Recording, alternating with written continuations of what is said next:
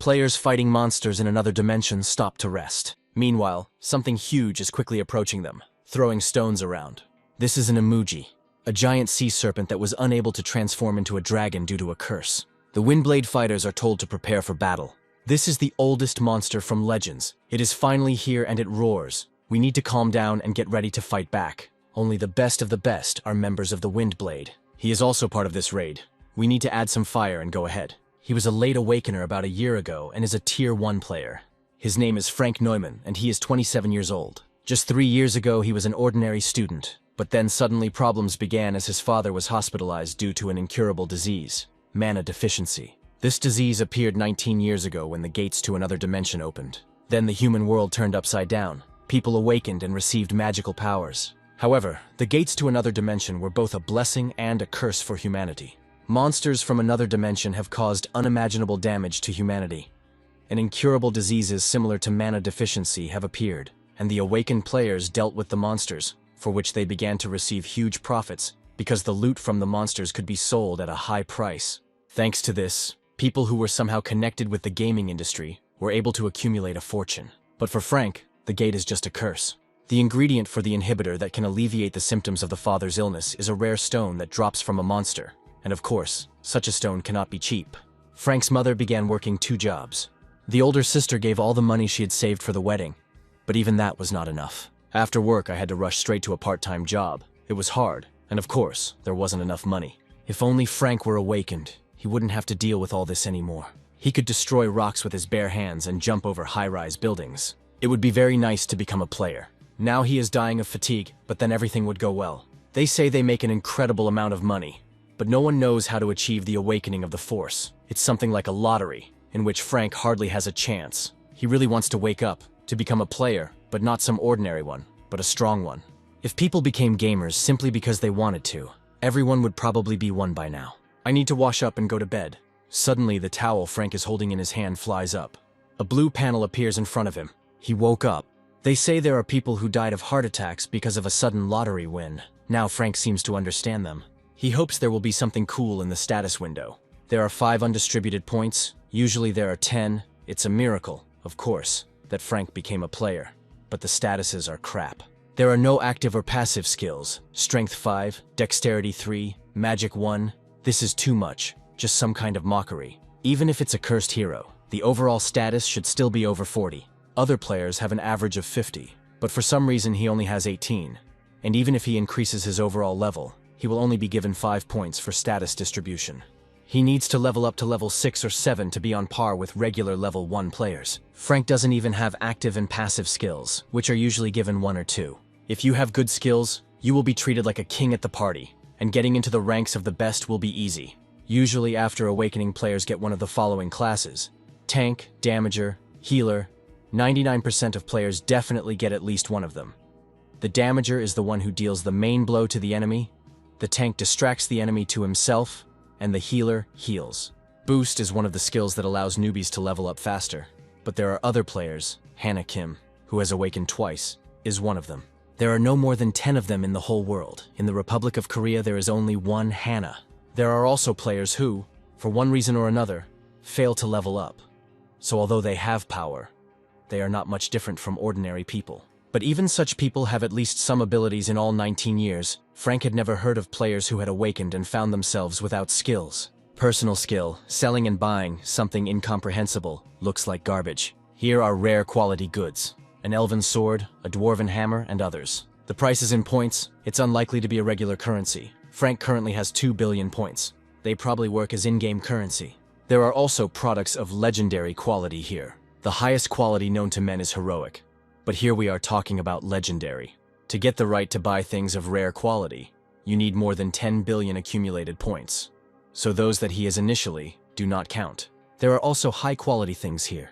Perhaps there are medicines that could help cure Dad. There is an elixir here. Usually what is called an elixir is a panacea. If only Frank could afford it. It seems he now understands that he needs to get into trading. Tanks seem to be the richest of the players. If he doesn't buy skills and abilities, he won't be able to become a great player. He needs to think carefully about everything. Frank buys a power status upgrade, which raises his power by 1 level. It looks like a red stone that you apparently have to swallow. As a result, Frank's muscles increase significantly. Only 10,000 power points, but it feels like I've been training in the gym for a couple of years. You need to become a little stronger with these points, and skill mastery can be sold. Someone offers to place a product on his sales board. The commission on purchase will be 20%, impudence, but nothing can be done. Now Frank has a whole bunch of items that increase his power status. He comes to register as a player because his powers have awakened. They tell him that he is a little old, and ask if he is sure that he has awakened. Maybe he was mistaken. The employee had never met anyone who awakens at that age, by the way. The official maximum age for awakening is 58 years. Here Frank sees himself in the mirror. He has really grown old. They take him for a grandfather and think that he has dementia, since he is very and unpleasantly surprised and does not say anything. There is nothing free in the world. The number of his years in points has increased greatly. He has less than a year and a half left to live. He needs to somehow earn a living, literally. All this junk can be sold. A gaming console. Hardly anyone remembers anything like that now. This thing seems to work well. I wonder if it is possible to place a product on the sales board by loading it into the panel. It worked. The product was placed. In real life, this console would fetch around 50 or 60,000 won. But nothing ventured, nothing gained. There are 43 games, so 99 million is a normal price. The ad should be placed, even if the price is too high. The goods are up for sale.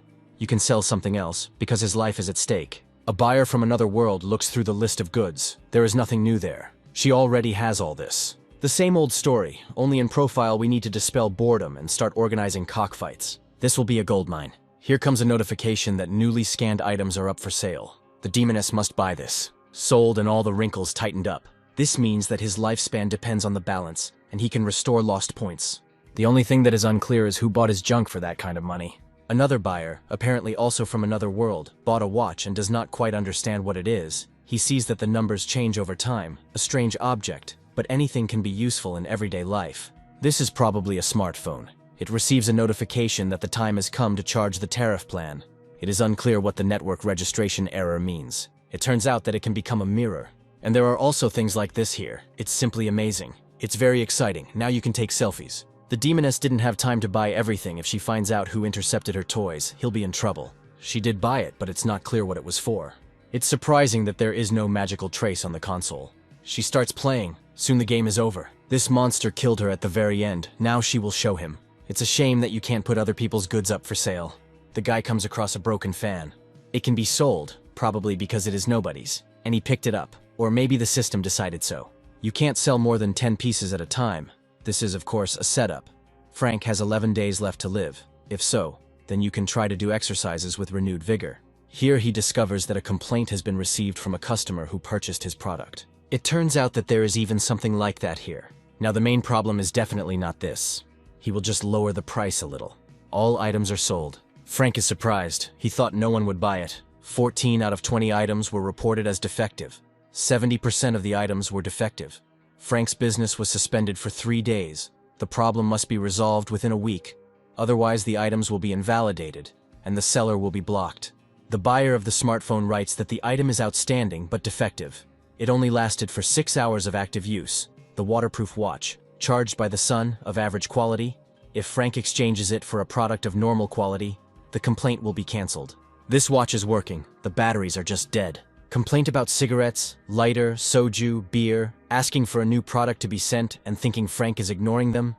They seem to think everyone has the title of speed reading master. They could at least give them a little time. The system said that from today his activity is suspended for 3 days. He needs to deal with the complaints within a week. Otherwise he will be banned for 3 months. You will need to boot up your old phone again, but this time with the charger. It seems that the customers are the same as him, players with unique abilities, but those who bought electronic items are most likely not from Earth. Perhaps they are aliens with poorly developed technology. Now the kind uncle will arrange for them to ship the goods. The largest used equipment market in the country has very low prices. They need to buy more of this and that. It turns out he doesn't have enough funds. You can sell the skill book. Frank still can't register as a player because he's old. Now he can lift heavy weights. They tell him that he really is a strong man and ask where he worked before this. Frank says a little bit of everything. After 3 days it is unlocked. However, he received another complaint. Complained about all his products. Frank was banned again. And now the problem needs to be resolved within 4 days. They complained to him about the console. He didn't think about batteries here either. The demoness tells him to download normal goods right now and not to anger her. If there are no new products, she will find it. She complains about glasses, chewing gum, and a lighter. For some reason, these customers can't wait at all, and they're so rude. Another 3-day ban. If Frank doesn't figure it out in 4 days, you'll be dead. Now he lifts even heavier weights. The person who buys all his trash just to slap a ban on him will definitely buy batteries too. They are also suitable for consoles. I just wonder how long they will last. They seem old. He was unblocked, all his ads were posted, and complaints were resolved for all products.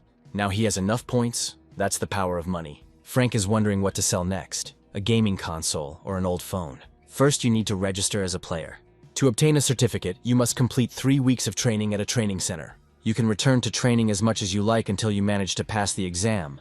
If you fail, you will simply be without a certificate, which means you will not be considered a player. So awakening is just the beginning of becoming a player. Frank passed another test. One of the students says he thinks he's a big deal because of his rare skill. It's been like this from the very beginning. 3 weeks later, Frank is invited to celebrate the end of his studies by having a drink. He says he has some things to do at home and needs to hurry. They say he has good abilities, but it doesn't matter. They can sit without him. Frank understands that they will not even meet again, so going with them simply does not make sense. Finally, he has a player's ID. Now you can sell the skill book. Maybe you can even pay all your father's bills with hunting. Frank rents the equipment for 714,801. If he is late in returning it, he will have to pay extra. All his savings were only enough for the cheapest armor and sword. If the equipment is weak, then you won't even be able to enter the dungeon. And even for staying there, you have to pay 200,000 per hour. Even in low-level dungeons, there is a high demand for tanks and healers, who are promised rent for the dungeon and security. The danger of dying in the dungeon of the Horned Rabbit is small, level from 1 to 5. But it is still worth playing it safe. Strength 70, Endurance 70, Intelligence 30, Agility 70, Magic 30, 12 skills. With these skills, Frank can go to any team, but he will not. His goal for today is to catch the boss alone. He will pretend that he has already obtained all the skills from the skill mastery books. An employee at the entrance to the dungeon notices that Frank is a daredevil and is going alone. Even people with high status rarely go hunting alone. Usually players hunt in pairs. You can't risk your life just like that. If you go alone, you can die or become disabled. So it is very important to find a partner you can rely on. He will let him go alone. Sometimes you have to let people knock their arrogance down on their own. Frank enters the dungeon. In front of the players sits a monstrous horned rabbit with fangs and glowing eyes. Both he and the players are preparing to attack, and they have only recently woken up and have only undergone 3 weeks of training. Before that, their life was completely normal. Some were working, and some were studying. It's clear that the chances of successfully completing the dungeon as a team on the first try are very slim. Not to mention what Frank is planning to do. For some reason, he thought that he would succeed right away. You can't be too self-confident. This rabbit takes a long time to deal with, and he is still a monster, albeit a low-level one. But he can kill. 8 minutes per rabbit was longer than he expected. He needed to deal with the monsters faster. 3 to 8 minutes should be enough. With such allies, it is unlikely that you will be able to achieve anything. But for a lone player, the statuses that he has now are enough. Frank turns on stealth mode. The players worked hard. The rabbit will definitely appear soon. It needs to be caught alive at any cost. They will definitely succeed. The players are confident that they have enough strength. Nobody doubted it. The problem is that it doesn't come out. And this is already the 15th day. The goal of the 4th mission is to get the boss rabbit's head. The monster isn't that difficult, but they still haven't managed to complete the task. It seems like it's just hiding in this damn dungeon. Jane will deal with him in a second, if only she would show up. They turn on the dark curtain to be invisible to the horned rabbits. Lisa hears some sounds. Someone is coming. Probably the commander of the 3rd team and the youngest from the 2nd. They see Frank and they realize that he is just a player who is not worth paying attention to. But it seems he got here alone, or maybe he lost his partner. It's unlikely. There's not a scratch on him. Plus, he used the hide skill. Then it's not clear why he's here alone. He's wearing rented gear, apparently a newbie. But a newbie wouldn't go here alone. Maybe he went for a bet, such as youthful ardor. Even with a bunch of useful skills, you need to be above level 30 to take down a monster of this type in one hit. However, this is exactly what is happening. Frank is also in a hopeless situation. He must adapt for the sake of his father, mother, and sister. The monster is dead, but nothing dropped. This is a fiasco. Frank uses stealth mode and lightning strike. Jane decides that he is not a newbie. If the player's level is lower than the monster's, the latter will drop items, and the player will gain experience. But experience and items cannot be obtained from monsters that are 20 levels lower. The magic contained in corpses turns into valuable items. But the higher the level, the worse the loot will be. And of course, when the difference of 20 levels is reached, there will be no loot at all. Now it's clear that this is his first hunt. I wonder what class he is. Jane is not sure. I need to keep an eye on him some more. There's nothing to do at home anyway. Frank gets another loot drop. This is already the 5th one, but for some reason it is very difficult to increase the level. But even if Frank hunts alone, given how many he killed, that should have been enough to raise him to at least the 2nd level. For some reason, experience points don't increase at all. Then he will clear the dungeon within the next hour. 5 hours later, his level still hadn't increased. Frank heard that the level usually increases within a day or two. Lisa notices that it turned out awkward. He just has catastrophic bad luck. Over the past 10 days, he'd earned 150 million points selling electronics, and only 100 points here, selling the body of one of the monsters. But this is just the beginning. You need to think positively. Another monster approaches from behind. Frank stabs it with his sword without even getting up. The hunt continues. Frank soon discovers that he has gained the title of a horned rabbit hunter, having single-handedly killed 300 of these rabbits. They are of high rank. He saw this on the internet. When you get special achievements, your status increases. Everyone can get this achievement. The only problem is that usually everyone levels up long before killing 300 rabbits. This way you can grow to a rare rank. Not bad. A most interesting fellow. He killed the horned rabbit with one blow, and if it happened once or twice, Jane would have called it luck. But he immediately cut off the heads of those monsters with one swing of his sword. We need to talk to him. The girls approach Frank. He notices that they are wearing high-end gear. Lisa says they are from the security service. He thought that all the employees remained at the entrance. But they, it turns out, were wandering around here. He didn't notice them. And by the way, they didn't have employee badges. Lisa says they just got back from a mission to protect the gate. Frank probably didn't notice them because of the stealth skill they used to avoid the attention of the horned rabbits, but he couldn't even hear them breathing. It didn't look like stealth. Lisa says that she accidentally noticed him hunting, and his outstanding abilities caught their attention. She asks what level he is. Frank notes to himself that he is the 1st, but his statuses total 270. There's nothing good about them noticing him. They just wanted to pass by Frank. But Jane was interested in something, so she still asked. She is from the Soo Guild. There is a big company in Korea that everyone knows about, So Group. So Guild is sponsored by this company. If Frank reveals his status, Jane will gladly help him join their guild. You have to be careful with these ladies, because there is a penalty that will prevent you from leveling up in the future. The 1st level player won, having only good statuses, but he beats monsters, but still has no experience. Although they could help him solve the problem. But still, it is not worth getting involved with them. Frank asks for forgiveness, but he doesn't care. He is about to leave. But Jane catches up with him. Maybe he doesn't know about Sue's guild. Frank knows about her. However, apparently he does not want to join it. For now, he wants to try to cope alone, and doesn't feel the need for companions. Jane asks if his contract binds him to other guilds. Frank answers negatively. He just wants to work alone for now. He seems to have convinced them. He asks to let him through.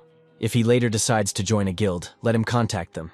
Even if he only has skills and nothing more, it will not be a hindrance for them. Frank says he'll think about it. Jane offers to walk to the exit together. This way he can avoid trouble. Frank refuses. Rude. He will definitely regret it later. He needs to get out of here quickly. Jane is tired of sitting around doing nothing. You have to be careful. There are a lot of players here, and they are stronger than ordinary people. Frank gets into a taxi. The driver asks where he is going. First, he needs to get going. He hasn't decided yet. Frank asks to be taken to the Blood Fox's dungeon.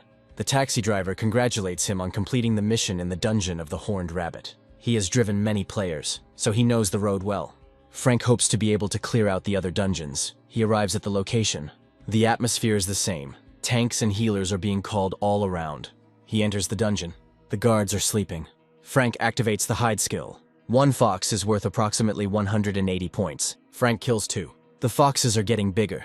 It seems it's time to start a real hunt. Frank single-handedly killed 300 high-level blood foxes. Now he has the title of Blood Fox Hunter, as expected. This time he gained more strength. Apparently it all depends on the rank. Then we need to conduct an experiment. He single-handedly killed another 700 foxes and earned the title of Blood Fox Slayer. The title has been leveled up. The power status has also increased.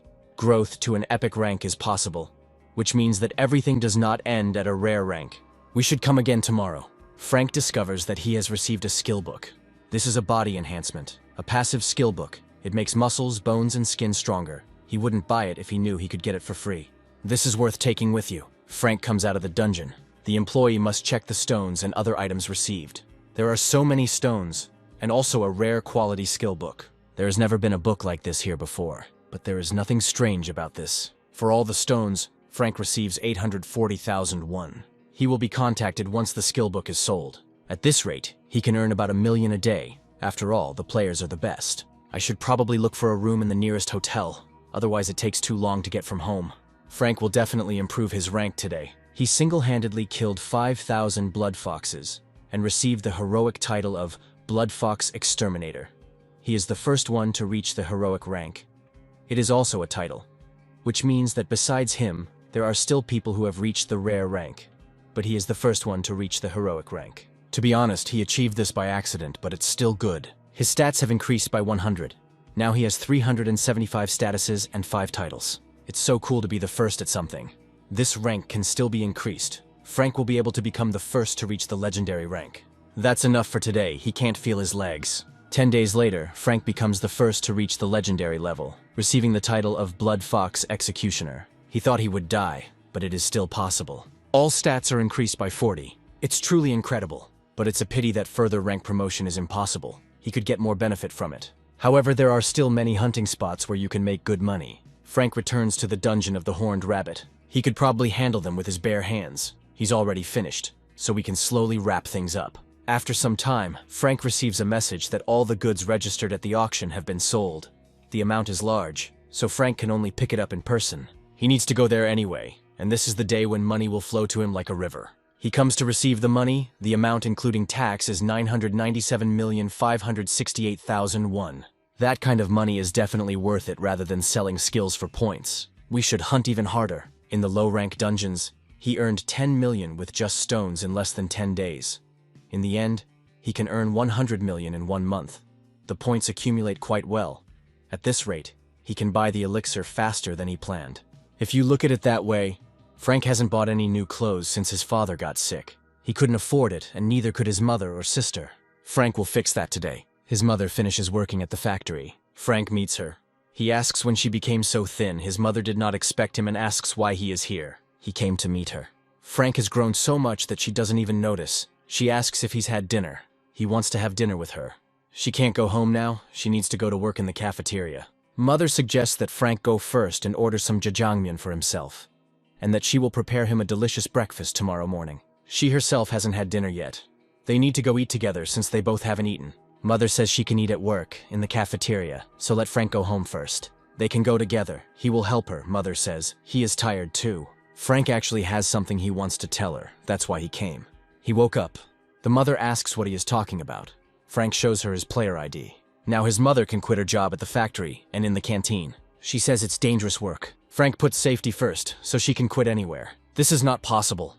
Players do not earn money so easily. She heard that first. On the contrary, you need to spend a lot of money. Frank hit the jackpot. He has $1 billion. He shows his mother a receipt. While he was hunting, he found a rare quality skill book and sold it. With this money, they don't have to worry about their father's hospital bills, and they can pay off their debts. So from today on, they can live peacefully. Frank's mother apologizes, but she has nothing to apologize for. Because if it weren't for his parents, Frank wouldn't have been born and wouldn't have grown up so healthy. So let mom rest and take good care of dad. Frank comes into the dining room with his mother. He helps wash the dishes. Thanks to him, the workers finish early today. Frank says he should thank them. Then his mother comes home with him. His sister wonders why he came so suddenly. Frank says he has good news, so she can relax. He woke up and started earning well. 1 billion, it's unbelievable. But it's true, so there's no need to worry too much and overwork yourself. He'll take care of everything. Frank's sister starts crying.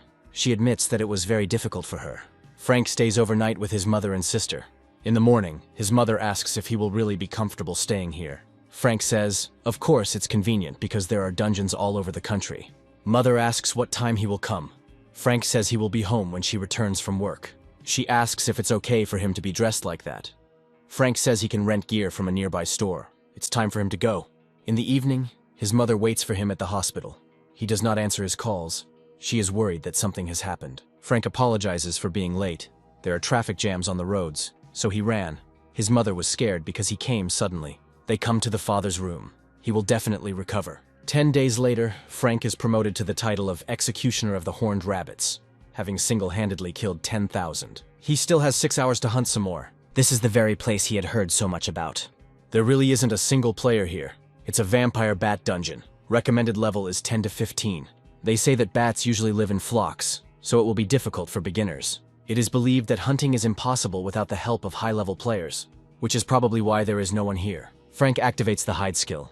It looks scary, with a whole swarm of red lights looking at it from the darkness. It's time to start the hunt. Frank turns on the shield and turns off stealth. He pricks his finger with a needle. The bats smell blood and attack. It seems like a black wave is approaching. They swarm the shield. Then Frank turns on the fireball. It's not easy to use two skills at the same time, although it seems like a good trick, especially in places like this filled with small monsters. This is more than enough. The ball explodes in the middle of a flock of bats. It was too loud. Frank throws the fireball again. He is now a vampire bat killer, having killed 300 high-level vampire bats. If he tries hard, he can reach the legendary rank in the remaining time. A sword appears. Frank doesn't understand what's happening. It looks like the residual magic has coalesced. This is a vampire sword that restores magicka and stamina by absorbing the enemy's blood. There is only one item, but two properties. Compared to the others, this is an important thing. Maybe something similar will appear. If you catch a huge number of normal rank monsters at once, a rare grade item will appear. Then maybe Frank will catch a lot of rare rank monsters at once. Frank somehow thought it was easy. Residual magic does not collect. It only happened once during a vampire bat hunt. However, he gets a rare quality vampire bat robe. It is thick, elastic, and does not tear. Rare quality will do too. It's time to go somewhere else and earn a rank there. Frank wants to buy an apartment. His mother is worried that if he spends such a huge amount of money at once on buying an apartment, he will have to work a lot here and there. There is no need to worry. He will do it until it becomes burdensome. They come to the real estate office. Frank called them recently. The mother finds out that the area of the apartment is 105 square meters. She thinks that this is too much. Frank says it's okay. Everyone should have a room. A week later, they move into a new apartment. The sister is surprised at how big it is. This is the first time my sister has seen one like this, and she really likes it. Frank says he'll buy an even bigger apartment later. This is enough. My sister suggests treating the neighbors to rice cake tomorrow. That's what they'll do. After moving in, they need to greet their neighbors. Next time, they will definitely do it, together with Dad. Frank comes to the dungeon of blood-red rats, recommended levels from 8 to 10. These rats are faster than he thought, but he's doing well. He has a vampire sword after all. He comes out with a whole bag of stones. Then someone calls out to him. They met again. Now she will introduce herself officially, the leader of the first team of the Sioux Guild, Jane Rice. She asks if Frank has some time. A week ago, the guild leader asked who this guy was. Jane didn't know either. To get this amount of stones, you need to kill at least 10,000 monsters alone. Maybe he has some special skill. If this skill allows them to bypass the 20-level rule, they should definitely poach him. The chief will send a negotiator with Jane, but first let her try since she knows him. The leader hopes that the information has not reached the other guild members. That's right, no one else knows, and Jane will follow Lisa. Frank is confused as to how she found him. It was the security officer who was in the dungeon. He asks how she knew his name and how she knew he would be here. She may have conducted a secret investigation and even bribed the dungeon staff. Here another employee appears, a negotiation specialist. He suggests talking in a suitable place. Frank says he doesn't want to and starts to leave. The employee asks if he can visit him at home then. He was waiting for Frank here to show him courtesy. His name is John Smith. He is the head of the first recruitment team at the Sioux Guild. Frank asks why they were looking for him. John says, of course, to make him an offer to join. He must think Frank wants to join Sioux's guild. There's hardly anything to be angry about. John uses the same methods as the other guilds, and that was even very mild. His words are at odds with his actions. The Sioux Guild is one of the 3 oldest and largest guilds in Korea, and so on.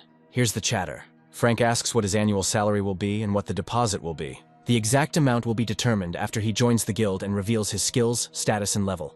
As a result, he first needs to reveal all his cards. However, John guarantees him a deposit of no less than 10 billion and a salary of 1 billion. This is weird. No matter how highly his abilities are valued, it's a very large sum. Maybe they want to make him a representative of the guild. Even if it was some newbie with potentially top-notch abilities, there was no guild that would take the risk of investing 1 billion won. With the exception of Hannah Kim, who is the only buffer in the country. It is possible with her because she is an example of a successful buffer for the whole world. Frank doesn't have any proof yet, nor does he have the outstanding skills of a buffer. Of course he has the skills to sell and buy, but he can't talk about it. Even when he received a certificate from the association, there was only a rank. Frank asks if it's because of the rocks. John doesn't seem to understand what he's talking about. He seems to have no idea about Frank's abilities, but Jane has an idea. It can't be that Sioux's guild just had their eyes on his stones.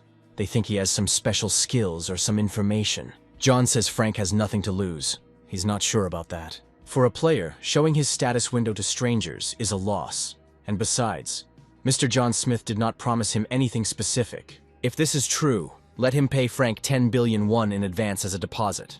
Then he will calmly reveal his cards and join the guild. John says they need to make sure first. Frank has nothing more to say to a man who is pushing a one-sided offer on him, as he thought it was better not to get involved in this. You also need to keep an eye on the number of stones. Otherwise it stands out too much, information about it has already leaked. Then Frank gets a call from an unknown number. This is John Smith. Frank hangs up. At home he receives a message. It's John again. He writes that he seems to have said too much and wants to apologize. If Frank has time next weekend, he would like to have lunch with him and discuss joining the guild. Frank blocks him. After some time he meets John on the street. Frank just passes by. Soon he comes to a new place of the game.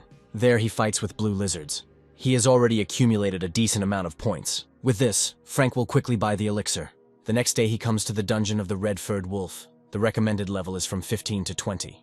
Compared to the lizards he hunted yesterday, these monsters definitely seem stronger. Frank will deal with them in one go anyway. Now he is a blue lizard executioner, and he has more than 500 points. If this continues, he will be able to deal with monsters of the 6th and 7th levels at one time. Today, Frank will start with the title of Hunter of Red-Furred Wolves. A giant 3-headed monster ate the player. This monster is clearly much higher level than the red-furred wolves. Another player is about to attack this monster, but he bites off his hand. It's not too late, we can attack again. But this time the monster bites off his head. It seems to be a very popular dungeon, usually not that crowded at the entrance. For some reason Frank is worried. After the natural disaster, the number of interdimensional gates increased endlessly for 10 years. But after the appearance of the heroic rank gates 9 years ago, their number neither increased nor decreased, and the number of players increased every year. Frank hunts red-furred wolves. He uses a fireball and a vampire sword. Now he has a new weapon that resembles a shield. He attacks with it. Now it's the turn of the magic projectile. Let them attack. The wolves rush to attack. Frank finished faster than he expected. He was given the title of Red Wolf Hunter, and the ability of this sword is really good. Looks like he's done here. Now we can go. He meets other players who are fighting wolves. It's occupied here. And here too there are already players. So I'll have to go to another dungeon. Then he hears some sounds. 2 players had half of their bodies bitten off by the monster. This is no longer a wolf, but that same giant monster with 3 heads. He bites off the head of another player. The head flies off and lands right next to Frank. He starts to feel sick. A giant panther with 3 heads and huge fangs is now right in front of him. This is bad business. Frank activates the hide skill. However, the monster still sees him. Frank flies into the air. Now he is right in front of the monster's mouth. Frank attacks him with a stone shield, but this weapon has almost no effect on the monster. Then Frank turns on the fireball. He uses a triple strike, and this also does almost no harm to the monster. This panther is incredibly strong. Licks his paw as if nothing had happened. It is unclear where this monster even came from. This is a dungeon of levels 15 to 20. Frank is throwing fireballs again. The monster attacks. It reaches out its paw and pushes Frank hard. He flies away and now lies on the ground. Fortunately, he's alive. The vampire bat mantle is stronger than rented gear. The panther is advancing, but he won't get far, even though this monster's life has diminished. But now Frank has a speed-up pill. After 20 minutes, the absorption is complete. Frank combines skills. He uses fireball again. Now the monster has half of one of its heads cut off. Amazing. Even if it takes 100 days, Frank will catch him. He fires another fireball and another. This time, part of the monster's paw was torn off. If this continues, Frank will definitely be able to catch him. But then the monster's torn-off parts begin to grow back. It turns out that the fireball is powerless. The monster attacks again. There must be a better weapon. A fire spear with powerful penetration power. A bit pricey, but it'll do. First, I'd like to survive, and then we'll see. Frank prepares to attack. This weapon should work. He throws a spear at one of the monster's heads. Got it, now this head is gone. But the monster is still ready to attack. Frank throws the spear again. This time the monster dodges. Frank will still have to see who gets who. He throws the spear again and again, and manages to knock off another head. Just a little more, and he will catch it. Here Frank notices that something is wrong. Mana is running low. Fortunately, there is no problem with endurance. If Frank can hold out until his mana regenerates, victory will be his. Meanwhile, other players stumble upon the site of the 3-headed monster's attack. Here one of them was attacked, leaving traces. This is definitely not a simple monster. Perhaps it is not worth following these tracks. They were unable to contact the security personnel guarding the entrance on the other side of the gate. This means that they suffered from the owner of these tracks. There are hardly any other ideas. In any case, they can't stay away. They have to search everything, then let him go alone. I don't want to die like a dog doing my duty. Another player asks what to do with the players who are inside now. He has no idea. He's not here to fight such a monster. They are so angry that they are ready to fight. Other players calm them down. Now is not the time to squabble among ourselves. Frank's mana is slowly recovering. The monster still doesn't get tired. Maybe he's like the Hydra from Myth, a many-headed monster with one mortal head. We must try to win before his head recovers. If Frank misses, he's dead. In any case, a protracted battle is not an option. The longer it is, the more chances the monster has. We must try to finish it all with one spear. It's crazy, but he has to do it. Frank attacks the monster with a fire spear. He dodges again. He tries to crush Frank with his paw, but misses. Frank attacks again. Fire spear leaves a scratch. Now Frank cuts off one of the monster's fingers and jumps on his back. He plunges a fiery spear into the monster's neck. The last head is cut off. Here the monster swings its paw. Frank throws forward a stone shield, which shatters. 2 heads are already being restored, and this monster is a tough nut to crack. Now is the time to deliver the final blow. Frank plunges his spear into the monster's head again and cuts off its paw. He then blows up his torso. The monster collapses to the ground without a head, neck, or paws. Frank killed the 3-headed Graden, a rare rank named monster, and was given the title of the one who single-handedly slayed the 3-headed Graden. It turns out that this creature also had a name. He was awarded another title, Level 1 Destroyer, and he single-handedly killed a high-ranking named monster, the difference with which was over 100 levels. Of course, it is good that he received 2 titles, although it is disproportionate to the efforts expended. Frank receives a magic item. This is the Book of Immortality, a unique rare quality item. Frank will not die until his head is completely destroyed, and if he does not die, it is possible to slowly recover all wounds. The skill can be developed. It turns out that if you protect your head well, you will become invulnerable. There is a guess what slow means, but this is a uniquely rare skill with the possibility of development. Frank has never seen anything like it either for sale or in real life. Tanks will definitely fight over something like this. This item is rare, but it is equivalent to legendary or even heroic rank. Most importantly, it is unique, one in the whole world. Frank studies the Book of Immortality. Now he has mastered this skill. His scratched arm is healing. It seems to drain your stamina. Luckily, Frank has plenty of it. The first level Destroyer title increases each stat by 5. It's crazy, and this is a normal rank, but at a higher one there will be a double increase. The title of the one who felled the 3-headed Graden increases stamina by 3. And this 3-headed Graden was a nice guy. Now it's time to go back. A team of assassins from the Players Association arrives. They were informed about a high-ranking monster that appeared in the red-furred wolf dungeon. We need to leave the dungeon as soon as possible. 2 players are already known to have died. One of the players asks if this is true. Team leader Alice Lair answers in the affirmative. There may be other monsters that are considered high-ranking, but here there are only red-furred wolves. Someone reports that they have spotted players. Alice asks in which direction and how many there are. This is one person. Frank hears footsteps behind him. He turns around and sees a group of people. These are high-level players. Some are too pretentious. Alice asks Frank if he is okay. He says everything is fine. Alice notices that he looks shabby. She asks if he ever met that monster. A high-level monster that simply couldn't be here appeared in the Red Wolf dungeon. Frank notes to himself that he has already killed him. I wonder if the association knows about Graden's existence. Frank says he met him. Alice asks where he is now, maybe somewhere nearby. She didn't want to scare him. Alice is too pushy towards the one who miraculously survived an encounter with this monster. She offers Frank a healing potion that quickly heals wounds. This is an expensive item. It can be applied directly to the injured arm. Frank has a story to tell about the monster he met. It was a huge 3-headed panther with black fur. Alice had never seen such a monster. It was the size of a house. Frank says that monster went that way. The players leave immediately. Wow, they're so quick. It's good that Frank killed this monster. If he hadn't been able to, he would have destroyed everything here before reinforcements arrived. And the reward was decent. Those people will have to try a little harder. Looks like they're done here. Perhaps the monster came back through the portal. It's quite possible, but then everything will become a little more serious. That monster has already tasted blood. It is unknown when it will appear and attack again. First, you need to report this to the association. Alice asks if they think the guy got out of here safely. He probably lost all his comrades and miraculously survived. Alice says she needs to go. Let them wait here. They ask her where she will go. She is worried about a player who was recently left completely alone, so she wants to find him. One of the players says he will be fine. Alice notes that he is alone. It could be dangerous. That's right, then they'll wait here. Alice walks through the dungeon. She comes to the portal. This guy has already left. Alice is still worried and hopes that he should be safe. The recovery effect is better than Frank thought. By itself, it restores slowly, but together with the healing skill, the effect is good. Frank is lying on the sofa. He was as tired as a dog. His mother returns from work.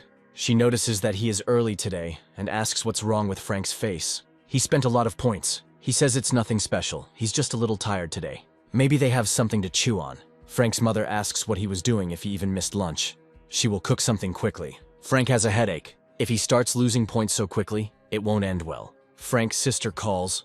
Mother thinks something happened. She says Frank is home.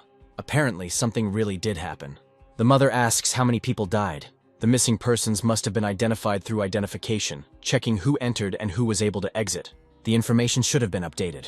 So that's why Frank came so early today. He says he didn't even see the monster.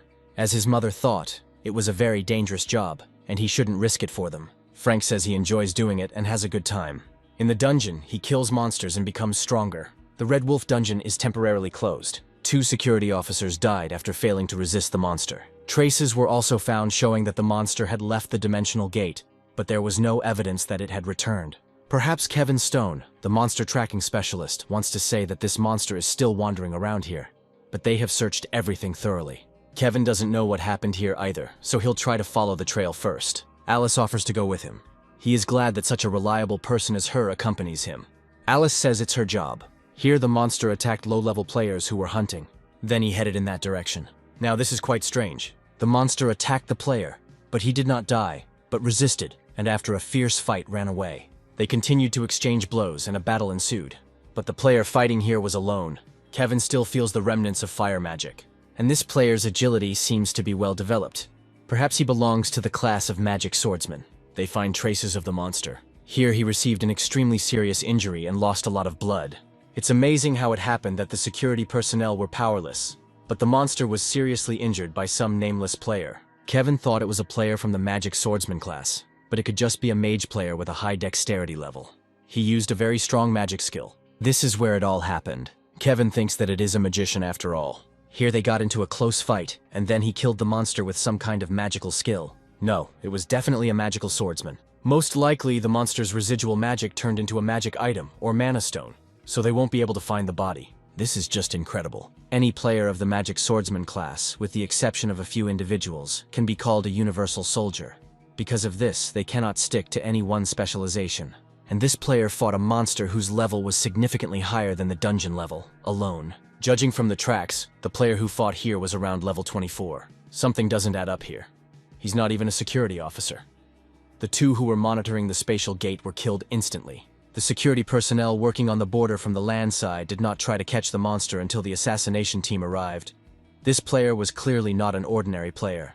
This could be a person who has not yet renewed their player ID, which needs to be renewed every 2 years. It's still weird.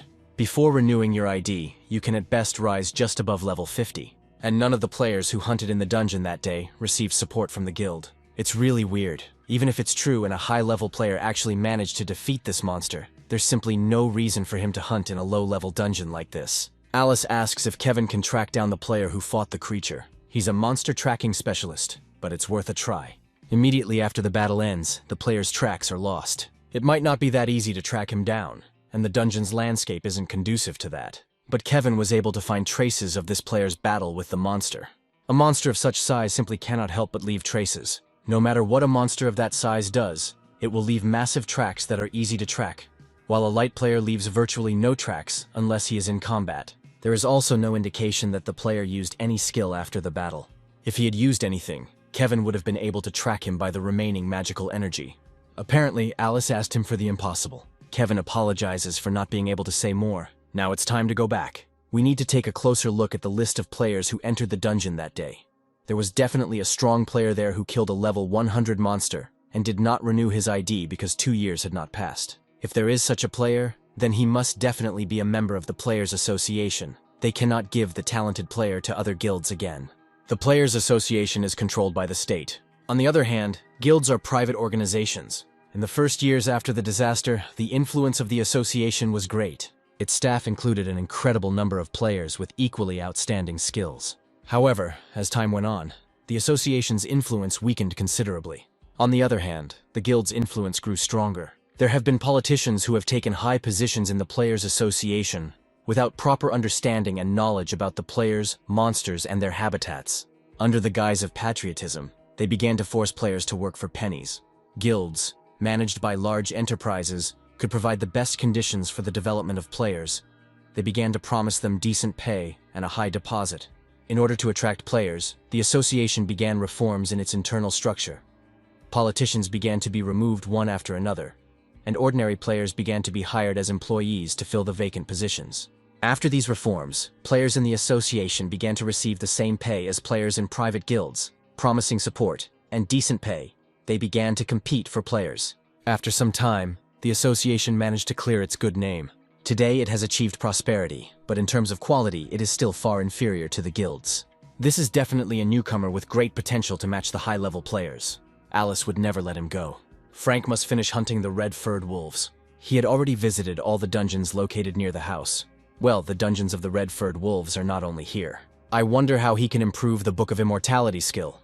There is no information about this on the internet either. Maybe he just needs to use it all the time. But this is a passive skill, and Frank won't be able to harm himself. He needs to figure out how to hide the amount of stones he got in the dungeon. He can't trust the association's employees. Now you need to try to avoid their gaze. I wonder what the reason is for checking personal belongings. Maybe to prevent dangerous items like monster eggs or plant seeds from being taken out. They probably only say that's what it's for.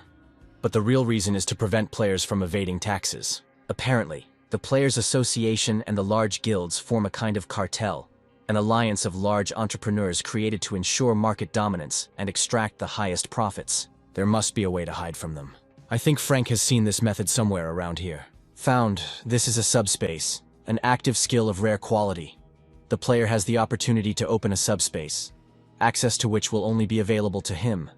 It is impossible to place a living creature. The price is 700 million points. It's very expensive, but Frank definitely needs this skill.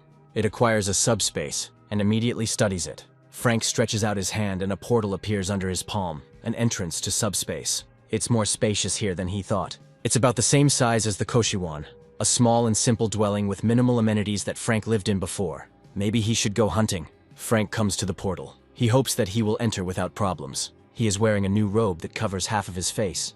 In an outfit like this player's, he would look like an aristocrat. There must be a lot of weirdos among the players, like this player with glasses. An officer checks Frank's ID. He says that he must be Frank Noman. He's hunting red-furred wolves again. Now he has been given the title of killer. He has killed 1,000 wolves single-handedly. This is a rare achievement. Everything went smoothly. At the entrance, an officer checked his fingerprints. Frank was allowed through without any problems. After the hunt, he almost forgot about the dropped loot. He places the main part in subspace, and a few pieces need to be taken with him. There is a newcomer who has caught the attention of the head of the Sioux Guild, Michael Jones. It was very difficult to get information because they are hiding everything so well. The leader of the second team of the Sioux Guild, Stephen Neal, believes that they have an obligation to intercept him first. Deputy Guildmaster Sue, Chester Weiss, wants to know more about this player. He had already been to the dungeon of levels 15 to 20, although it had not even been 2 months since his awakening, and he was there alone. But that's not the most important thing. Looks like Frank Newman has gotten around the 20-level rule. Stephen can't say for sure, but the probability is quite high. Chester asks if he's sure Frank hasn't been poached yet. It seems they reached an impasse in negotiations because he asked for too high a fee. Chester asks how much he wants. They say 100 billion won. He's crazy, he's a child, and he's asking for 100 billion. This is the amount for hiring a high-level player who can do everything. If this is true, then it is not even about the amount itself. The real problem lies in the positions of the two sides. Frank Newman is willing to open his status window only after a deposit, but John Smith wants to verify his status first. John is still as stupid and indecisive as ever. People don't change that easily. Because of people like him, Stephen has already lost outstanding players like Hannah Neal. He won't make that mistake again.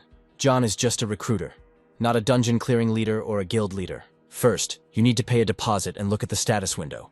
If there are any problems, they will find him in mistakes and confiscate the money. Stephen must go to Frank Newman personally. Once he signs, they will immediately pay 100 billion won.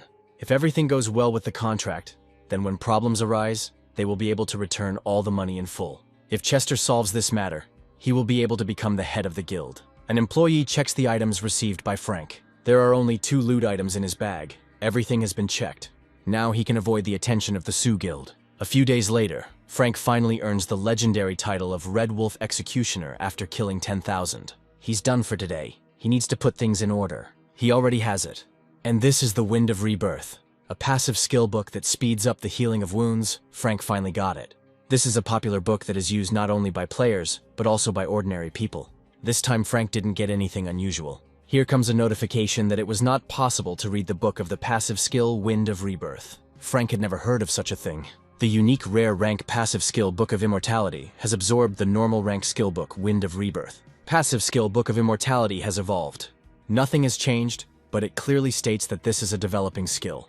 It turns out that the Book of Immortality absorbs skills that promote recovery, but it is unknown how much the skill has grown. To test this, Frank takes out his vampire sword. He runs the blade across his finger. The scratch is healing at the same rate as last time. I wonder how many of them you need to absorb for the skill to improve. This is an expensive book worth 30 million won. A very bad investment. Frank returns to the human world. An unknown number calls him. Frank picks up the phone. They greet him and call him by name. Frank asks who it is. This is Stephen Neal, head of the 2nd Recruitment Department of the Sioux Guild. Frank had told them not to contact him unless they were prepared to accept his demands. Apparently, he's talking about 100 billion won. They accept his demand. Stephen offers to meet in person and sign the contract immediately. Frank asks if this is true. Stephen answers in the affirmative. There is no room for lies in a deal with such a large amount of money. Frank says he's hunting right now, so it'll be hard for him to come. Maybe they can send the contract first. Stephen agrees to send it right now. Then Frank will contact him after he checks the contract. Almost immediately, he receives a message from Stephen, who sent him the contract by mail and text message, and wants Frank to be sure to contact him when he reviews the contract. No peace from this guild. Frank goes to see a lawyer, who looks over the contract and says that the offer is very good and very profitable. However, there are a few clauses that say that in case of unforeseen circumstances, some items will be confiscated. Frank doesn't like these points. For example, this part. If a guild member damages the guild's image, the contract may be terminated. In fact, the decision on this part is entirely up to the guild's top management, which is a bit unreasonable. Also, the contract can be terminated if the abilities and character of the guild member do not correspond to its level. The lawyer doesn't know how much the deposit is, but the penalty is quite high. If the contract is broken due to Frank's fault, he will be forced to pay a penalty equal to 10 times the deposit. According to the lawyer, if he adjusts the amount of the penalty to the amount of the deposit and asks to exclude those absurd points, then you can sign. Frank gets a call from John Smith. Now they definitely need to talk. Frank tells the lawyer that he will answer the call and come back. John Smith clarifies that he is calling about a contract. He asks if Frank will agree to the sum of 50 billion. Apparently his demands were too high for them. He asked for a deposit of 100 billion won, not half of that amount. John knows this well, but Frank needs to think more realistically. Even though the Sioux Guild is a top guild, it will still be problematic for them to pay such a sum. The amount that John had difficulty getting permission for from management was a maximum of 50 billion. Frank says he'll think about it. Before that, he would like to look at the contract. John promises to send it right now. Frank returns to the lawyer's office. He asks if he can look at this copy of the contract again. Frank seems to be a truly exceptional player. The lawyer reviews the contract. He asks if it was made by the same guild as the previous one. Frank wonders how he knew. In general, the content of the contracts is the same, but some parts differ. There are fewer strange points here, but overall they are similar, and the fine for violation here is only 5 times the amount, which is somewhat more reasonable. Frank asks the lawyer if he knows why one guild would send different contracts. There must be some internal conflict going on in the guild that wants to hire him, and a very serious one at that, since they sent him the contracts separately. But for Frank, it is advantageous. If he acts wisely, he will be able to choose the contract with the most favorable terms. Frank asks if the lawyer can make a new contract based on the first version, but after eliminating all the unfavorable terms, the lawyer answers in the affirmative. Guildmaster Michael Jones and Vice Guildmaster Chester Weiss seem to be in competition with each other. Frank decides to play a little. He calls Stephen Neal.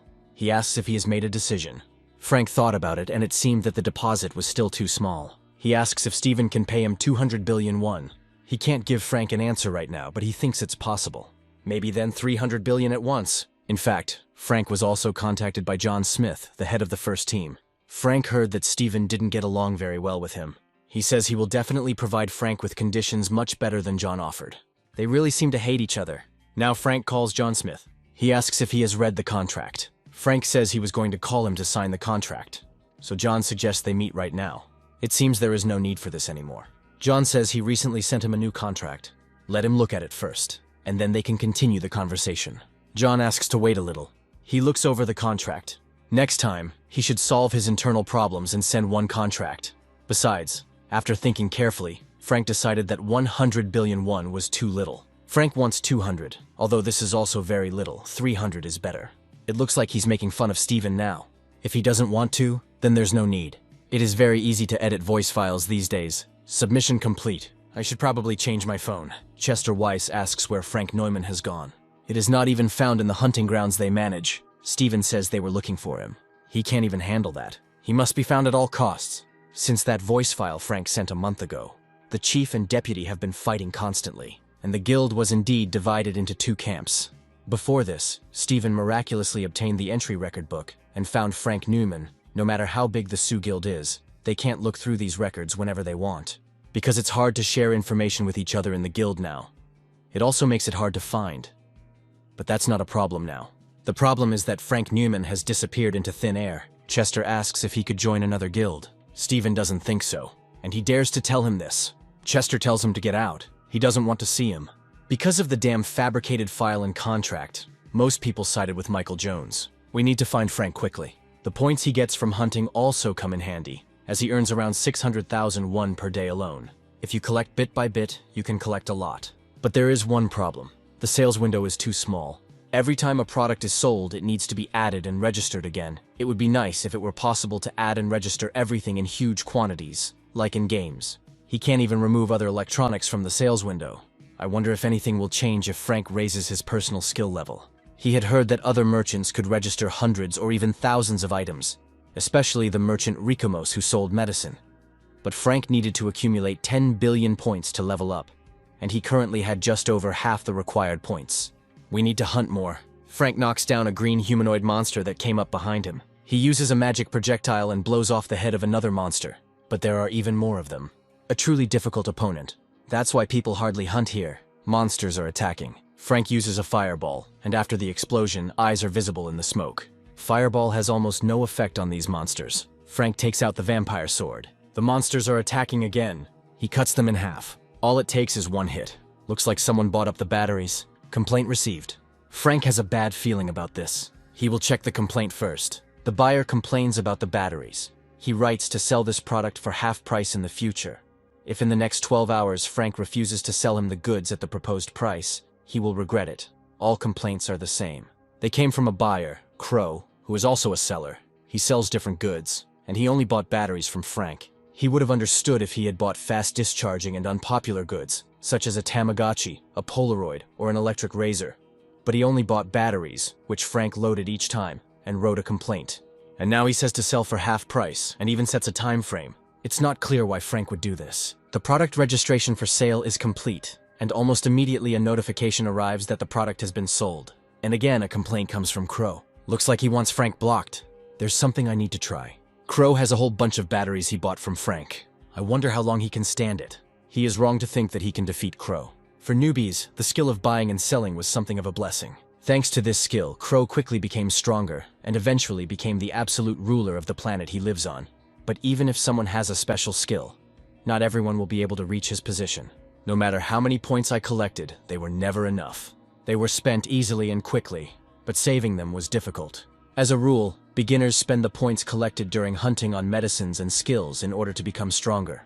But sometimes you come across funny creatures. They earn points by selling special goods that are only available on their planet. No matter how inveterate a monopolist you are, you will have no choice but to bend your knees before the overwhelming capital. Crow buys up all the good products posted by newbies, then immediately files a complaint against them.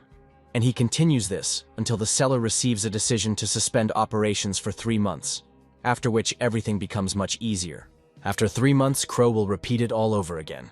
No matter how persistent Frank is, he will eventually give in, and he will have no choice but to sell goods at a fixed price at a certain time. Of course, Crow himself will become a monopolist. If Frank decides to rebel, he will file a complaint again. The goods are out of stock. Everything is sold out. I need to stock up on more. Frank buys a whole cart. It seems like Crow is trying to scare him into stopping his activities. He's already sold a lot of things during this time, so Crow will have a hard time. Then we can start the second round. Since there are no other complaints, it seems other players have started buying as well. Crow will buy it even if Frank asks twice as much.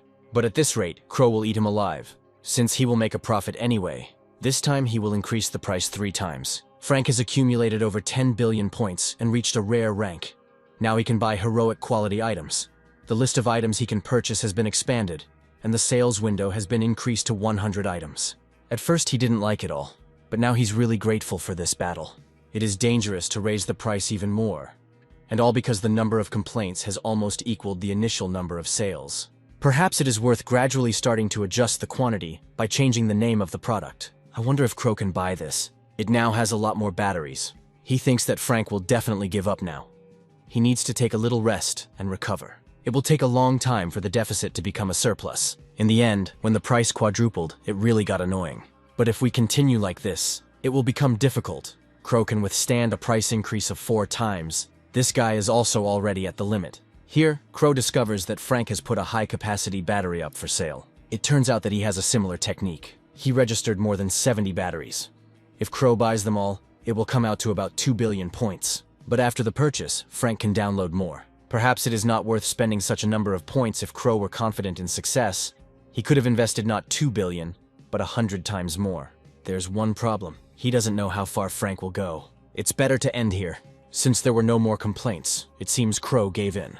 It looks like the high-capacity battery was purchased by someone who had already purchased something from Frank. Crow has put more than 20 batteries up for sale, but it's unlikely anyone will buy them now. Because of this guy, Frank had to put the trump card up for sale earlier than he planned. Since regular goods are becoming more and more popular, it would be a good idea to stock up some more. The demoness discovers a home gaming machine and a compatible cartridge in the product list. It is not known how good it is, but you can try to buy it. I wonder how much the new skill level differs from the original. To increase the level to heroic, you need to collect 1 trillion points. For some reason, the difficulty level has jumped up a lot. Frank's path is long and difficult.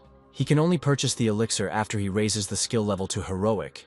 Maybe there is something else besides the fact that now you can add up to 100 positions. Reviews of his products are found. There are many reviews from a buyer named Bartuk. The reviews about the electric razor and the large capacity battery are quite harsh. Although there are products that can be used continuously if a magic stone is used as an electric drive, the cost of such a thing even on Earth turned out to be exorbitant. Frank can't sell it. And the reaction to the slot machine is not so bad. Now you can just take a look at the new products. There is a red dragon egg with a built-in seal of submission for 300 billion. The dragon hatches immediately after purchase and obeys the first person it sees. Bartuk left a review here too. He writes that this dragon is extremely difficult to raise. In addition, if you relax too much, it can attack the owner, so you need to pay special attention to it. If you put in enough effort, then the pet will serve you well when it grows up. Bartuk is told that 300 billion points is too expensive. He says that there is no place for beggars here. It seems that for these players, pets are more of a luxury item than a practical use. It's scary to imagine how expensive a legendary rank elixir is. Then Frank gets a call from his mother. She asks if he knows Stephen Neal from the Sioux Guild. Frank says he's not sure. He is the leader of the second recruitment team of the Sioux Guild. This man came to their house. He is now at the entrance. His mother asks if she should let him in. Frank will call him now. He asks him not to open the door for anything. The mother believes that Stephen came with good intentions. Frank says he'll explain everything to her later. The mother asks not to overexert herself because of them, and not to do anything to her own detriment. Frank assures that he will solve everything. He calls Stephen and asks why he came to his mother's house. Frank seemed very excited, but Stephen came with only good intentions. He is aware of Frank's father's condition. It must be hard for him to cope with everything alone. So Stephen just wanted to tell his mother the whole truth. He wants to sign a contract, not with Frank's mother, but with Frank himself. This is, of course, true, but it is better to make such a serious decision after first consulting with your family. Frank says it's none of his business, and he is very stern. They offered him the desired amount. It is not clear why he is stubborn. It's surprising that Stephen is asking this after sending such a contract. Frank consulted a lawyer, and it wasn't just some minor inconsistencies. Stephen says it's just insurance against unforeseen situations. If Frank is really the talented player they want, then there won't be any problems. And if he is not who Stephen thinks he is, then his status window will be opened in vain. Stephen suggests thinking carefully. They are Sue's guild after all. If there hadn't been an open status window clause in the contract, Frank would have signed it. But it seems like the Sioux Guild will never be able to accept this. If this is all Stephen wanted, Frank will disconnect, immediately after which he will change his phone number. So Stephen will no longer be able to reach him. And if he bothers his mother again, he won't get away with it. A self-confident little boy. They have determined Frank's location. It is the territory of the Osen Guild. Steven says to contact the Wuhyun Guild and tell them they're starting. They won't kill Frank, but if they scare him enough, he'll come running to them. He needs to buy as much as the sales window currently allows him to. Frank leaves the store with 2 bags. This should be enough. Now it's time to hunt. Frank attacks the green humanoid monsters. He cuts off the heads of 2 at once with his vampire sword. He then uses Fireball. Frank finished earlier than he thought. He single-handedly killed 10,000 toad-like creatures, and was given the legendary title of Toad-like Executioner. Today he will still have time to go to the Goblin Dungeon. He walks past a group of players. One of them tells us to follow Frank quietly. He comes to the Goblin Dungeon. This is the first time that a hunting site has been found in such a large forest. Then maybe he should go there secretly. Frank activates the hide skill, so he passes by the security. Here he will no longer be detected. Now we can begin. Frank hits 2 goblins at once with a magic projectile. He then uses Fireball. However, the goblins attack again. It turns out they are smart. Frank uses Fireball again.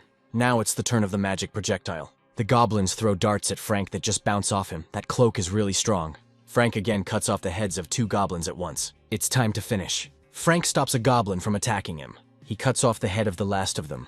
Now he's definitely finished. Then Frank hears footsteps. He thinks there's someone else left. But it's the player who asks what fool has caused the mess on their territory. These are the same players who followed him.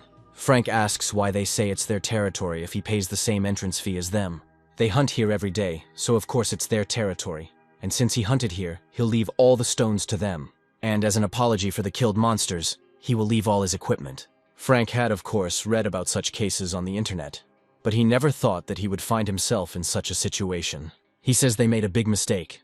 It seems he doesn't understand the good way. Of course, modern weapons like guns and bombs are used in the dungeons, but electronics don't work here. Therefore, if there were any disagreements between players in such places, it was usually necessary to rely on the testimony of other players. Players dying in dungeons is a common occurrence, and such incidents are generally considered accidents that occurred due to the player's carelessness while fighting monsters. And of course, there are those who take advantage of this. These are criminals who steal items and equipment from other players, and in the worst case, they can even kill. And these players continue to get into trouble, even after seeing all this carnage. Frank doesn't seem to understand them, so they'll show him. The players rush to attack. Frank dodges the spear. Then they attack him with swords. Frank takes out the vampire sword.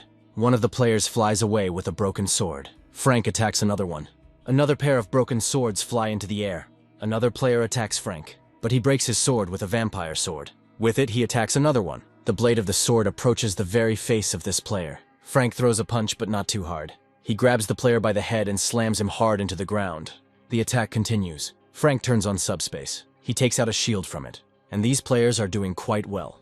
It would be easier if they were ordered to kill him, but now they will have to limit themselves to just one leg. Frank initially thinks that the player who appears is a member of the security department, but it immediately becomes clear that it is someone else. The attacking players call him the boss, so it was Frank who put down his subordinates. They started it first. Frank uses his shield to shield himself from the sword.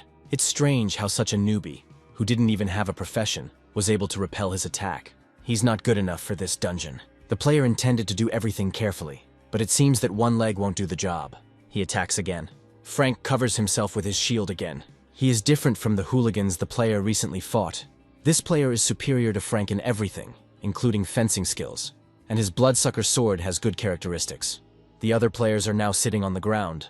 It's not clear how it all came to this. First, Frank will get out of here. He takes out a fire spear and throws it straight at the long-haired player.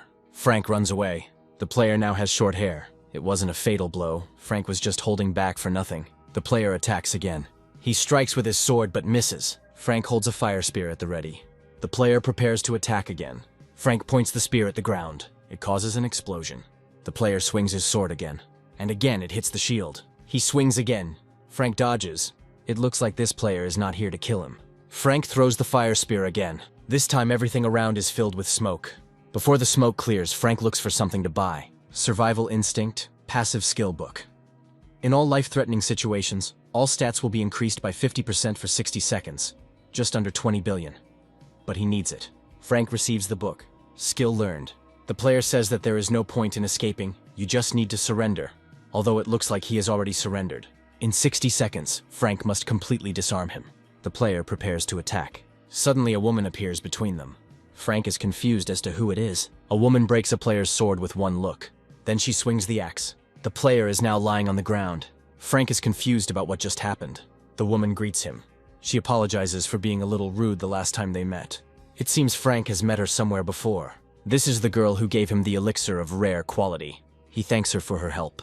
On the contrary, it is Alice who should apologize. She has been watching them from the very beginning. She regrets that she didn't intervene earlier.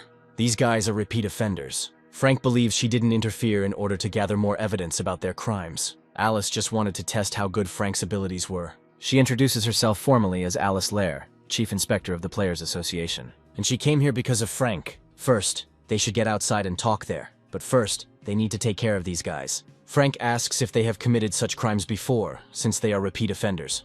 There is no evidence, but in most places where players disappeared, they were the suspects. They have not yet determined whether these were disappearances or murders. They didn't seem to have any intention of killing him. Alice thinks so too. Then it's not clear what all this is about. Now they need to find out. Alice knows that the downed player is conscious and tells him to get up. She didn't want to resort to extreme methods. Alice hits him with an axe. If he had stood up in a nice way, then she wouldn't have hit him.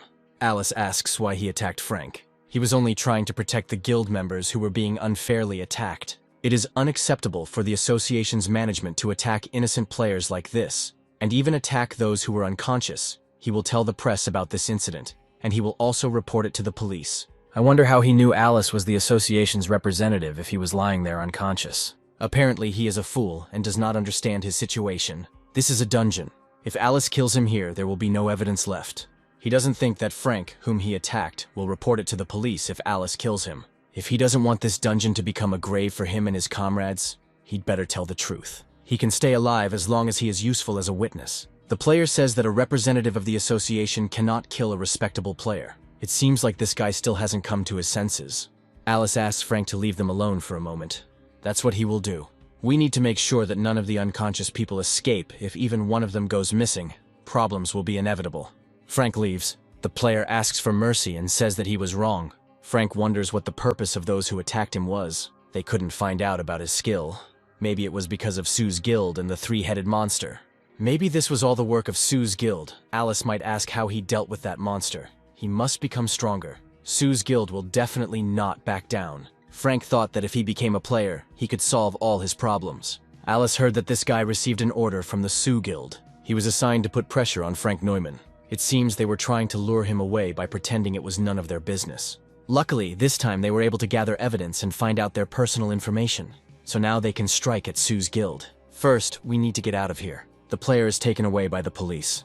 Alice asks Frank if he has a minute. He asks why Alice was looking for him. She says it's because of the three-headed monster situation. Frank asks how she knew he was in the goblin dungeon. They looked at the records. They know who entered there and when. They have the right to request any information about the players if necessary. Frank understands the whole essence of the situation with the three-headed monster, since he defeated it. It was an unofficial investigation, so Alice planned to secretly enter the dungeon and assess his abilities. But then the same situation happened. She once again asks for forgiveness for not intervening immediately. So she wanted to evaluate his abilities. Alice was convinced of them when she saw the skills Frank used at the end of the battle. That's why he killed the three-headed monster. Frank asks if it's a crime that he killed that monster. Alice replies no. They were looking for him in order to reward him for his work. Good pay is due for the massacre of the three-headed monster. They also have one suggestion for him. Apparently, they want to accept Frank into their ranks, but he has no desire to join any organization. Alice knew Frank would answer like this. She asks to hear their conditions first. They offer him the same deposit as the Sioux Guild, which is 100 billion won. And if he becomes a member of the association, he will be able to receive many other benefits, from tax waivers to free equipment rentals. Frank thinks that of course he should show his status window, but this is not necessary. He only has to pass the test. All he needs to do is answer honestly the questions of the person she points to. This skill has nothing to do with combat, and is usually used by police officers or investigators. It is called a truth contract. If the person being interrogated is telling the truth, then nothing will change. However, if he lies, his body will begin to emit red light. Frank asks why they want to hire him if they are willing to go that far. Under these conditions, they can hire a high-level player. There are different types of high levels. Even these conditions are not good enough to lure worthy players to the association's side. Those who have both a high level and outstanding skills usually have something to do with it. It might be because of the 20-level rule. Alice can't deny it. Frank doesn't know how to get around this rule, so he asks if Alice still wants to hire him. She answers in the affirmative. He showed outstanding results in just 3 months. This is enough to invest 100 billion in him. If Sue's guild and the Players Association found out, then probably other big guilds did too. Frank accepts their offer. Another employee of the association enters. She activates the truth contract. Alice asks if Frank agrees. He answers in the affirmative. When the skill is activated, a confirmation message will appear in front of his eyes. He just needs to click yes. For some reason, Frank doesn't like this. Skill activated. The employee who activated it leaves. Now he can sit back and answer questions. Alice asks if he really woke up 3 months ago. Frank answers in the affirmative. Alice then asks him if he knows how to get around the 20-level rule. He replies in the negative. Alice knows he is at least level 140, so she asks why he is hunting in low-level dungeons. Maybe he has a personal skill. Alice says this question needs to be answered. Alice asks if the reason he only hunts low-level monsters is related to his personal skill. Frank answers in the affirmative. Next, Alice asks if he can use his skill on other players. He answers in the negative. Alice asks if he can bypass the 20-level rule using his skill. Frank answers in the affirmative. They are finished. Frank asks if he'll have to go through this again. There was no need for that. Alice understood everything, and he was being completely honest. To some extent, she expected it, but he really did have a personal skill. Frank believes that Alice might have a personal skill as well. She can't say which one, but Frank is right, she has one too. So he's not the only one. Personal skill is unique and unrepeatable for each player, and all the players who have it occupy high positions. So Alice Lair was just one of them. He knew, of course, that the association's leadership was all high-level players. For ordinary people, information about players is very limited. They don't know much even about high-level players, especially about players with personal skill. All information is protected by the national security law. Frank asks if it's okay that Alice is telling him this now, and she says it's because he has a personal skill too. Although in fact he is right. She also cannot divulge information about her having such a skill. However, there will be no problems with this, because they will be part of the same organization. Frank didn't say he would join the association. From the moment Alice told him about the personal skill, he has no choice. There is no need to make such a face, because he will become a member of a state organization, not an association. Alice shows him the contract. There are few clauses with obligations, and the salary in emergency situations is solid. Even benefits are paid during military operations, and rights to stones and other items are also guaranteed. If this is true, then they are giving him everything practically for free. But there is one small but. This is a lifelong contract, which means that it can be called slavery. Frank asks if the association's players sign up to such terms. Alice says, of course they sign up, otherwise the association would have gone bankrupt long ago. They only provide such conditions because Frank has personal skill. Even if he hunts low-level monsters, his level still increases, and the monsters drop stones, meaning he can level up without any restrictions. This is a chance to hire a player whose level will be the highest in the world. They would be fools to spare money on this. It's not clear who they even take him for. But this mistake plays into his hands, since there is some truth in it. Frank asks if the contract term can be shortened a little. Alice in turn asks if he knows how many people in the world have a personal skill. According to the government, about 80 people. Before Frank came along, Alice was the only one in all of Korea. It turns out that special skill is very rare. Alice understands that he's not happy with the length of the contract, but they cannot allow a player with a special skill to be recruited by another guild, or even country. So they improved the terms of the contract as much as possible, and changed the term to lifelong. If Frank wants anything else, let him just say so, because they are ready to give him a lot. He would like to change the contract term from lifetime to 1 year. Alice says he knows it's impossible. Then let them reduce the amount of the deposit by 40 times. 10 billion is enough for him. Even if so, the answer is the same. Then maybe they will sign a contract for up to 2 years. They'll increase the deposit, so let Frank agree to a lifetime contract. Frank only agrees to 2 years and a deposit of 20 billion. If during these 2 years they do not have any problems, the contract with the association will be his priority. If Alice refused this too, he would not sign the contract at all. Alice asks if Frank is planning to emigrate to another country. He just doesn't know much about association and doesn't like to obey anyone. Alice says he saw the terms and conditions. There are more benefits than responsibilities. It's hard for Frank to even imagine a multi-billion-dollar deposit right now, but he can't neglect his future and let this money shackle him. All he needs now is a nest that can hide and protect him, of course. If he likes it, he can stay there, but he can't sign a lifelong contract without knowing what it promises him. Frank will definitely re-sign with the association on the same terms, but it might still be worth thinking about a 2-year contract as a training period. Looks like I'll have to change this contract to an internship. But Alice can't make such a decision alone, she needs to report it to management first. A few minutes later, she reports that she has passed on Frank's proposal to her superiors. They have a counter condition. When he receives offers from guilds or foreign associations, he must make sure to tell the Korean Players Association about them. Also, if they offer him similar conditions, he will have to renew his contract with the association. Now Frank agrees. He signs the contract. Alice looks forward to a fruitful collaboration. Frank says only during this time, since he signed the contract, it means that first it is worth changing his items. Alice believes that all of his equipment is currently rented. Frank says his robe and sword are of rare quality. Then they will change everything except these 2 items. The next morning they come to the equipment rental shop. There is a lot of stuff there. Frank asks if the association representatives can rent anything they want. Not really. A player can only rent equipment that matches their rank. But Frank, of course, is an exception. Magic velour vest of rare quality, lighter and stronger than it looks, adds agility. It's not quite what he expected, so he needs to choose carefully. Alice can tell him all about the association while the equipment is being adjusted to his size. They should talk about where he was assigned. He was assigned to the investigation department as planned. Simply put, his job will be to resolve incidents in the dungeon or conflicts between players. It's mostly troubleshooting, but they also have to help the support team as they are understaffed. Frank asks if he can handle such duties. He won't have any trouble figuring out low-level dungeons, but in higher-level dungeons it will be quite difficult for him to sort out the situation. Don't worry, they will definitely take his current level into account. By the way, since Alice is his boss, he needs to immediately report to her if any difficulties arise at work. In that case, Frank would like to discuss one problem that arose before the contract was signed. Information about the amount of stones he earned and sold somehow fell into the hands of the Sioux Guild, and they also knew about all the dungeons Frank had visited. Alice will try to find out more about this incident, and then she will be able to put the squeeze on Sue's guild. After all, this is not the first time that things like this have happened. She is ready to deal with the guild right now, but her strength is not enough yet. The association will also provide Frank with a place to live. He says he leads a nomadic lifestyle, so he doesn't need it. This is a bit difficult as they need manpower due to emergency unscheduled work. In this case, Alice asks Frank to inform her of his movements every time. Then she can provide him with work depending on the location. They also provide him with a card for personal expenses, which he can use to pay for housing. Frank realizes that this is hardly the way to do it. Of course you can't. And if other members of the association find out about it, there will probably be a fuss about them having a special relationship with someone. So you have to keep it a secret. Officially, this will be recorded as compensation for frequent job changes. It's the least they can do to get Frank to sign with them again in 2 years. The magic jacket fits like a glove. Let him also take this ID card. It proves that Frank is a member of the Players Association.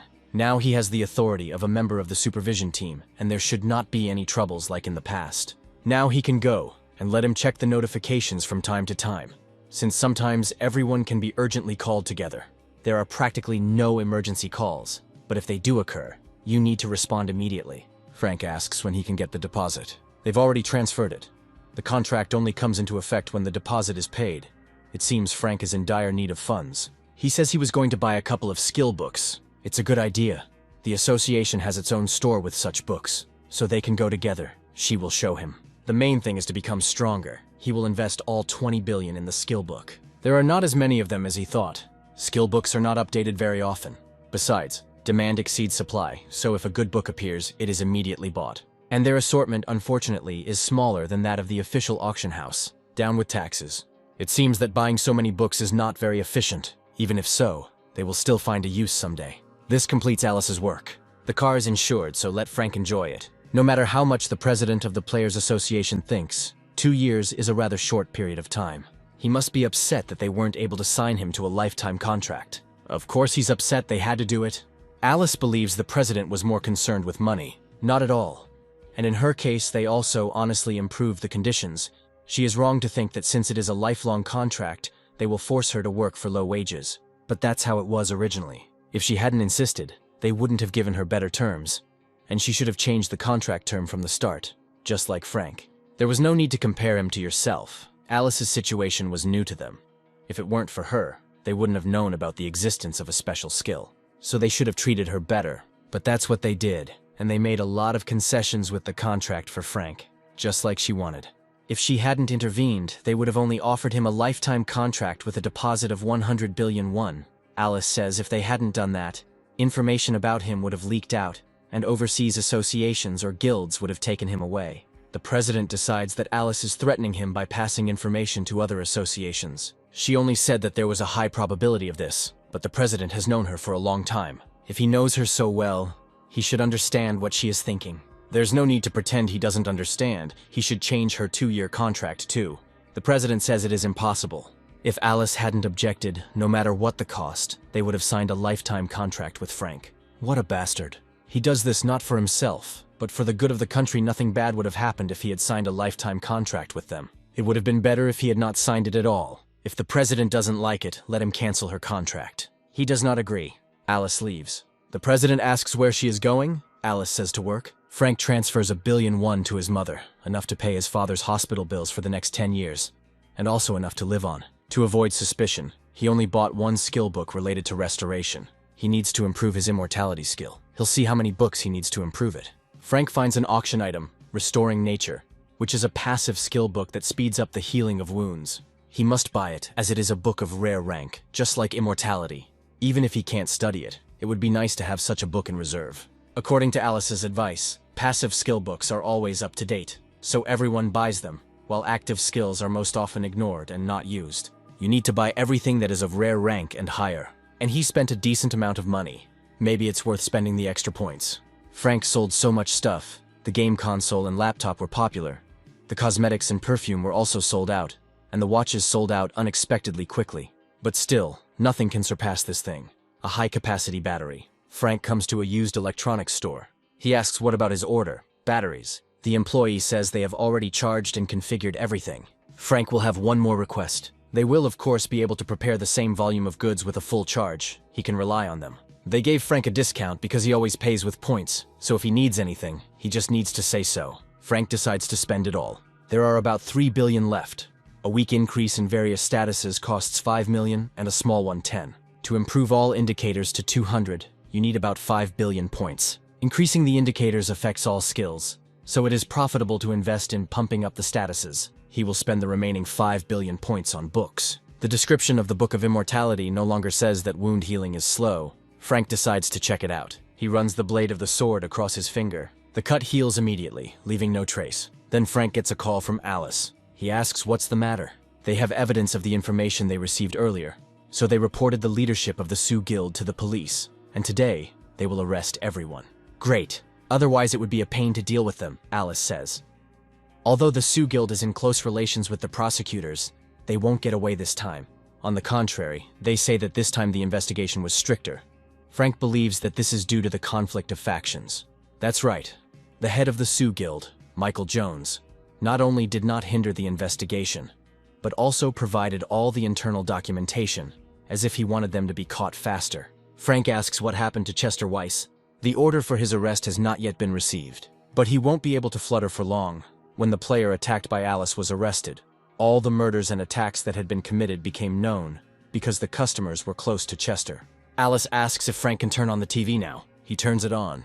Chester Weiss, the Vice Guild leader, has been expelled from Guild X and is currently being sought by the police and the association. Strange semi-censorship. The name was published, but the name of the guild was not. He won't be able to avoid arrest.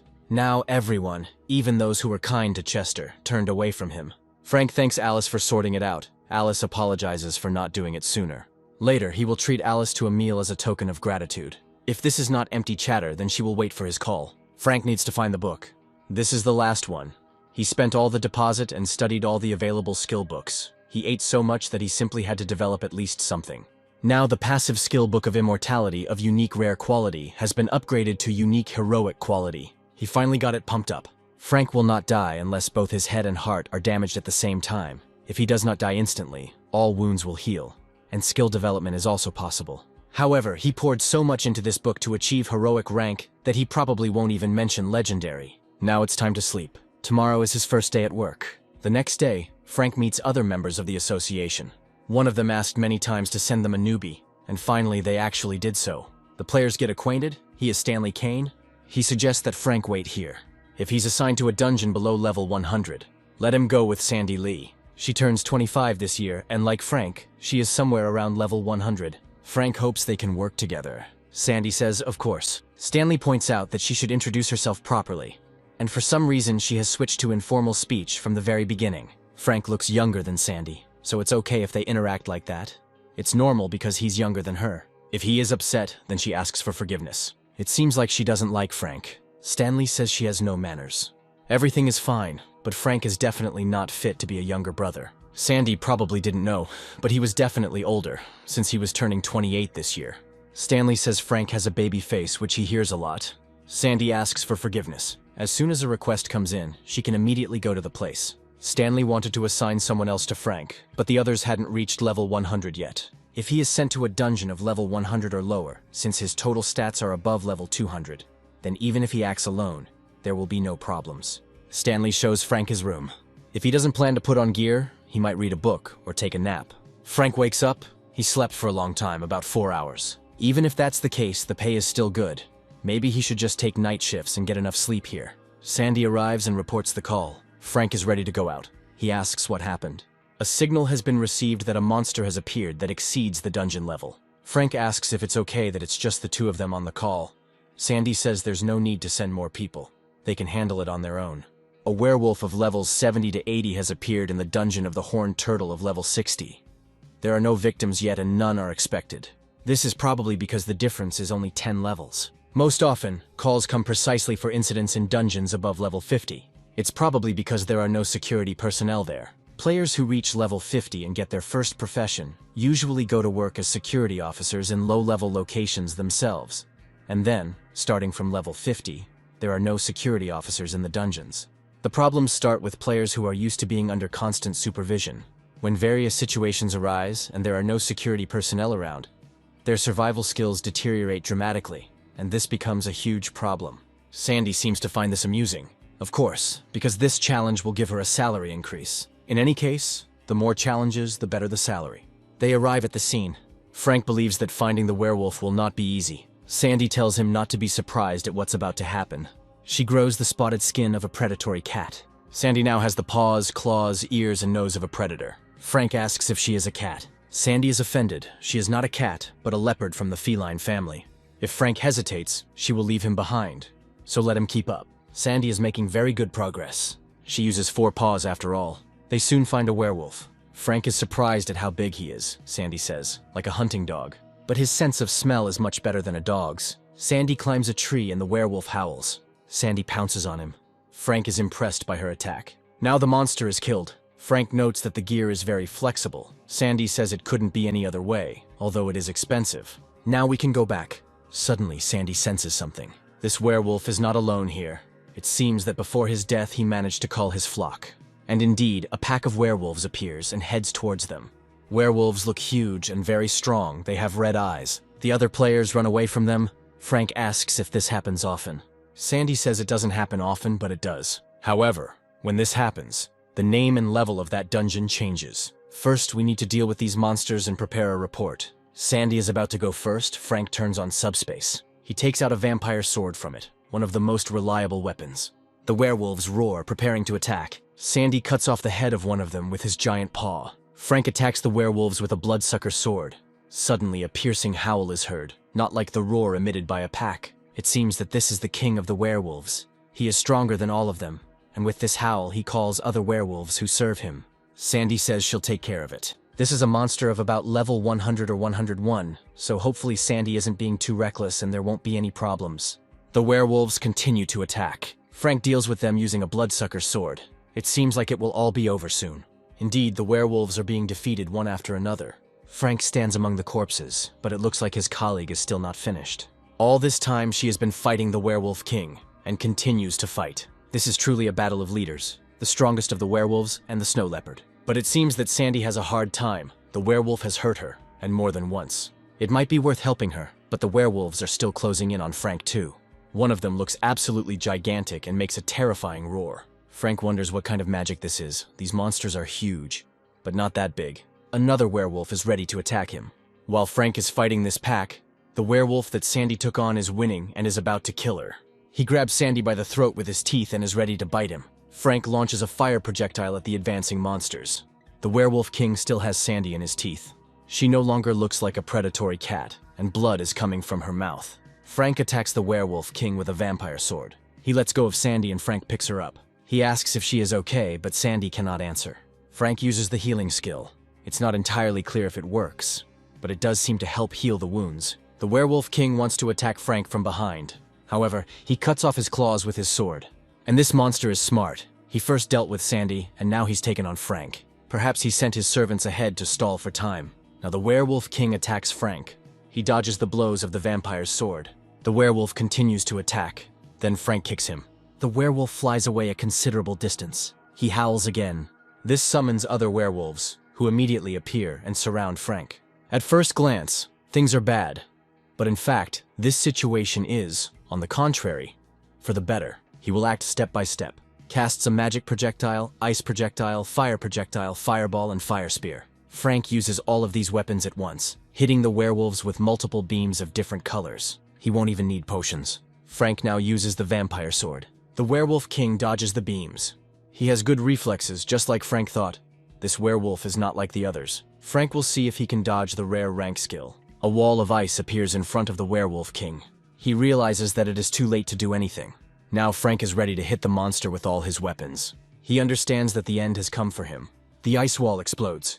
The Werewolf King has been defeated. Now Frank will look at what items he dropped. The Heart of the Werewolf King. A rare quality item. Allows you to transform into the Werewolf King for 60 minutes. During the transformation, strength, agility, and endurance will increase by 30%. After the time has elapsed, the indicators will decrease by 10%. The item must be eaten. This means that the appearance will change, and compared to the increase in indicators, the fee for use is much more serious. First, we need to go back. Frank sits next to Sandy, who is now lying in bed. Stanley asks if she's okay. All external injuries have healed, but to be sure, it is better to take her to the hospital. If it weren't for Frank, something bad would have happened. He is also on the team, so helping his comrades is the order of the day. Frank will come back when he's sorted everything out.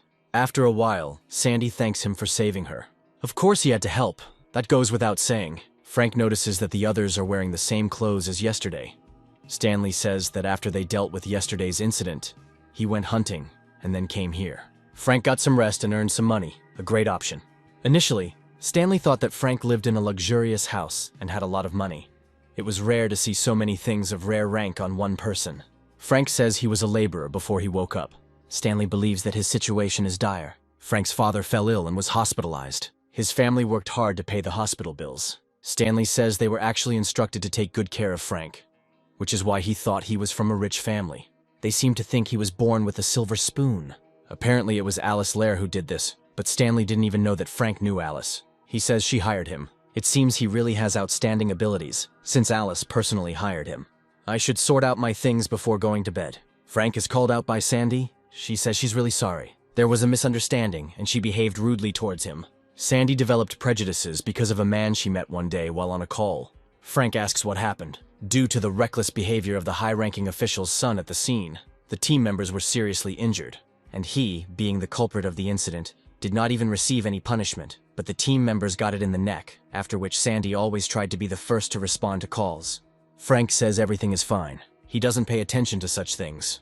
Sandy seems to be quite kind. Frank is interested in something, but if she finds it difficult to answer, let her say so. Sandy says she will answer. She asks what he is interested in. It seems that Sandy is very naive. Frank is becoming more and more convinced of this. He says it will be a bit problematic since it concerns Sandy's skills. She knew he would ask this because she had been asked this many times before. Sandy's skill is therianthropy, the ability to transform into an animal. This is an active skill. When used, she turns into a snow leopard, and her strength, agility, and endurance indicators are significantly increased. She has a high attack and defense level, so she is a good tank and damage dealer. But she also has some disadvantages, such as low magic and willpower. Sandy's weak will makes her vulnerable to magical attacks. There's hardly any reason for her to tell Frank all this. A week passes, there are no more incidents, and the initiation ceremony goes off without a hitch. Although popularity has declined, batteries and electronic products are still selling without problems. Frank will soon be able to buy another heroic rank skill. It's boring. He needs to go hunting, and at the same time he'll save up some points. At the entrance to the dungeon, an employee asks Frank to show his player ID. It turns out he works in the association's supervision department. The employee wishes him a good hunt. In the dungeon, Frank encounters horned monsters with white fur. He uses Firestorm. It's good that Frank acquired this skill. Its synergy with the shield is amazing. In a mid-level dungeon, it's not as noticeable, but at low levels, it's likely considered cheating. Suddenly, someone breaks Frank's shield. The blade cuts through his shoulder. Good reaction. Frank asks the player who hit him who he is. It's strange that Frank doesn't recognize him, but that happens. So, he is interested in who he is, of course. It is worth knowing at whose hands you will die. He is Chester Weiss, and until recently he was the deputy head of the Sioux Guild. He's thinking about taking his anger out on Frank. Of all the people who did all this to him, he is the only one Chester can take revenge on. He's unlikely to get off easy if he does that, but Chester says there's no use shouting. He had set up a barrier in advance to block out sounds in line of sight, and Chester hardly looks like a high-level player. He is more of a newbie who hasn't even reached level 50 yet. Frank realizes that Chester forged the ID. He seems to be very bad, but Frank does not need to worry about it, because today Chester will leave this country. He will be able to live under a new name abroad. To tell you the truth, at first Chester thought about starting with Frank's family. He wanted him to feel the full pain of loss, but unfortunately they cannot be reached. It would have been easy to eliminate both Frank's guards and his family, but that would have made it harder for Chester to leave the country. That's why he targeted Frank when he entered the dungeon. If you hid the body well, it wouldn't be discovered for at least a few days. His wounds are healing too quickly.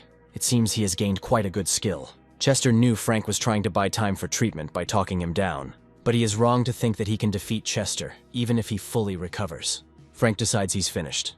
Chester attacks. He didn't think Frank would be able to block his punch, but he was thinking about cutting off his left hand so that he wouldn't have time to recover as before. Frank activates subspace. He takes out the heart of the werewolf king from it. Chester was unaware that Frank had received the transformation item. After eating a werewolf's heart, he turns into a monster. Frank seems to have improved his status a lot. He rushes away. From a distance, he prepares to launch a fireball at Chester. Frank starts it. Chester casually appears from behind him and touches him with the tip of his sword. Frank is wrong to think he can escape. Chester grabs him by the hair. Frank flies far to the side. He turns on the fireball again, but this weapon has no effect on Chester. Then Frank is going to attack him hand to hand, but his huge paws hit the sword. Frank still hopes that he should be able to cope. Chester swings his sword. Frank dodges the blow with lightning speed. He punches the ground and it explodes as if from an explosion. He's truly incredible. Chester asks if Frank knows his nickname. He is a lightning sword. Chester throws lightning bolts at Frank, causing wounds. He cuts off his hand. If Frank had listened to Chester then, everything would have ended differently, and then Chester would not have regretted giving him even more than some 100 billion. Frank is enveloped in a cloud of cutting lightning.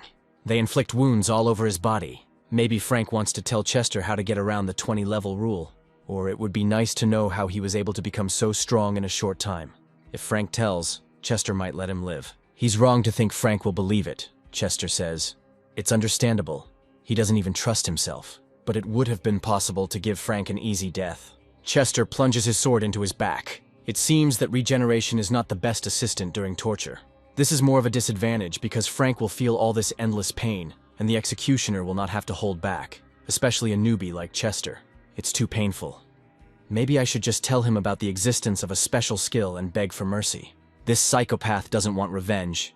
He gets pleasure from tormenting Frank. He asks to just kill him. He won't say anything. It looks like he'd rather die than be of any use to Chester. And since he needs time to get rid of the body, he will do everything cleanly, as Frank asked. Chester cuts off his head. Now it would be necessary to assemble the remaining parts.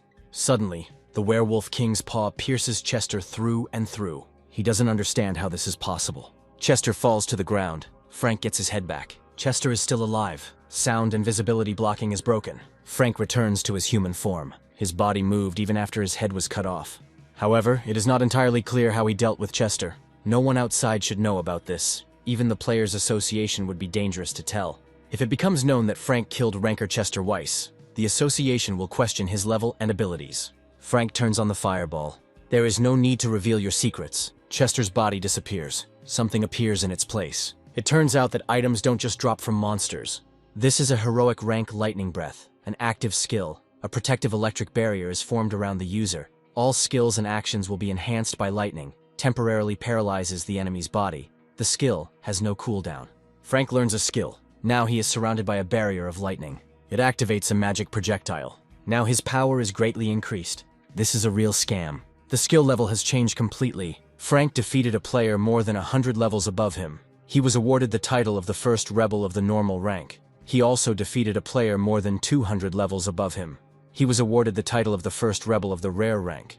It turns out that titles are also given for players. Frank was awarded another title, the first rebel of the heroic rank. I wonder if he could have beaten Chester now before he cut him up.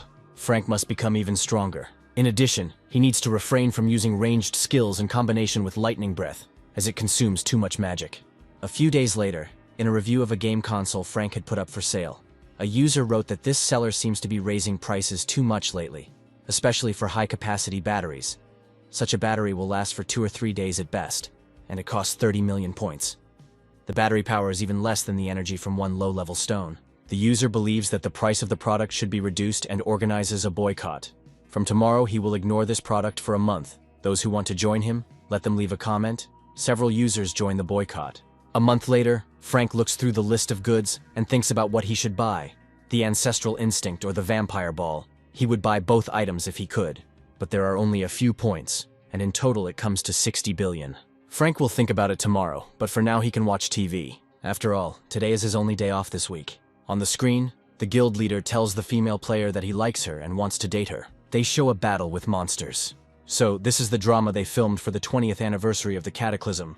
They seriously put on expensive gear for it. They all suffered that day. On the 20th anniversary of the disaster, the whole world was worried, afraid that something would happen.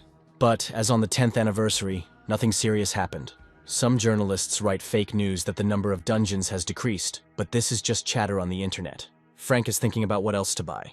Then he hears some sounds. At first he thinks it's an earthquake. It turns out that monsters have entered the human world. Frank charges forward with a bloodsucker sword and a fireball.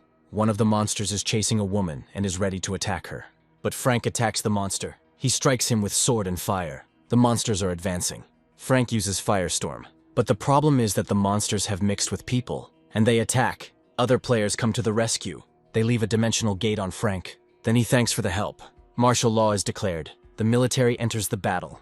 The association president orders that all players within the country be notified. From this moment on, a general mobilization of players is declared. Frank tells Alice that he is near the Red Tarantula's dungeon near Sinchon Station. The gates suddenly opened, and now he is fighting the orcs that crawled out from there. Luckily, their level seems to be low, and players from the surrounding area have joined in the cleanup. Frank is appointed as temporary commander. After clearing the area, he must redirect everyone to the Namian station, where the gates have also opened, but they are catastrophically short of hands. Frank shouldn't worry about his family. Alice was informed that they, along with other residents, were sent to a bomb shelter. Alice asks to hurry. Frank will do so. There is no time to think. He buys a vampire ball. This is an active skill. It converts mana properties into dark properties, increases the power of attack-type skills, and decreases the power of healing-type skills, restores health and mana by absorbing enemy blood, increases stamina and mana recovery speed. Frank learns the skill. He will finish it faster and move on. It activates a wall of fire. Now it's time to make an announcement. Frank tells the players to gather, following the emergency mobilization order. It is clear that this will not be easy. The minimum number of players required to defend the territory remains here. The rest move towards Namion Station. Since everything at Sinchon Station is already destroyed, we only need to take care of the gate. One of the players has a question. He asks in how many places the gates have opened. The exact number is unknown at this time, but they appear to have opened all over the country. Near Namion Station, monsters attack ordinary people. They have horned heads, similar to horse skulls, but with glowing eyes they are humanoid lizards. The player attacks one of the monsters. The other players are waiting for reinforcements to finally arrive. A wall of fire appears from somewhere. She absorbs monsters. Reinforcements have arrived. The situation is serious. There aren't many dungeons here, so there aren't many players. It's time to begin. Here a giant monster appears, apparently the leader. We need to sort this out as soon as possible. Frank throws fire at him. The monster covers himself with a shield. Frank flies right over him. This monster is not that strong. Frank cuts off his head with the bloodsucker sword. But it turns out it wasn't a boss, but an ordinary monster. Frank turns on the firestorm. However, this does not kill the monsters. They seem to be fire-resistant. Frank attacks the monster with a shield. He strikes them. Here some unfamiliar weapon appears, like a spear. It causes Frank's shield to become covered in ice. Now there is a truly gigantic monster standing in front of him. Apparently he is the boss. Frank arms himself with a bloodsucker sword. Above the Lizard King hang 3 ice tridents. Frank attacks the monsters that surround him. He cuts them in half and uses a fire shield. The Lizard King breathes ice. It turns out he can use ice breath even at this distance. An icy wave rushes towards Frank.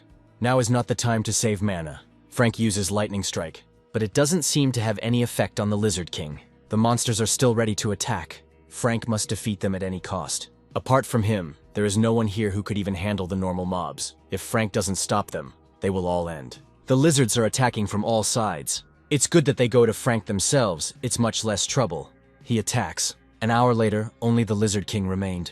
It's time to put an end to this. The monster attacks. Frank dodges and flies into the air above him. It's good that no one is getting in the way, one-on-one, right now. Frank touches the Lizard King's mouth, filling his mouth with lightning.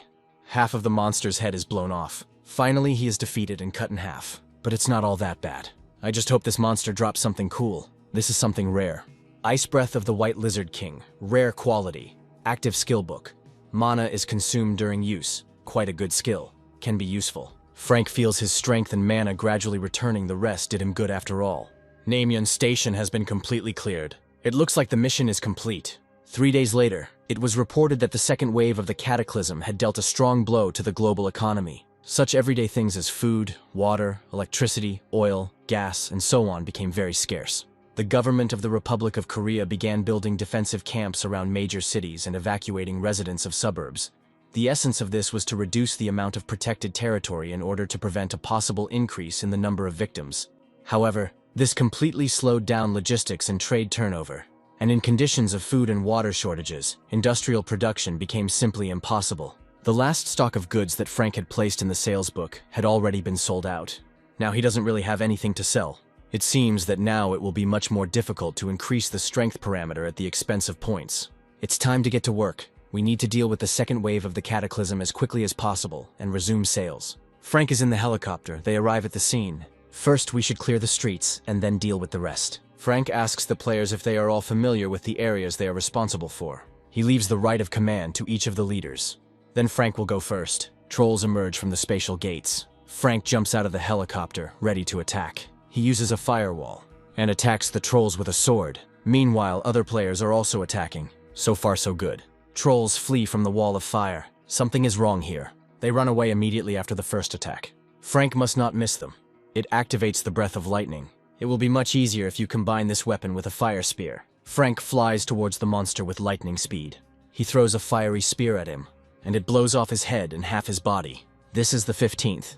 Frank hopes it's the latter. Suddenly, a monstrous paw with claws emerges from the spatial gate. Frank is puzzled as to where this monster came from. It is clearly above the 350th level, and even above the highest, 400th. This is the strongest monster in existence, a blue dragon, a heroic level monster.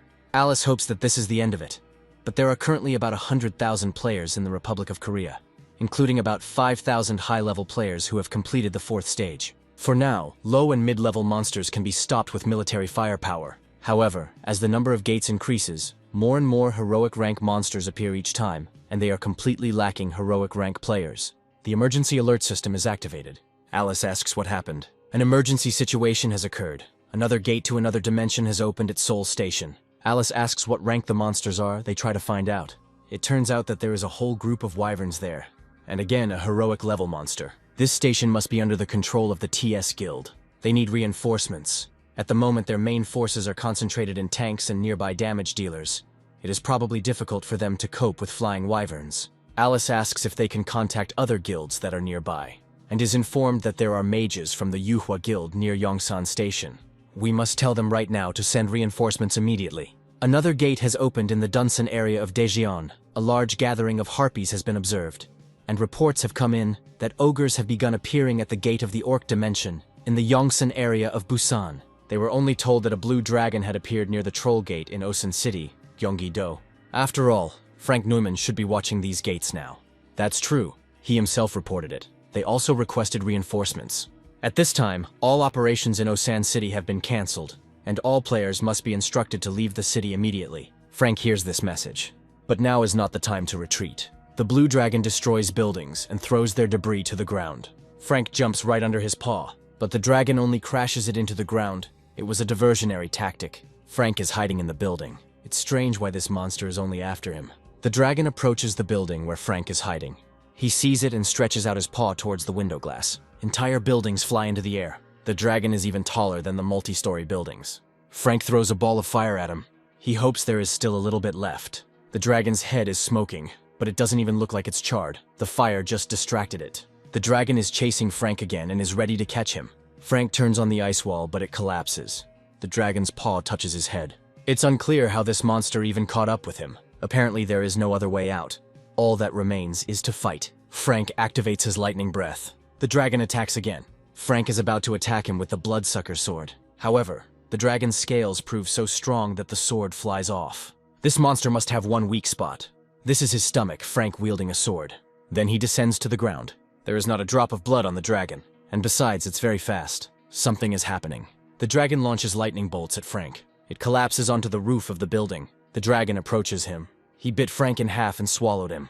Frank can't just die like that. His father needs medicine, and his mother and sister need his support. He grabs the sword. It's time to get out of here. Frank plunges his sword into the dragon's abdomen. It seems that his body parts are slowly starting to regenerate.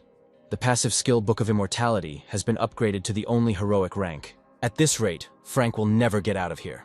He begins to tear the dragon's flesh with his teeth. Alice is informed that Frank Noman appears to be dead. She doesn't understand how this could happen. After all, she gave the order to leave the city immediately. Frank was in charge of closing the interdimensional gate and was very close to the blue dragon. After Alice announced an emergency evacuation, he tried to return back, but apparently he was unable to leave the city. Alice asks if they told his family about this. They have not yet made an official statement about his death, but the list of deceased players has already been posted publicly. His family probably already knows. Frank continues to try to escape from the dragon's belly. Finally, he no longer loses strength. There was a lot of blood flowing here. Seems pretty good. However, something is wrong again. It doesn't look like Frank is able to cut through the peritoneum. He keeps trying. The dragon roars in pain. The players are puzzled as to what is happening to him. Blood begins to flow from the dragon's mouth. He knocks down the building with his tail. It almost falls on the players. By this time, Frank's arm had recovered and he seemed to understand what to do. Here it is, a blood vessel. Frank activates the fire blade. He cuts the vessel. The dragon's roar is heard. There is very little time left until complete regeneration. Frank finds the dragon's heart. He stabs him with a vampire sword. Frank stabs him in the heart over and over again. Finally, it breaks into pieces. Here, Frank discovers that only a stump remains of his sword. The passive skill, Book of Immortality of unique heroic rank, was improved. The active skill, Lightning Breath, was improved to heroic rank and to unique heroic rank. Then Lightning Breath was renamed to Thunder Dragon Breath. It turns out that not only the skill level changes, but also its name. Frank single-handedly hunted a high-level named Monster, with a difference of more than 200 levels, and was awarded 2 first-level Destroyer titles, Rare and Heroic. He single-handedly hunted a top-tier heroic rank monster named Blue Dragon Zetos, and was given the heroic title of Blue Dragon Slayer. The rare rank Vampire Sword has been restored and upgraded to a single heroic rank, renamed to Blood Destroyer Sword. A magic item appears. Heroic Grade Thunder Dragon Scale Passive Skill Book greatly increases physical strength and skill resistance, also increases resistance to electric charges. The dragon continues to twitch, but gradually his movements become slower. He collapses to the ground as if he just suddenly died. One of the players thinks the dragon is sick. The girl had never heard of a blue dragon getting sick. Another player suddenly notices the man. He is in the place where the dragon was. After such a hunt, it wouldn't be a sin to take a break. Some of them had never found themselves in such a mess before. Alice doesn't believe that Frank could die so easily. It turns out that they want to issue him a fine. He's dead anyway. And even if not, they are already incurring large losses. They'd better cut their budget.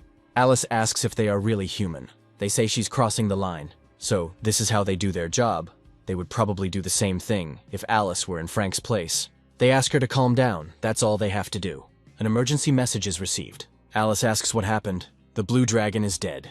The players think that he was being hunted by another group of rankers. They're not sure there's any team that can handle him. It is said that the player who was eaten by the blue dragon managed to survive. He found himself inside the dragon and began to strike at its internal organs. Alice asks what his name is. This is a player from the association. His name is Frank Noman. He must look miserable. All the wounds seem to have healed. They are no longer anywhere. The player offers Frank a cape. He asks to borrow his phone. He needs to call his family. Frank is given a phone. He calls his mother. She asks if it is really him, her son Frank.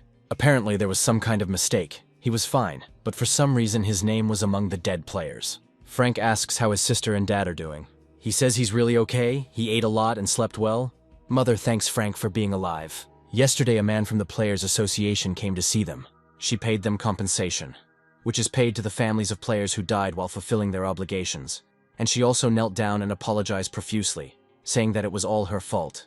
She said she shouldn't hide it from his own mother. Anyway, Frank did a great job, and his mother is very happy that he came back alive. He is crying.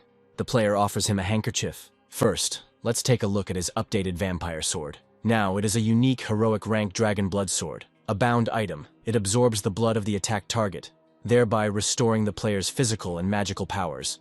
When absorbing dragon blood, the attack power increases, and health points and the speed of strength recovery are significantly increased. It is possible to upgrade the rank by absorbing dragon blood for a long time. The mana of the blue dragon Zetos and the player named Frank Noman were mixed and exceeded the original requirements. This option can only be used by the player named Frank Newman. Depending on the desire of the player Frank Newman, the dragon blood sword can be used once a day. Now he doesn't have to worry about weapons. He also needs to see what's going on with the Thunder Dragon's breath. This is an active skill. A powerful lightning shield is formed around the user. All skills and actions will be endowed with the power of lightning. Temporarily paralyzes enemies hit by the breath of the Thunder Dragon. Has infinite uses and does not require recovery. It is possible to increase the rank by absorbing items or acquiring other lightning-type skills. There is only one new option here, but one way or another, it can be upgraded. The first level Destroyer title increases all stats by 20, mana is increased by 4 points. After all, this is a pretty good bonus. But something needs to be done with his clothes. Frank wants to go home. A helicopter appears. Alice jumps out of it. She is so happy to see Frank. It is such a blessing that he is really alive. Then Alice realizes that he has no clothes on, only a cape. All his clothes dissolved in the gastric juice. One of the players brings Frank some clothes. What a touching reunion. He was truly surprised. He didn't expect Alice to like younger guys. Apparently this man is her boyfriend, whom she was hiding.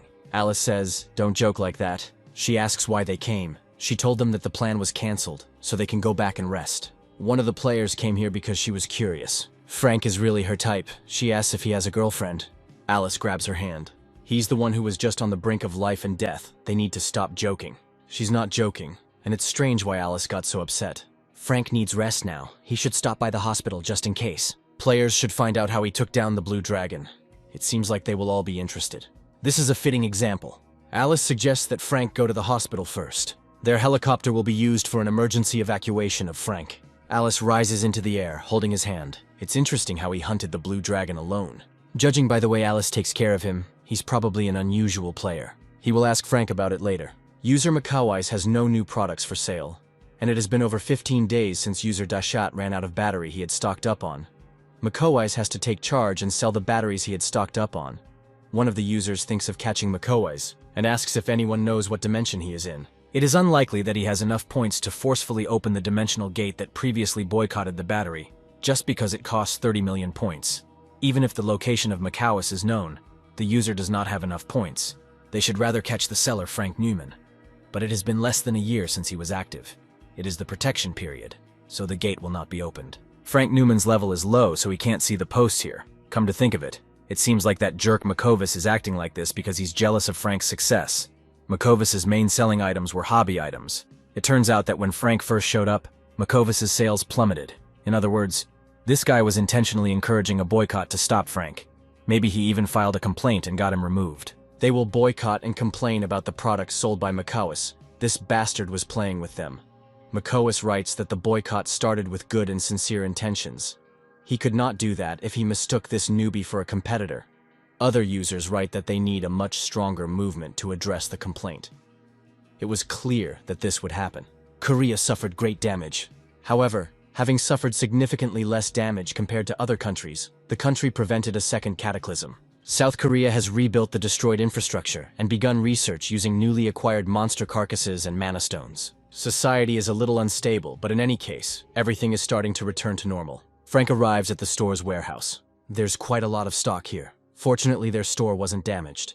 After the electrical installation was restored, the first step was to charge the batteries. Frank decides to buy everything. Supplies are still low, so he should raise the price even higher.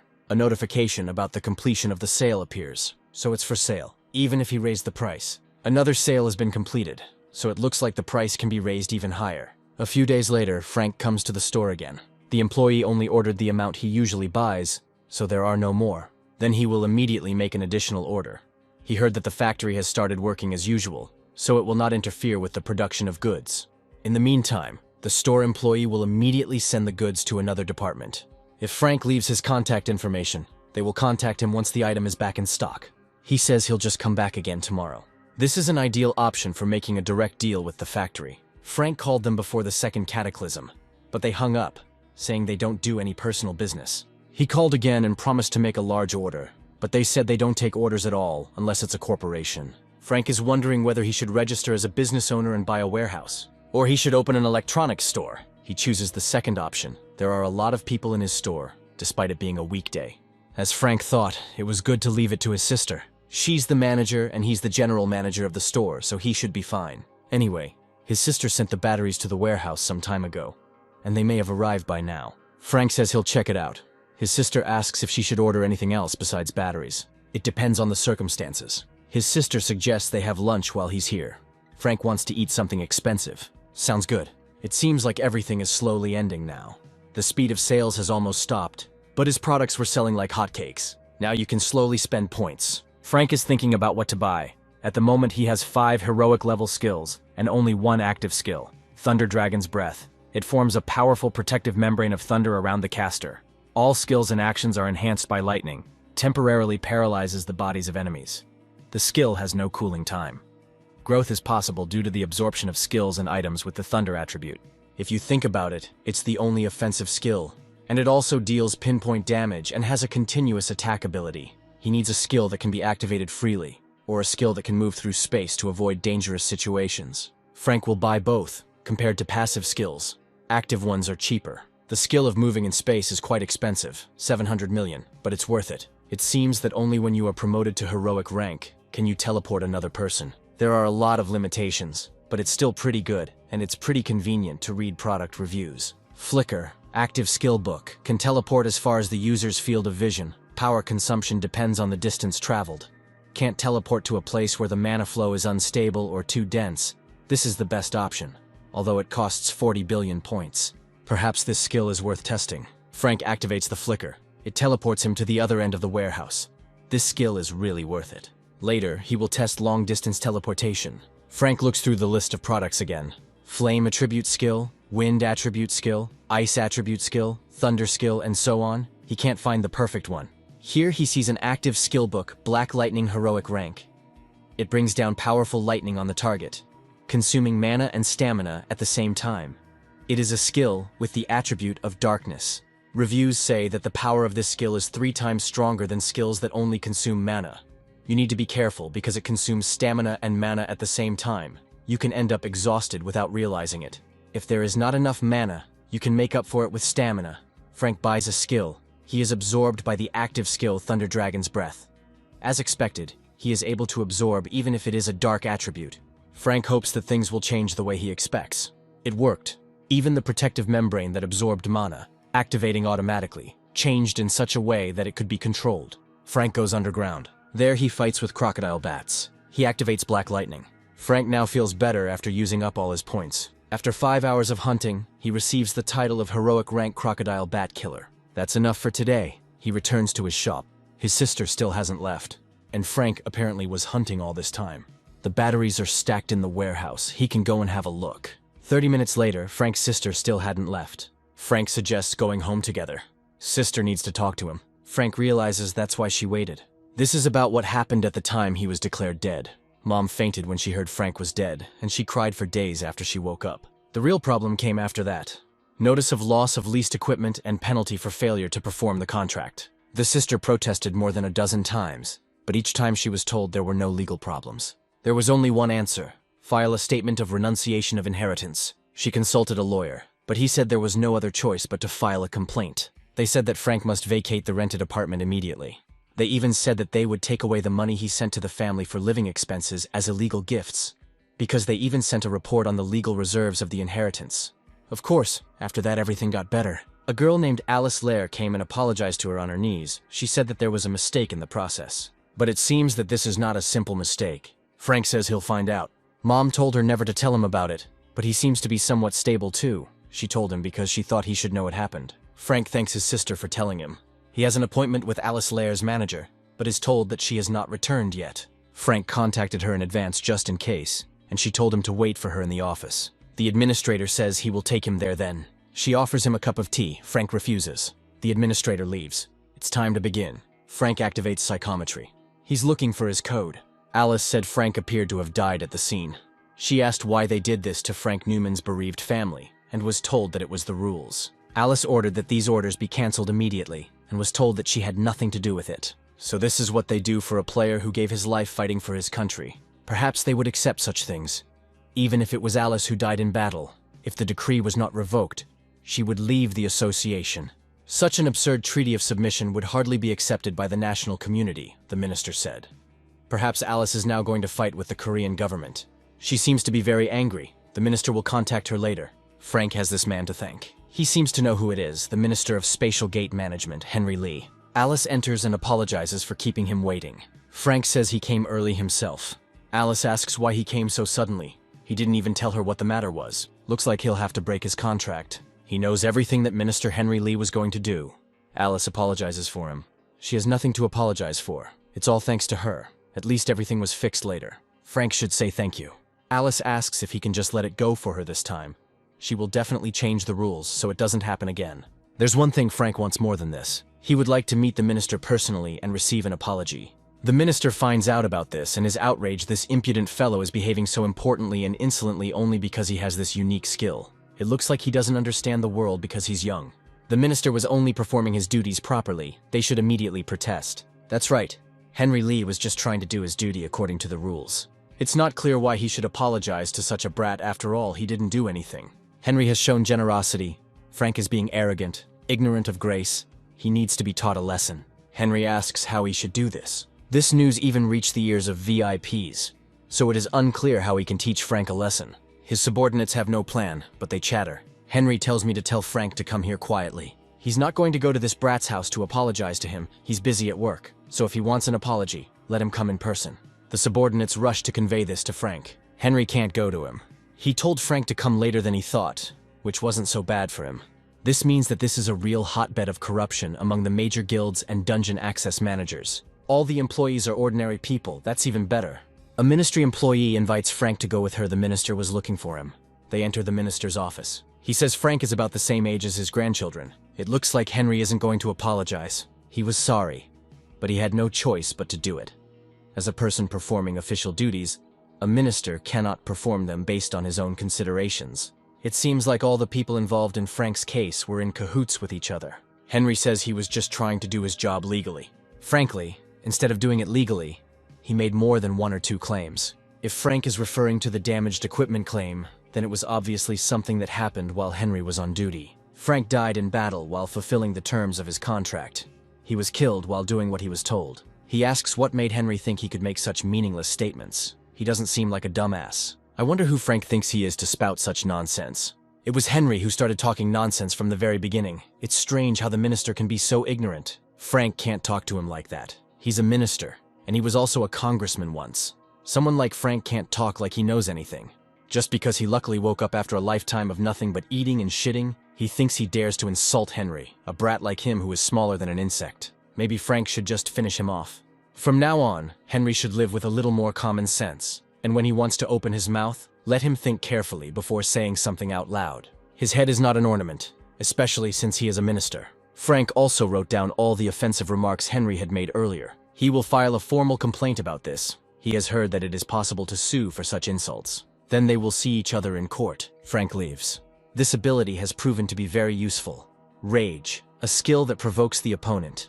When a person is overcome with rage, he begins to attack without sparing his own body, and his fighting strength increases. This is definitely a scam against the public. A few days later, Minister Henry Lee's corruption ledger began to circulate on the internet. First circulating among ordinary players, but recently, small and medium guilds have become the center and are going on collective strike. Heroic rank psychometry skill allows viewing of past information embedded in an item, offers hologram videos and audio recordings. Information from a month ago cannot be viewed. Past information cannot be extracted from objects that have mana embedded. There will be many things in the future that can be used. Frank gets a call from Alice. She asks if they can meet now. Frank answers in the affirmative. She asks to tell her his current location. She will come there. Frank says she can go to a small coffee shop near Sangdo Station. Alice will arrive in about half an hour. She wants to ask directly whether the scandal with Minister Henry Lee is Frank's doing. Alice believes that he is the only one who could do this. Government officials are very sensitive, and he is suspected of this, so he should be careful. If it turns out that Frank did this, he could be arrested for trespassing and theft. Frank says he would be subject to aggravated punishment under the Special Players Act. If that were to happen, he would have to rely on public opinion. That would be nice, but Frank isn't to blame for this, so he hardly needs to worry. Alice says he has to be careful. Some people in power don't want to share it with the players, but after such an incident, they should have taken it as a warning.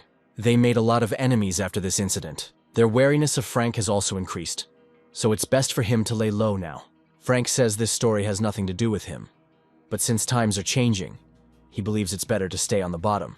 He doesn't want to attract doubt either. It's a good idea, better to avoid unnecessary suspicions. Meanwhile, fighting is taking place in North Korea. The military is attacked by an Imugi, a giant sea serpent. He spews out a fountain of saliva that acts like acid. Imugi destroys everything in its path. Alice says she'll go first. Frank shows her a message from the association. There was an emergency call for rankers and high-level players. They will go together. Alice will call headquarters first. It's all over the news now. Pyongyang gone, North Korean regime collapse, possibility of a high-ranking Imugi making it to South Korea. This is more serious than he thought. Although the news article has already been published, the situation is a little more serious. Pyongyang is now in a state of collapse, as is the North Korean government. Since all the rankers and high-level players were wiped out during the fight against the Imugi, waves of monsters appeared at all the gates of the country. Numerous refugees and defeated soldiers are now heading towards South Korea, so the monsters are also moving south along with them. This is the entire report on the current situation. The association president will now explain why only rankers and high-level players were summoned. Their job is to defend against monsters coming from North Korea, in preparation for the defense against the Imugi from the front lines to the south. 10 days later, in Gyeonggi-do, players fight against orcs. Severed heads fly into the air. I wonder how long they'll have to deal with this little thing. This looks terrible. A werewolf wants to attack Frank. He cuts it in half without even looking. Sandy attacks other werewolves. Frank asks how long they will do this. Thanks to his sister, he replenishes his supplies here. To be honest, he feels a little awkward. An orc attack occurs in Dandong, China. They are shot by the military. The red dragon appears. He is being attacked by players. Fire doesn't do much harm to the dragon. Then one of the players uses a sword and cuts off his head. Then he descends to the ground. It is said that the Imugi is currently moving here at high speed. This is a monster whose rank cannot be determined that destroyed Pyongyang. The expert who just joined and was sent to North Korea was unable to analyze the level of the Imugi, but he successfully determined the rank to be legendary. If they succeed in the hunt, then the first achievement in history will surely appear, and such an achievement significantly increases the statistics. They will definitely take advantage of this. The number of rankers stationed at the border is 181 in total, and there are about 3,000 high-level players who have changed 4 jobs. Imugi appears. It's time to attack. They will show the greatness of the Chinese. One of the players includes the skills of victory, haste, and blazing fighting spirit. Imugi is hit, but it doesn't look like they did him any harm. The player finds a notification that he has a terrifying skill, Fear. Bodies affected by fear are paralyzed for 10 seconds. Imugi throws purple lightning bolts that cause an explosion. Breaking news, disaster on the border with China. Thousands of Chinese rankers have died. All of them were destroyed during the Imugi raid, which involved 200,000 troops and 3,000 local government officials in China. About 10 people are listed as missing. Most of them died without being able to do anything due to abnormal attacks. Frank was going to buy the skill Wild Instinct, which detects mana emitted by living and inanimate objects. It helps one instinctively sense the invisible environment through mana detection, detects threats based on the instinct of the wild, makes one sensitive to bloodlust. But Frank changed his mind about using the mental resistance skill and can't give up his first achievement. Better Unyielding Spirit, passive skill book, greatly increases resistance. The skill effect is enhanced according to the spirit strength stats. There are only 2 hero rating options, but the reviews for this skill are quite good. Frank purchases the Unyielding Spirit skill. He studies it, but it doesn't seem to have changed much. Frank decides to use this skill in a test run a little later to test it out. There are a lot more volunteers here than he thought. Most of their reasons are quite simple. Once a player is accepted as a participant, even if he just lifts a finger, he will receive the first achievement. Of course, there are those here who came for other reasons. Some who want recognition, and perhaps even think that they can defeat the Imugi on their own, like Frank defeated the Blue Dragon. It seemed the level required to be accepted into the ranks of volunteers was much lower than he thought. It's Frank's turn. His identity is confirmed and he can enter. The room looks like an investigator's office, like in the movies. From behind the glass, Frank is asked if he is ready for the test, and he answers yes. Then we can begin. The mental coercion skill Queen's Dignity was used on him. He would then be thrown into confusion for 10 seconds. The passive skill book Unyielding Spirit was activated. The skill Queen's Dignity was completely resisted. A voice from behind the glass announces that the test is complete. Frank leaves and is thanked for passing the test. Alice is standing behind the glass. Apparently he really is a strange guy. After discussions with world leaders, the South Korean government began pushing north. Entry into the border airspace has been completed. A projectile is launched from the ship. Apparently it was aimed at the Imugi. The monster collapses to the ground. With the other monsters, everything is going smoothly so far. There are quite a lot of rankers with their modern weapons. It would be difficult for Frank to face off against the numerous monsters alone.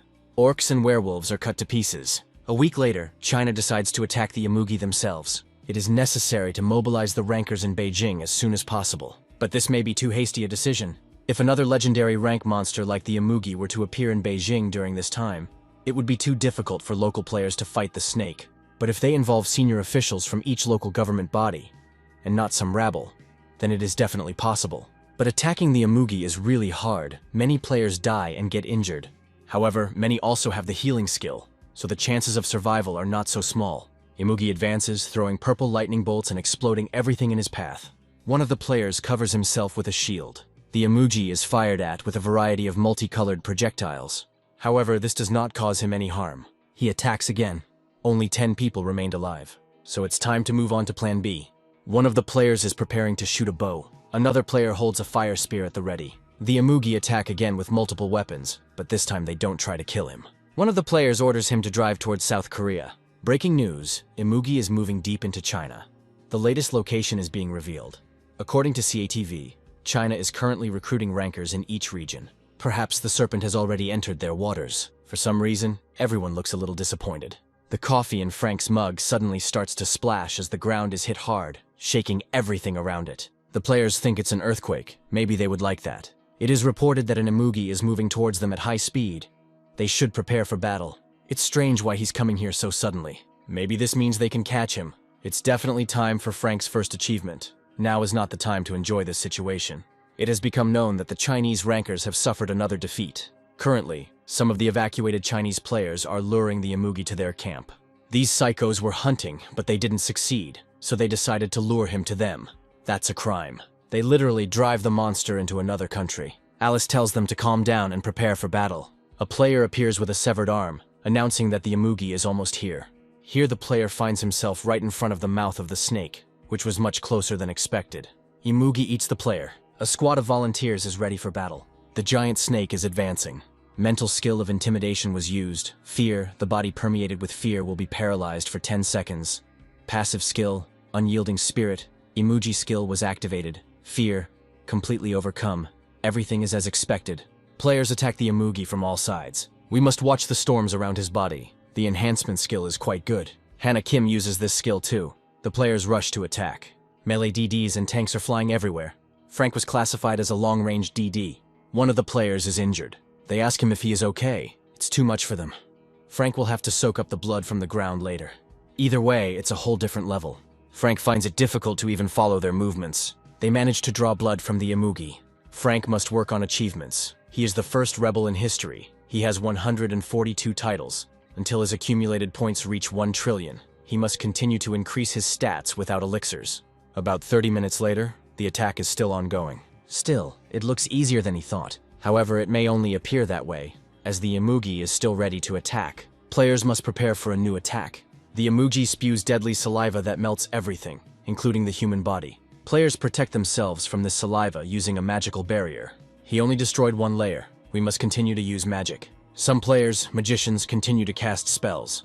Others advance, preparing to cover themselves with shields. They hope the attack is over. Numerous weapons are fired at the Imugi. His head should explode. Perhaps it will all end soon. But maybe not, because the Imugi's eyes now glow red. He uses Berserk. This is a skill that decreases defense power and increases attack power. Players see notifications that the skill activation failed. One of the players attacks the Imugi with a sword. However, he understands that something is wrong. At first, there were cuts on the Imugi, but now there is not a drop of blood on it. It looks like nothing is over and we need to run. Imugi slams into the ground with all his might, attacking the players. This creature ignores their attacks and simply pursues mages and healers. Frank runs ahead of the Imugi. It activates the flickering. He was captured by the Imugi's field of vision and will enter a state of fear for 20 seconds. The passive skill Unyielding Spirit is activated. The state of fear from the skill Imugi's field of vision is reduced by 1 second. The active skill Blink is cancelled. Now the Imugi attacks Frank. He knocks him away with his tail and Frank falls. This snake is much bigger and faster than he thought. Frank activates Subspace. Now armed with a sword and shield, the Imugi attacks, preparing to strike him with its tail. The shield is splitting. Frank is dealt a crushing blow. Imugi continues his attack. Frank opens his eyes. It felt like he almost died. It turns out that the Imugi has some other mental abilities besides the fear skill. The attack continues. It doesn't look like it will ever end, because 30 minutes have passed, and the monster is still not tired. Frank discovers that his Blood Destroyer sword is missing. First, we need to go back. He sees a notification that the Blood Destroyer sword has been upgraded. He must have been stuck there when Frank attacked the Imugi's tail. There's no need to summon him again. The attack has been going on for a very long time. The Imugi is splashed with his own blood. The further it goes, the more damage it manages to inflict. It looks like the winner has already been determined. Frank receives another notification that the Blood Destroyer sword has been upgraded. It seems to be because he consumes the blood of a legendary rank monster. The Imugi's strength is running out, and one of his horns is cut off. He is losing more and more blood. However, he clearly has no intention of giving up. Imugi lets out another wave of drool but misses his target. He is losing more and more body parts. It looks like his tail is ready to fly off too. The Imugi's roar becomes weaker and he is about to give up. Alice realizes that their victory is near. She deals the finishing blow to the Imugi. Finally, the monster collapses to the ground. He continues to be attacked, but it looks like it's really about to end. They were the first to hunt a legendary rank monster, and were given the title of Legendary Rank 1 Monster Hunt Participant. Finally, they won. Imugi begins to dissolve into thin air. The vampire sword stuck in his tail flies into the air. He falls and hits the ground. Frank takes the sword. He was the first to win a legendary rank weapon. He was given the title of the one who obtained the first legendary weapon, and he was also the first to obtain a legendary rank skill. Now his Bloodsucker sword looks different. I wonder what changed in it. The Blood Destroyer sword restores the owner's stamina and mana by absorbing the blood of the attacked enemy. If the absorbed blood belongs to a dragon, the attack power increases, and the speed of stamina and mana regeneration increases sharply. With constant absorption of dragon blood, growth is possible. The mana of the blue dragon, Imugi, and player Frank Newman exceeded the original limit. If the skill is used by someone other than Frank Newman, the option will not be activated. According to the player Frank Newman's wish, the Blood Destroyer sword can be summoned 3 times a day. Dragon blood can be used.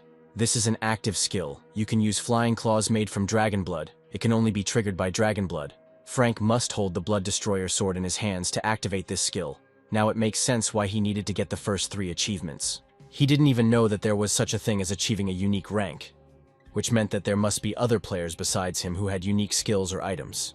They did a good job. Frank is the one who contributed to the first raid of legendary rank monsters. He is the participant who won first place. All stats are increased by 10. It's incredible that he's in first place, thanks to the Blood Destroyer sword that got stuck in the Imugi's tail. I wonder how the goods will be distributed between them. They are usually paid in cash based on their contribution.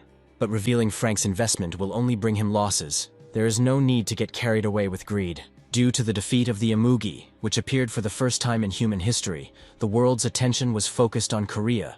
The list of players who participated in the raid and the hunt itself were classified, but it was certainly a subject of curiosity, as was what items or skill books the Imugi left behind.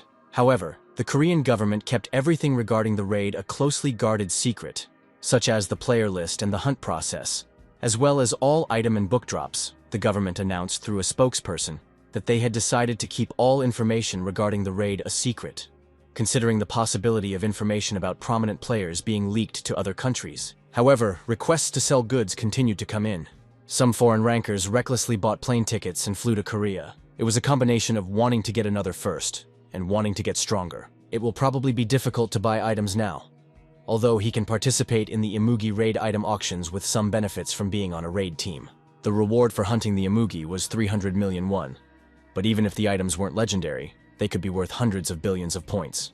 There is no need to be greedy. This is enough. Frank gets a call from Alice and asks what she's calling about. Alice noticed that he always got straight to the point, because she could call him for no reason. Frank says he's sure Alice called him for a reason. He's right, she wants to ask him something. Alice asks if Frank is interested in legendary rank items. There are hardly any players who are not interested in them. Alice can help Frank buy one of the legendary rank items that are up for auction this time. Frank understands that there must be some condition for this. Of course, there is a condition, and Alice is sure that what he thinks is correct. It's probably a lifetime contract. The government will do everything in its power to acquire the items dropped by the Amugi, and there is hardly a player who can surpass the financial power of the government. Only those who participated in the raid are qualified, which is why Alice called him. Currently, she and Frank are the only players among the raid participants who are in the association.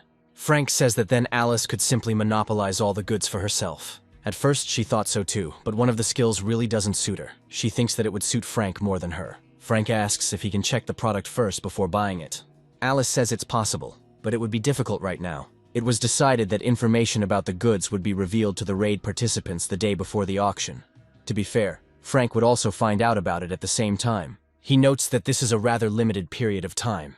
If the information is disclosed too early, countries may try to get their hands on the participants who have the materials. Frank is pretty sure it's already started. Alice says they're currently looking into it. He will look at the object first and then decide. Alice is sure he won't regret it. A few days later, Frank looks at the information about the active skill book Black Dragon Punishment of the legendary rank.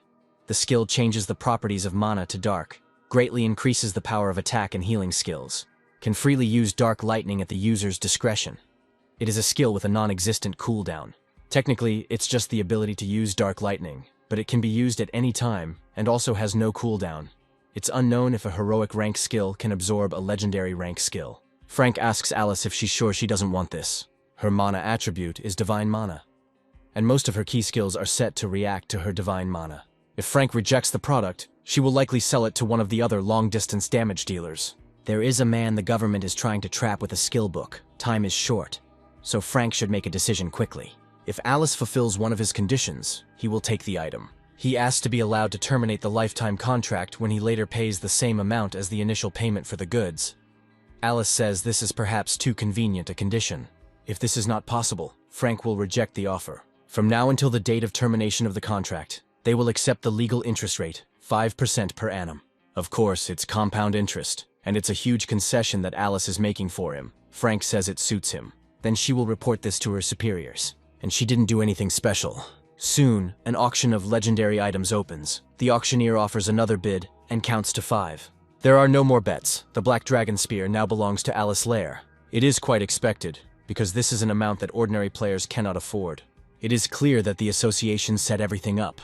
A skill book and a single spear, just 2 items worth almost 2 trillion won. And here is the final item, the legendary skill book Punishment of the Black Dragon. Frank's debt amounts to trillions of won, 5% compound interest. It seems he really is stuck in the Players Association for life. Alice never received the notification of achievement. Something is wrong. During the raid, she never achieved her first heroic rank achievement. She received 2nd place for the mandatory fee. What's even stranger is that no one on the killing team said who came in 1st place. Even when Alice first hunted a heroic rank monster, she was in 1st place for contributions. She got the first 5 rare rank achievements. All rare rank achievements. But it's a pity she missed the first armor and accessories. She thought it would be the same this time.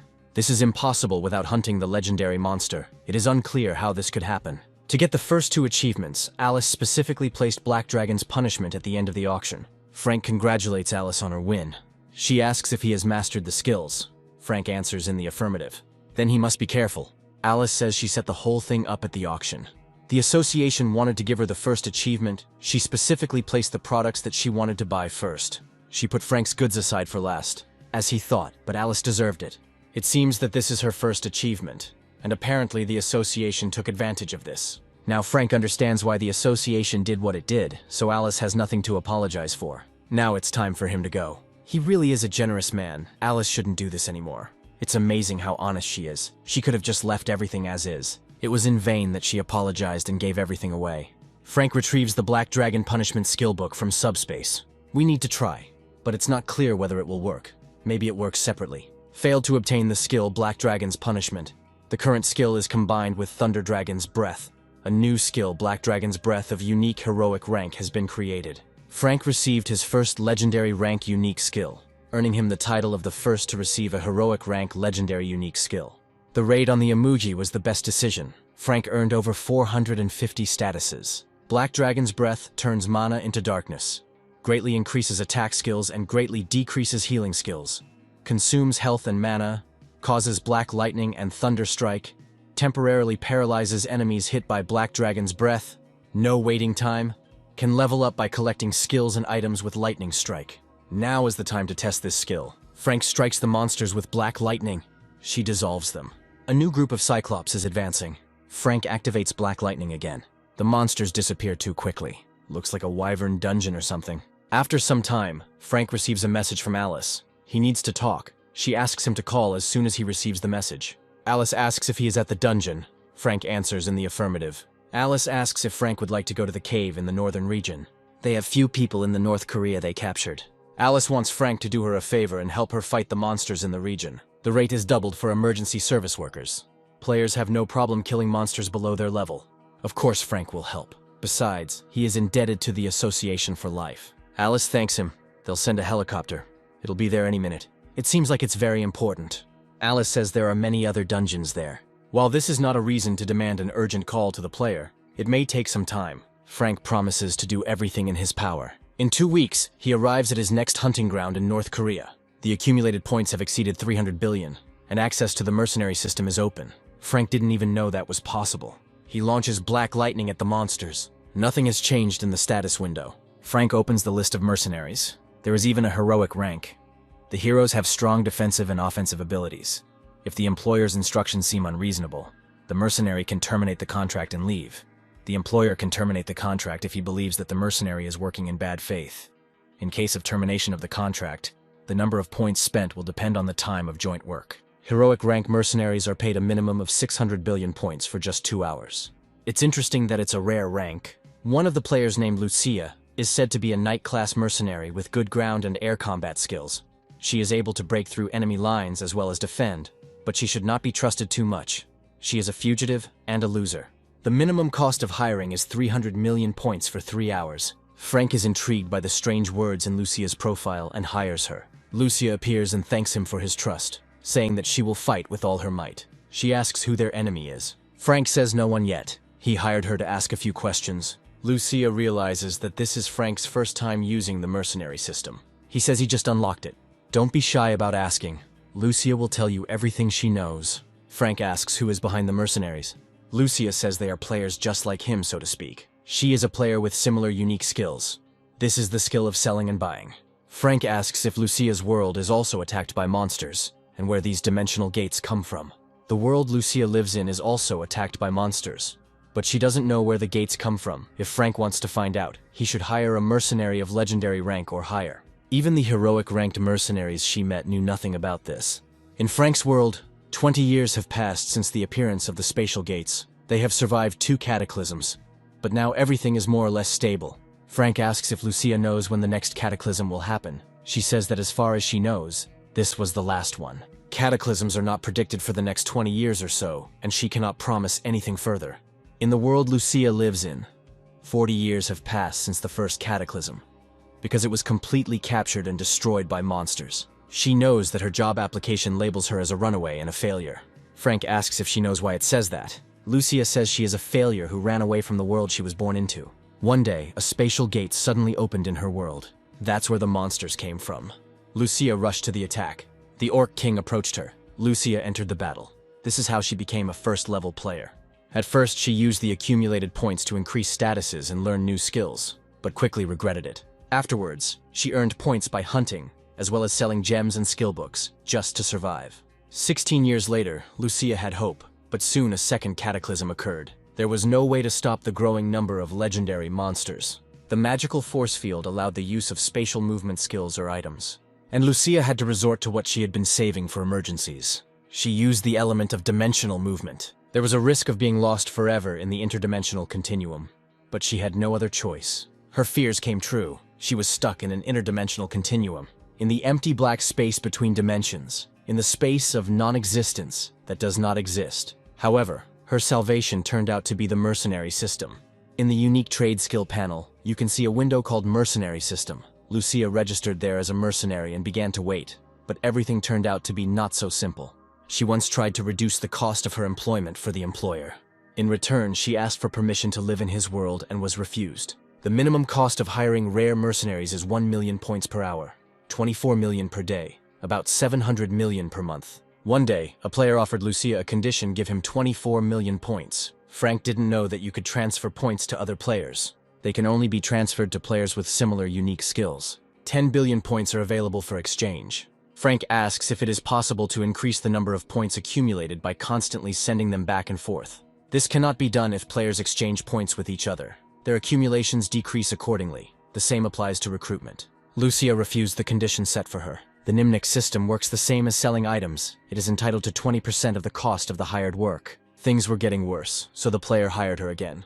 By hunting monsters, she gained points to earn the required 24 million. She could hunt all day and still lose 4 million points, unable to change anything. All Lucia did was hunt monsters, taking breaks only to sleep and eat. She started earning 5 million points a day, but the employer wanted more and more, so in the end she had to terminate the contract. She was out of work from then on until Frank hired her, and she admits that those 3 months were tough, so she has a proposal. Since Lucia's minimum hire fee is 24 million points per day, she will return them to Frank every day. She will fight wherever he wishes, and in return, she asks to be allowed to live in his world. Frank wants to think about it for a bit. Lucia agrees, and besides, the hiring period is running out. This means it's time for her to go back. She disappears. Frank is thinking about what to do. It seems that the mercenary system is really useful. He hires Lucia again. She's sure that he will not regret it. Frank hopes so, but first he needs to know something. He must be curious about what skills she has. He asks to show her status window. Since he is interested in her level and status indicators, she will demonstrate it. Frank thinks that it is unlikely that a first-level player can have any impressive stats. Lucia only means statuses. She opens her status window. It turns out that her indicators are quite high. The total number of statuses exceeds 3,500. To have such statistics, normal players would need to be level 700. Lucia's stats are about 700 statuses higher than Frank's, but he can still catch up with her. She should have a lot of legendary and heroic skills. It's amazing how strong the monsters must be if even the best players can't cope without the help of mercenaries. Lucia asks if Frank is satisfied with her numbers. He'll start with a temporary hire. They'll go into the dungeon together, and after the hunt he'll complete the hire, and of course he'll grab them some food. So Frank will hire her every time he hunts. Lucia agrees. She thinks they can handle it easily.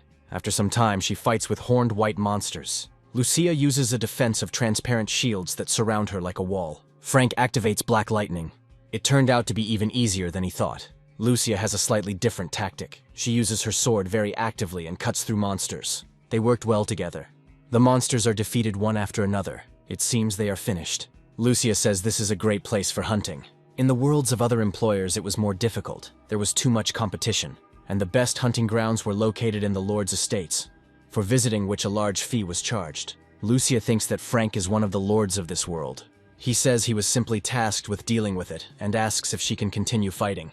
Lucia answers in the affirmative. Then Frank calls her later. She says she will wait. Over time, Frank began to earn achievements faster. He earned tens of millions of points from yesterday's hunt, and now he's getting 3 times that amount. All since he paid 300 million to Lucia last week. He is very lucky to have her, and she looks so happy to have earned only 300 million points in a week. It's even a bit awkward considering that he makes hundreds of millions a day on equipment. Lucia wants to ask a question.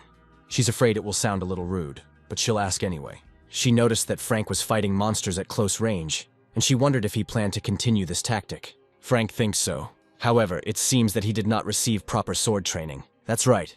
In this regard, he only has the sword knowledge skill. In that case, he should hire a swordsman and master the sword thoroughly. Frank asks why he needs it. He's too clumsy with a sword. Maybe he doesn't see it as a problem now. But when he starts fighting heroic monsters, his attack will let him down. Frank isn't sure it matters. Lucia asks if he can fight her without using active skills. She suggests this because she needs to assess his abilities. Frank agrees. They start the fight. Lucia doesn't even use her power. Frank attacks her from behind. She points her sword at him. 3 minutes later, Frank is almost exhausted and falling far behind Lucia. He lost. As Lucia suspected, he has very low sword skills. In some ways, it's more important than other skills. Whether they're active or passive, from a player's perspective, it's a power that appears suddenly. It's not enough to just know how to use it. Frank asks if this skill can come automatically. It's not that simple. For example, take the same skill of horse riding. When you master this skill, you can gallop, brake, and move freely. However, this does not mean that you have mastered the art of horse riding.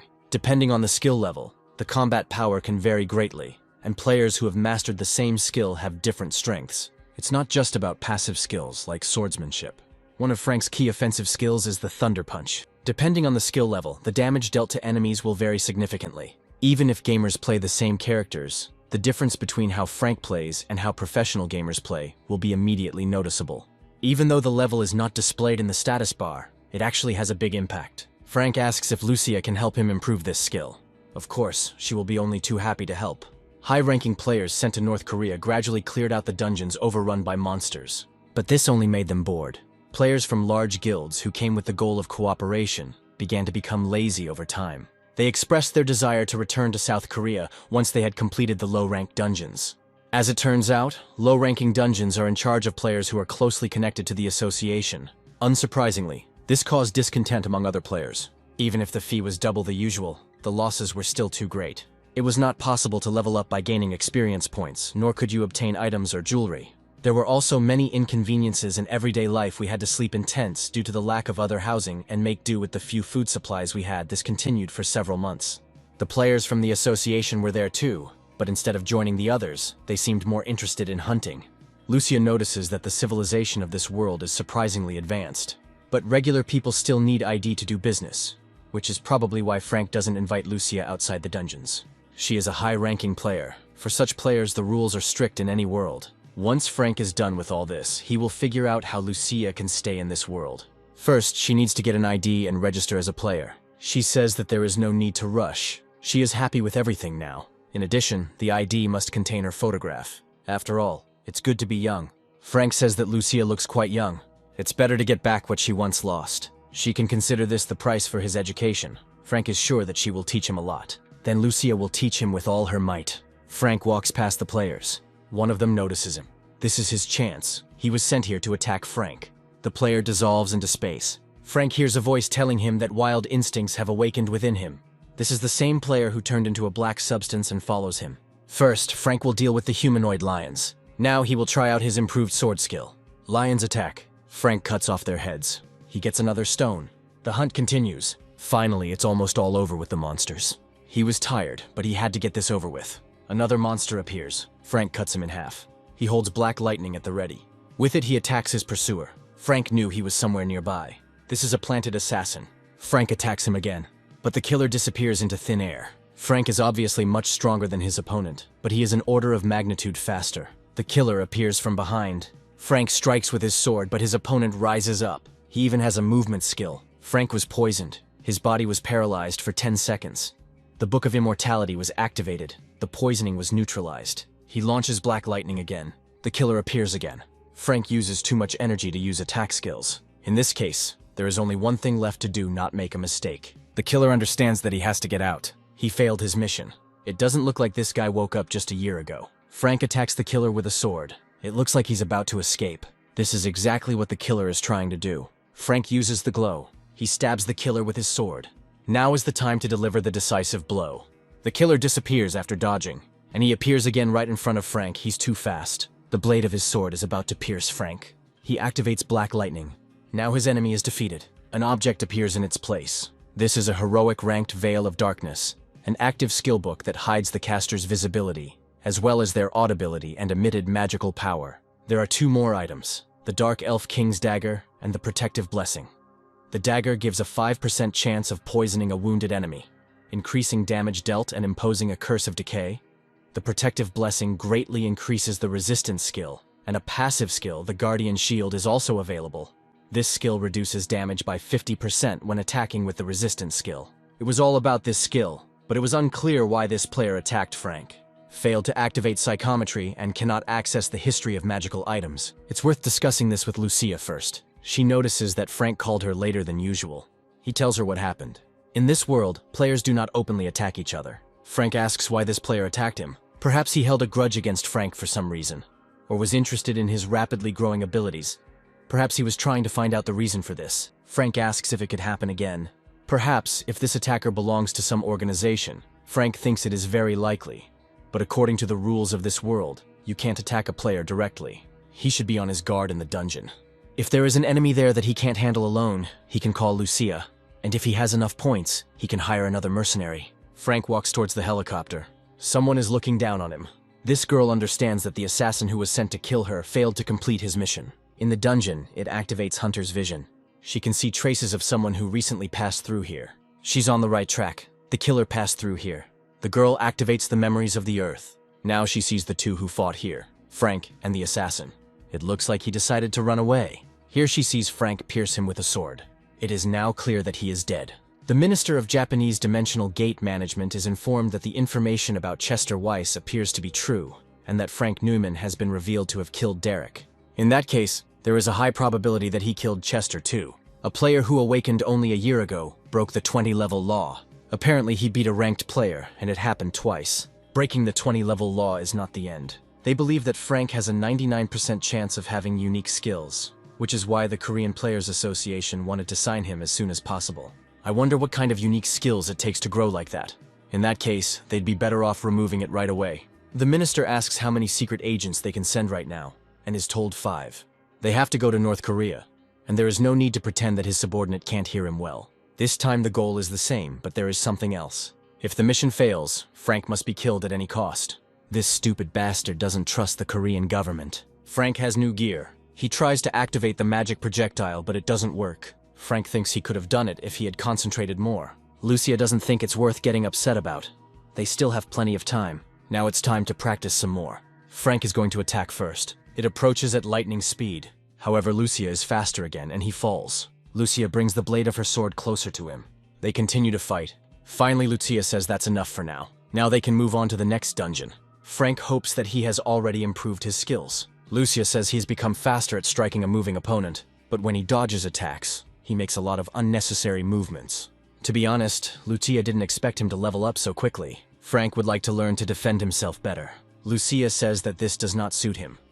If he wants to master the shield better, he should learn patience. He immediately attacks the enemy as soon as he sees him. At this moment, the shield only gets in the way. Frank tries to be more patient, but it's not that easy. That's all he is. Besides, it will be more difficult for him to defend himself with a shield and a sword at the same time. He will move much easier only with a sword. The metal armor that he is currently wearing is enough to protect his left hand. They're done for today. Lucia disappears. So now it's time to move on to the next dungeon. Then Frank notices a darkness ahead, glowing with red lights, as if a monster with red eyes is hiding there. Frank realizes that he is not alone here, and he is smart. This man speaks Japanese. That's right, he's from Japan, and Frank better not resist, but just follow him. Frank asks why this man wants him to go with him. He can't say, and offers to choose either Frank resists or gives in. Apparently this man is in cahoots with the killer who attacked him.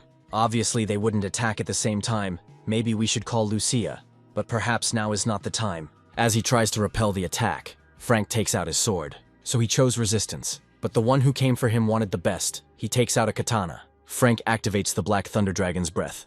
A player from Japan approaches him from the opposite direction. Frank activates the spatial movement skill. Then he fires Black Lightning again.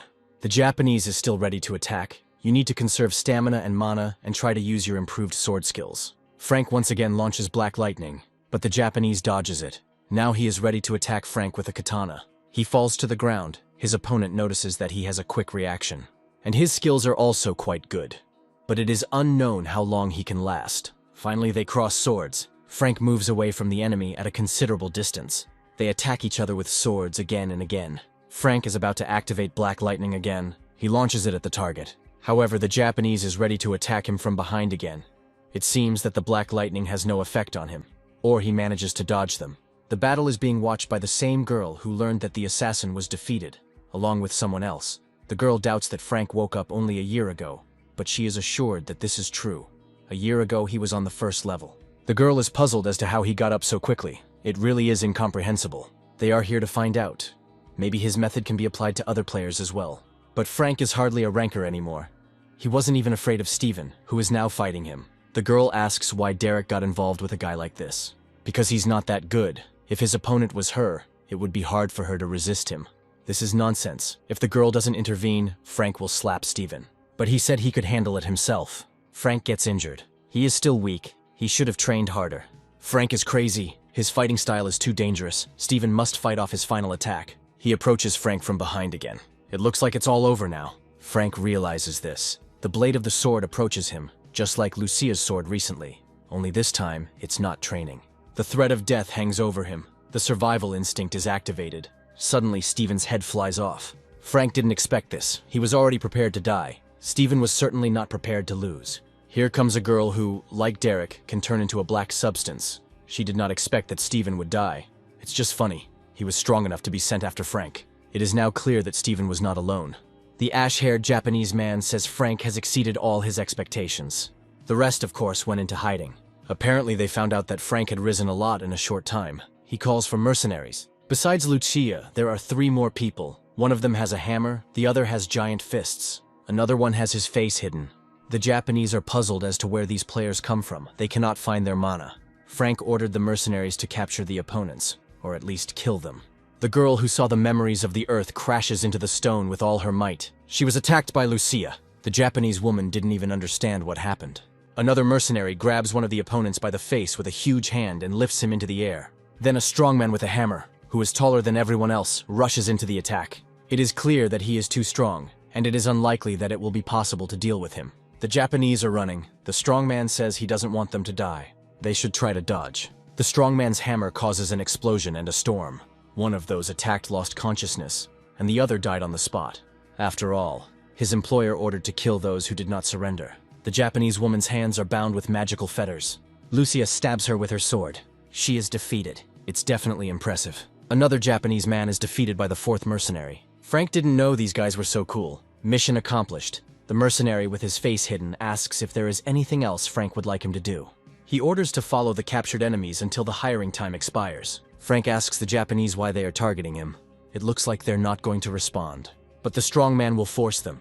They were asked a question, and they must answer. He swings the hammer, and he hits the Japanese man on the leg. Then the strong man asks who else doesn't want to answer. Maybe a gray-haired Japanese man.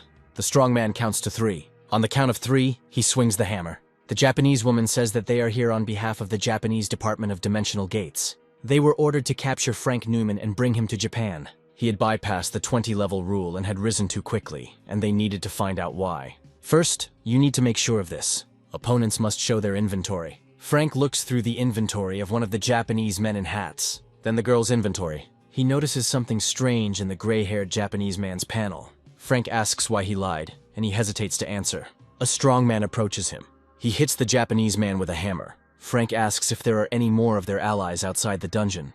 The Japanese woman says that there are, but she knows little about them. She guesses they're around level 200. Frank asks where they are. The white-haired Japanese man says that they have left the dungeon. Frank will be back soon. In the meantime, the mercenaries must keep an eye on them so they don't escape. Frank comes out of the dungeon.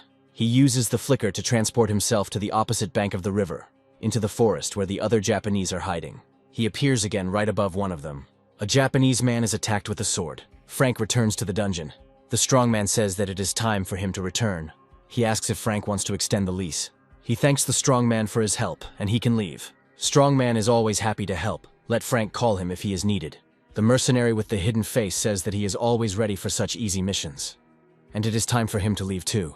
The mercenary with the giant fists leaves, saying that he will definitely hire a player with a hidden face next time. Frank wonders what to do with the captured Japanese now. Suddenly, fire appears from somewhere. He rushes past Frank. Lucia reflects fire with her shield. The Japanese are trying to escape. They have recovered during this time, and apparently have become bolder after the departure of the 3 mercenaries. Frank keeps black lightning at the ready. The Japanese are ready to strike with fire. There is a devastating explosion. Lucia activates a protection of transparent shields. She cuts off the heads of her opponents. Frank notices the Japanese wearing hats running away. It activates the flickering and curtain of darkness. The fleeing Japanese do not understand what is happening. Then an explosion hits them. It looks like all that's left of them are black shadows. They thought they could escape because only Frank and Lucia were left. Despite the losses, he gained a lot. But it is hardly worth telling anyone about it. It's just a Japanese criminal organization that does secret intelligence. Frank is sure they'll send someone else after him. It places dropped skill books into subspace. The most important thing at the moment is the safety of his family. If they are that strong, the association's protection won't stop them. Frank looks at the list of goods. A ring of protection of heroic rank, takes a hit if the owner is attacked, is destroyed when the damage exceeds what can be withstood. The item is consumable. 10 billion apiece, Frank will buy 3. There is also a rare rank exchange bracelet. This is a set of items. If you put 1 bracelet on each owner, You can see each other's emotional state. Blue indicates the calmness of the owner. Red indicates anxiety. The bracelet lights up with a black light when the owner is in mortal danger. Frank will buy this too. The heroic rank long-distance transporter is also not bad. Frank buys it as well. He brings the ring, bracelet, and transporter to his sister. She hopes Frank didn't do anything dangerous. He says he just decided to give it to her just in case. Then Frank comes to his father's room. He puts the bracelet on his arm. It lights up red. Frank asks his father not to worry. He will definitely find a way to cure him. Then the bracelet lights up blue. Father smiles. Frank is confident that he can cure him, and as he thought, his father is uneasy. He knows it's hard for him, but he will do everything to make him feel better. A week has passed, but the minister still hasn't received a single report. He asks what's going on. It looks like their operation has failed, but the minister doesn't care much. Perhaps the people sent by his subordinates simply betrayed him. He says the probability is low, but anything is possible. The minister asks if there are any more secret agents he can send. He says not yet. This subordinate is nothing but a headache. Another subordinate enters the office. He reports that the dimensional gate operation in Fukuoka City has failed, but the district was protected by the Yamato Guild. That's true, but the guild leader was killed, as were all of its members who participated in the operation. The minister asks what rank the monsters that appeared are. It has been established that the monsters belong to the heroic rank. Among them is a humanoid monster called Chojo. Its exact level has not yet been determined. It moves easily thanks to its wings and flies quickly through the air. The minister orders that the entire team of players be sent to the district immediately. In Fukuoka, humanoid monsters attacked and killed many ordinary people. Military forces are directed at them. Monsters devour their victims. The order is given to attack from all sides. Players are also ready to attack. Most monsters manage to dodge magic projectiles, but some are wounded. Their flock is very small. One of them lets out a roar, perhaps because some of the Chogi died, or perhaps to call for more. New monsters are arriving, and now their flock is much larger. The military prepares to shoot. The players are also ready to attack. They believe that victory will be theirs if they continue in the same spirit. Another humanoid monster is watching the battle. It is a different color from all the others. Perhaps it is their leader. It makes a cry that is different from the roars of other monsters. They turn their heads in his direction. Players realize that something is happening. The monsters retreat, but in reality, they are heading to the next city and they need to be stopped. Monsters attack military helicopters. Below, they are attacked by players. The leader of the monsters lets out his special cry again. Then they attack the players. There are rows of humanoid monsters on the buildings, and there are more and more of them. They use something similar to the players' skills. Monsters also throw lightning, causing explosions. One of the players is able to summon fire. He throws a pillar of fire at the monsters. Other players attack them with swords. He will make them regret that they dared. The leader of the humanoid monsters approaches the player. He manages to dodge it. However, the leader hits another player. The monsters surround the one who is breathing fire. It looks like he's finished. He is pierced with a sword. The leader of the humanoid monsters watches this. It launches yellow lightning bolts at players. Soon the minister is informed that everyone has been destroyed. He can't believe it, because so many rankers and high-level players were sent on the mission. The Chogi outwitted them. They pretended to retreat. Even if that's the case, it's unclear how they could have all been destroyed, and it's hard to believe that the Japanese Secret Service players are so helpless. The leader of the monsters is too smart. It doesn't matter. He's just a heroic rank monster, nothing more. They also have a video recording of what happened. The minister watches the video. Frank soon learns that a new kind of monster has appeared in Japan. These are heroic level monsters called Chogs that wreak havoc. The worst part is that the best Japanese rankers and high-level players were simply wiped off the face of the earth. Frank wonders how this is possible. Apparently, they are smart enough that the Japanese government has publicly appealed to the international community for help. Frank asks if there is a country in their time that can afford to help others. The other player answers no. They can't outsmart Frank. After some time, he hires Lucia and is going to improve his sword skills again, but before that, he wants to ask something. He asks if she has heard anything about monsters called Chogs. In her world, a horde of Chogs destroyed an entire kingdom, and if no intervention is made, they could destroy the entire world. There could be a lot at stake. The Chogi are quite smart and agile. The worst thing is that they live in packs and move in large groups. You can get very hurt if you treat them like ordinary monsters. However, the neighboring state is already doing this. If the leader of the Chogi is as smart as they say, then it will be difficult to deal with him. If there is a way to stop these monsters at all, countries should unite and act together. Frank is unsure if other countries can find the strength to unite. However, standing aside can be even worse, as Chogi can grow to legendary rank. Of course, they also have their own limit, but like players, they level up through hunting. Their level skyrocketed when they won such a big battle. They probably absorbed a lot of magic stones and skill books and became even stronger. That's why they are so hard to defeat. Chogi don't just attack, they hunt other monsters and players. This is how they earn experience points and magic stones, especially stones that help them overcome their limit. Frank asks if players can also absorb magic stones to grow. As far as Lucia knows, this is impossible. Although many empires and kingdoms invested huge amounts of money in experiments, they all proved futile. Frank says that similar studies were conducted in his world, and they also failed. He doesn't think the Chogi will be attacked anytime soon. Besides, all the mercenaries are already busy, so Frank doesn't want to waste Lucia's time. She says that the Chogi will get what they deserve without her. But Frank already doubts this. 3 months have passed, but the Japanese government still has not dealt with the Chogi invasion. They captured all of Fukuoka and the city fell under their rule. While Japan was unsuccessfully trying to secure international support, South Korea had finished repairing the damage caused by the second disaster.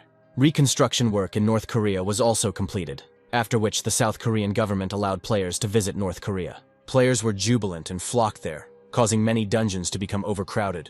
Frank tried his best, but he still couldn't cope with all the dungeons of North Korea. And as the players kept coming and coming, he eventually decided to return to South Korea. After a long time, Frank comes home to his mother and sister. Sister says she's actually here, but he doesn't even want to look at her. His mother was in the kitchen, and she didn't immediately hear Frank arrive. She invites him to come into the kitchen quickly. He probably hasn't had dinner and is very hungry. Frank says he skipped lunch because he wanted to eat with them. After some time, he comes to a dead end between buildings. Now Lucia will arrive in his world, and it is worth hoping that she will be able to stay here. Frank finally decided to help her, and now she can live in this world. Lucia was prepared for this. She was wearing normal clothes. They come out to the road, and now she can see what people and everything around her look like. So this is the world Frank lives in. Frank says she needs to get an ID first. To avoid a lot of problems, she just has to do as Frank says. Lucia is ready to do whatever he says. She speaks exactly like a mercenary to his employer before starting a mission. Frank actually doesn't know how Lucia, who never existed in this world, could get an ID card, except through the Players Association.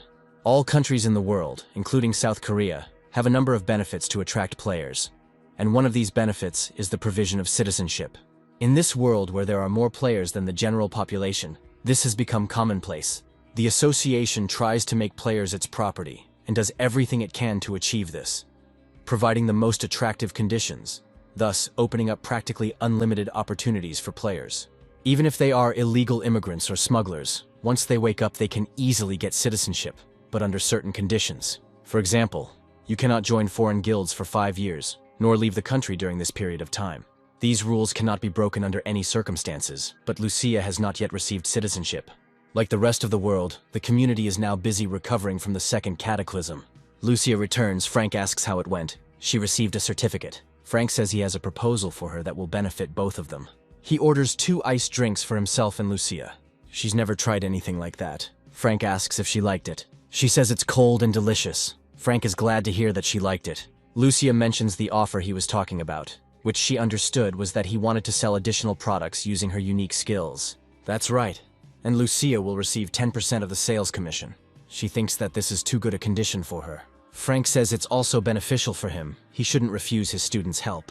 It's been 6 months since they started working together, and until she finds a way to return to her world, he wants them to continue to stick together. And if possible, Frank wants to help drive the monsters out of Lucia's world. She is so grateful for his help and support that tears come to her eyes. Frank asks if she's okay. Lucia says she doesn't know how to thank him. Suddenly, she kneels in front of him right in the middle of a busy street.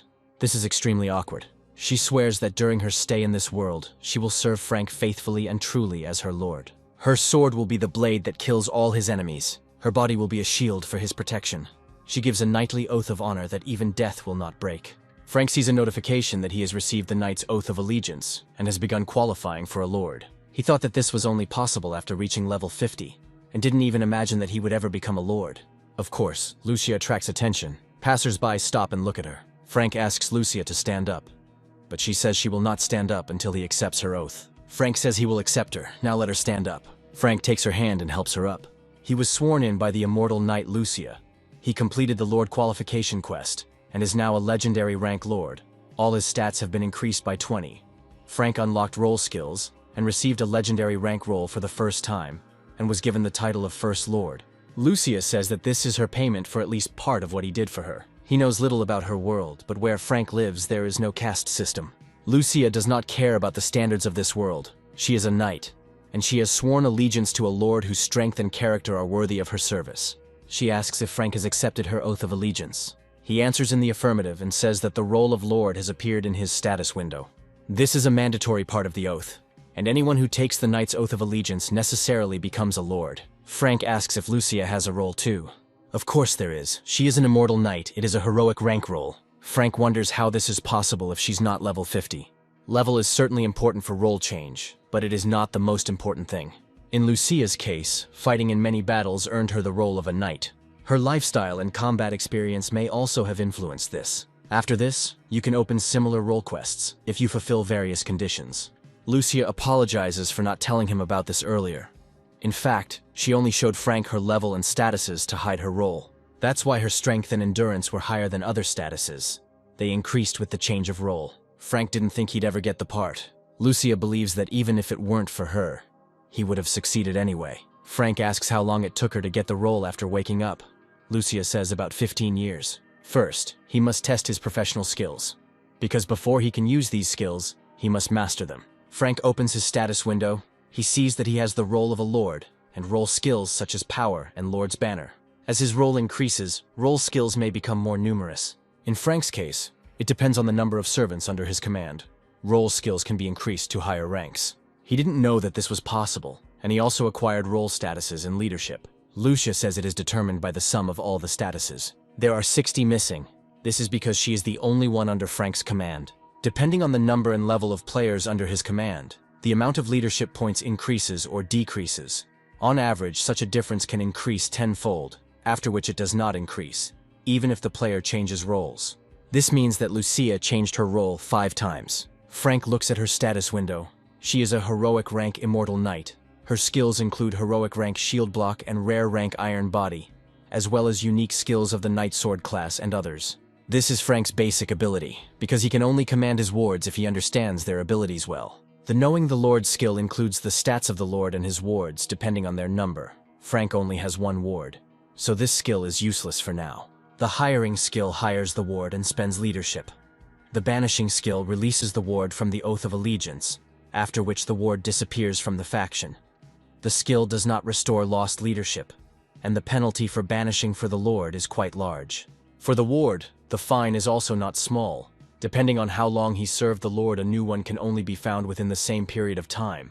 And the level and characteristics of the ward as a result of exile decrease, but this is temporary. There is an opportunity to return everything by increasing the level and using skill books. Frank asks if Lucia knows how much the ward's level is dropping.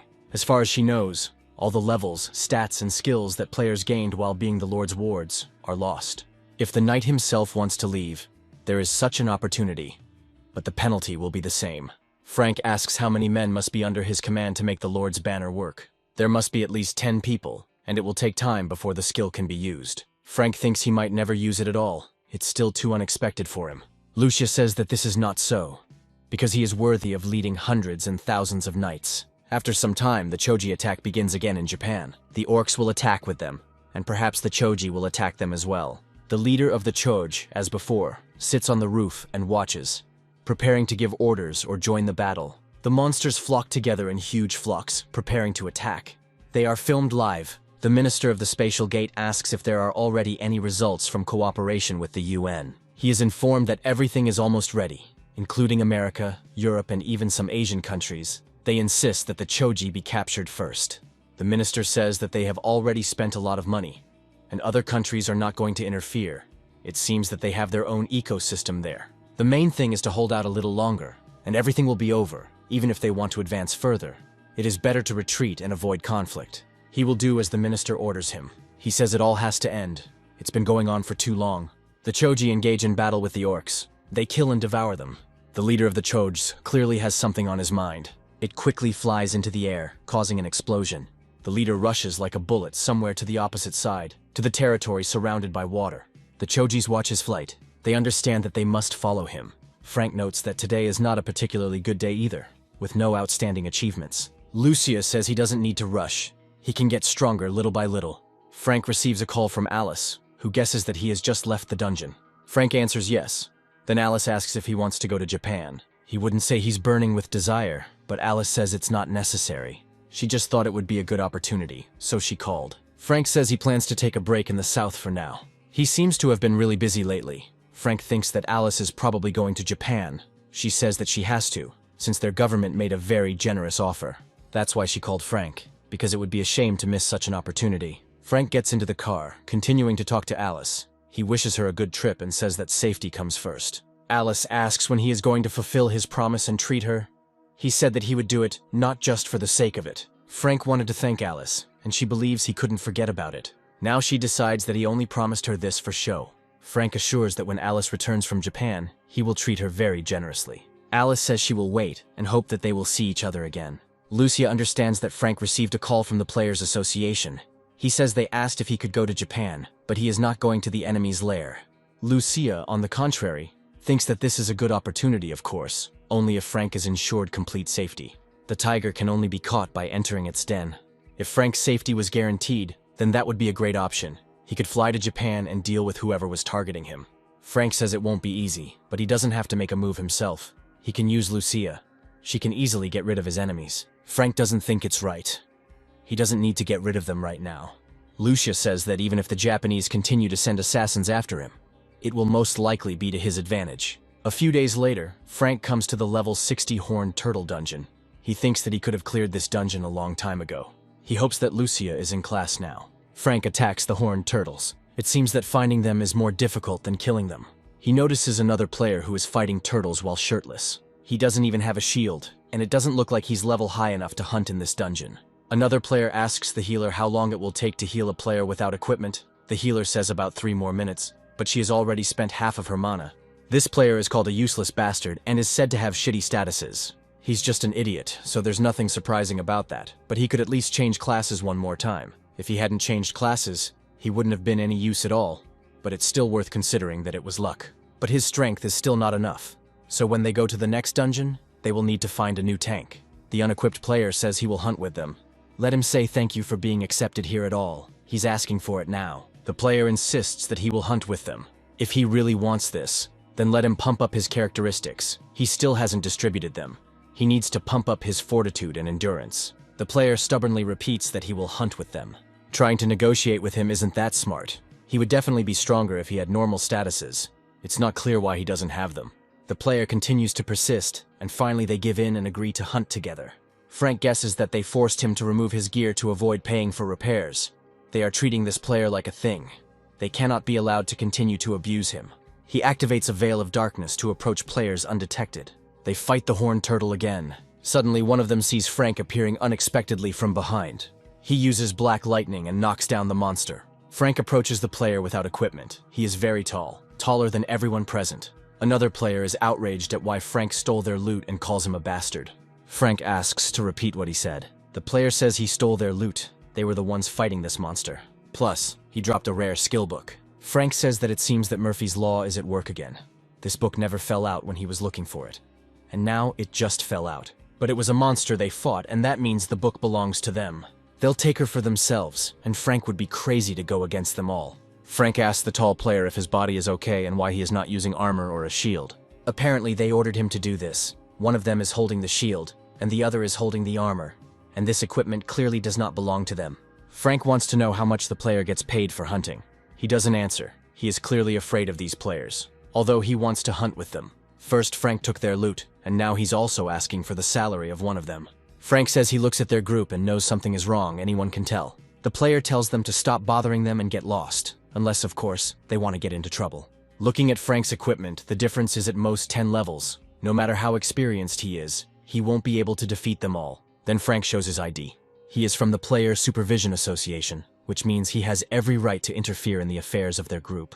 The player realizes that things are bad. Frank asks the tall player again how much he gets paid for hunting, and he says it's a lot. It doesn't seem like that's the case, but it's unlikely he'll tell the truth. He's too intimidated. Frank then activates psychometry to find out the truth and see the memories. He sees this physically strong player named Jack Lee fighting with horned rabbits. It turned out that he was stronger than they thought, although judging by his height, this should have been obvious.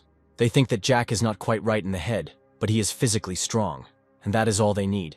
They can use him as a shield and a battering ram, since he agrees to everything. Since they started covering him, his armor cracked and the players were unhappy. Although before that they said that he did a great job. They decided that they were paying too much for a tank that couldn't properly upgrade its stats. They began to shame Jack and told him that he should understand that he was guilty. After the horned rabbits, they went hunting for red dogs.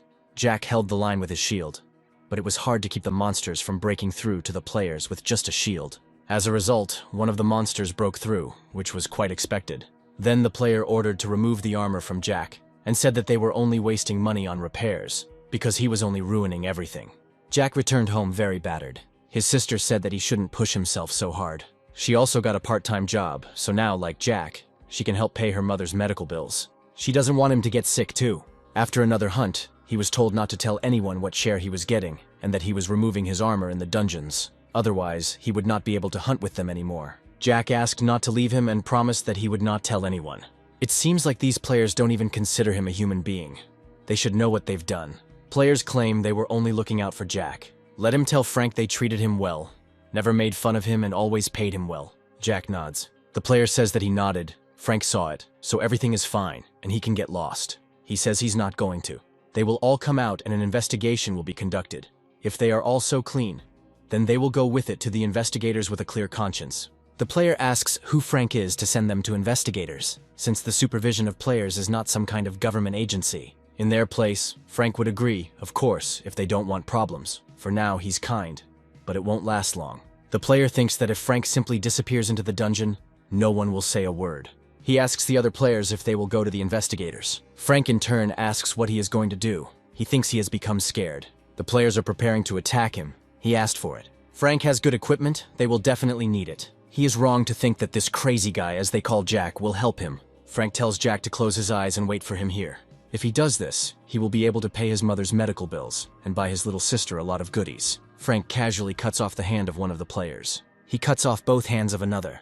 Now it is clear that they were very wrong in thinking they could deal with Frank, and there's no point in trying to resist. He asks the player who bullied Jack the most why they don't attack. He falls to his knees and says that he will go to the investigators. Frank knocks out his tooth so he doesn't get off so easy. Soon all the players are arrested. Frank comes to the hospital to see Jack's mother, and his sister is there too. Jack says that he will definitely repay Frank for his kindness. He thinks it's no use, but Jack definitely wants to repay him.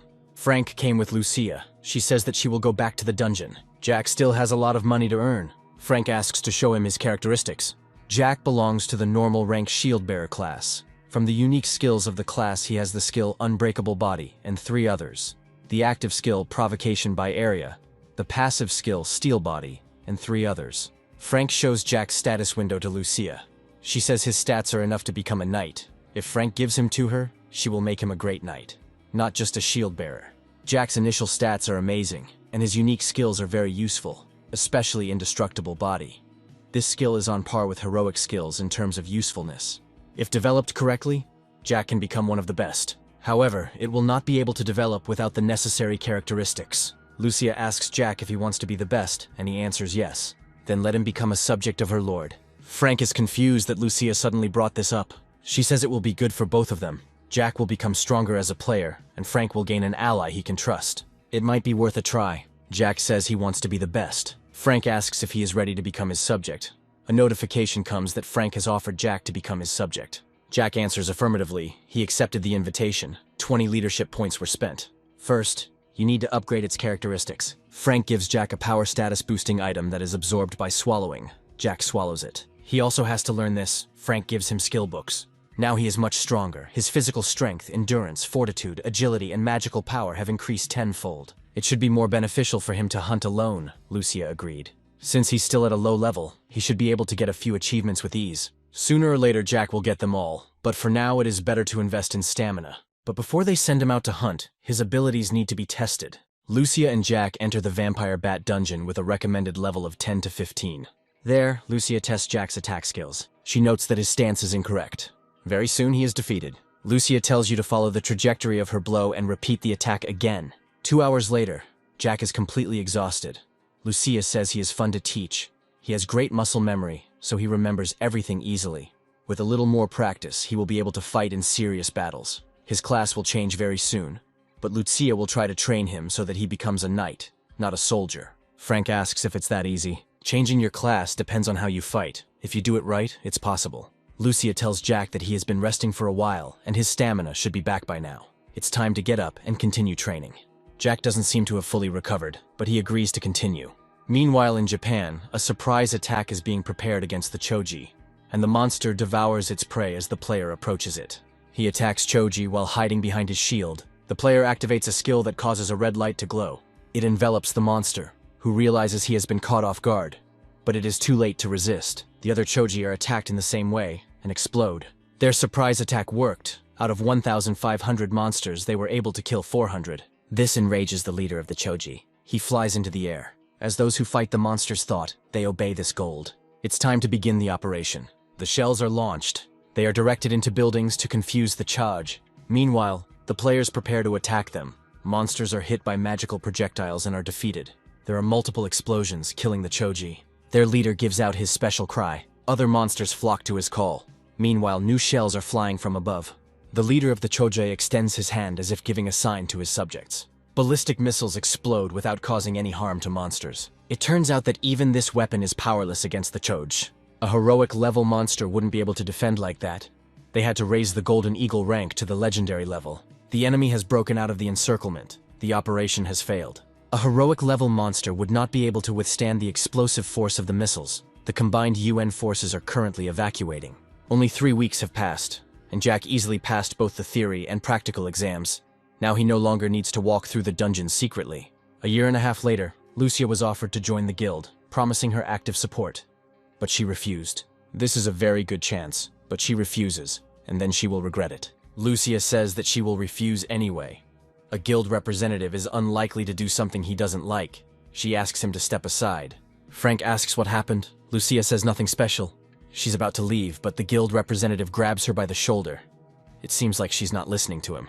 Then Frank grabs his hand and shakes it off Lucia's shoulder. He says, "The man already said he doesn't want to join the guild." The representative believes that Frank has no right to interfere. He asks who this man is. Lucia says he said he was a scout from a dark guild. Frank activates the protective barrier. He asks if Lucia has done anything to attract their attention. She says she has kept her results at about the level of an average player. However, for some reason, the members of this guild tried to find out about Lucia. Scout is outraged that Frank can act like this, even knowing who he is. Maybe he doesn't know who Frank is to act like this. Scout says he's from a dark guild, thinking it will impress. Frank says he is from the Players Association's oversight team. Scout is not happy about this. Frank tells you not to torment a man who doesn't want to join his guild and to just leave. Scout says Frank will definitely regret this. He was told to make Lucia a member of the guild by any means necessary. Frank comes to a dungeon with heroic level crocodiles. The recommended level is from 280 to 320. He asks if Jack will be okay. Lucia says that he has been undergoing serious training all this time, so he will have enough strength to clear the dungeon on his own. Even if he was in danger, Lucia would be able to find out about it, so there was no reason to worry. It seems she knew that Jack was going through brutal training. Luckily, Lucia knows this, but every drop of sweat shed during training equals a drop of blood shed during battle. The more seriously Jack trains, the more his chances of survival in a real fight increase. Frank doesn't think Jack will worry about his survival while hunting. He only thinks about how to become the best and serve his lord faithfully. It will be difficult to increase his statuses now, but later it will become possible, because the power of the spirit is involved not only in the skill. This should slowly change after taking the drug given to Jack by his lord. That's true. But Frank wonders what would happen if he invested all his unallocated points into physical strength and mental strength. Perhaps of all the tanks that exist now, this one will be the strongest. There is an enemy ahead. Weapons like spears fly from above. Frank cuts them down with his sword in a flash. Bubbles appear on the surface of the water. From there, new spears fly at Frank. It is clear that crocodiles are hiding under the water. He activates Black Lightning. This seems like it would be a hassle. A spear emerges from the water. Of course, it's a crocodile, which means it can be attacked. Frank plunges his sword into the place where the spear came out, and a fountain of blood spurts out. Humanoid crocodiles with spears emerge from the water. This is even better. Now Frank can precisely attack several at once. Soon the monsters are defeated. These were undoubtedly the weakest of the heroic rank. The one Frank had faced before was the strongest of that rank, and it wasn't easy. This is just the beginning, because Frank is quickly becoming stronger. Although the dungeon with crocodiles is difficult, there is no better place to train passive skills, such as Wild Instinct. Now you can continue the hunt. The leader of the Dark Guild scolds the scout for failing to bring Lucia to them. If he can't even handle such a simple job as hiring one noob, it's unclear what he can do at all. If he continues like this, let him leave right now. The scout says that suddenly a guy from the Players Association's oversight team intervened. The boss asks what kind of team this is and why they are preventing their guild from hiring noobs. He seems to have a friendly relationship with their target, and most importantly, the target is not going to join their guild. The boss said several times that he should have told me about the terms of employment first. Scout told about them, but Lucia still refused. The guild leader thinks that perhaps she has sponsors, or the money offered was not enough. Scout believes it's best to just give up on Lucia since she's being protected by a member of the surveillance team. But they can't just give up in the face of such a lucrative deal. Their sponsor told them to take her and bring her. The guild leader orders to first find out information about that member from the Players Association. They have never been asked so insistently to bring someone, and he cannot refuse. Frank asks Jack if there were any problems during the hunt. He answers negatively. He collected a bunch of stones and several skill books. Jack wants to give it all to Frank. He says there is no need to give it to him. This belongs to Jack, because he got all this by hunting monsters. Frank offers to follow him. Jack gets money for the magic stones he sells. Frank informs that the money from the sale of skill books will come after the auction ends. Jack wants to return some of the money to him as gratitude for his help. Frank says he can pay him back little by little.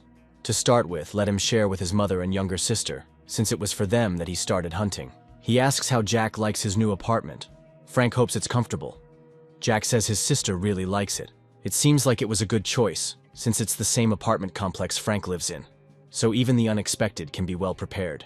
You always have to be prepared because they don't know how long the Japanese will remain silent. Tomorrow they will do the same thing as today, Jack agrees. The head of the Dark Guild finds out information about Frank. It turns out that he is a newbie, who woke up less than a year and a half ago. And besides, there is also a disabled person hanging around with them. They think that they can get rid of them in one go. Except for Frank's membership in the Player Association, he is nothing special. Judging by the fact that the mission location changes from time to time, his skills seem to be poor. Frank also has a colleague with whom he is especially close. Then right now, they will start preparing for tomorrow's mission. Frank walks down the street with Lucia and Jack. He notices a black car with tinted windows. They get into the car. Frank says they're being followed. Lucia realizes that he means the black car driving behind him. Considering the magic that can be felt, it looks like there are players riding in this car.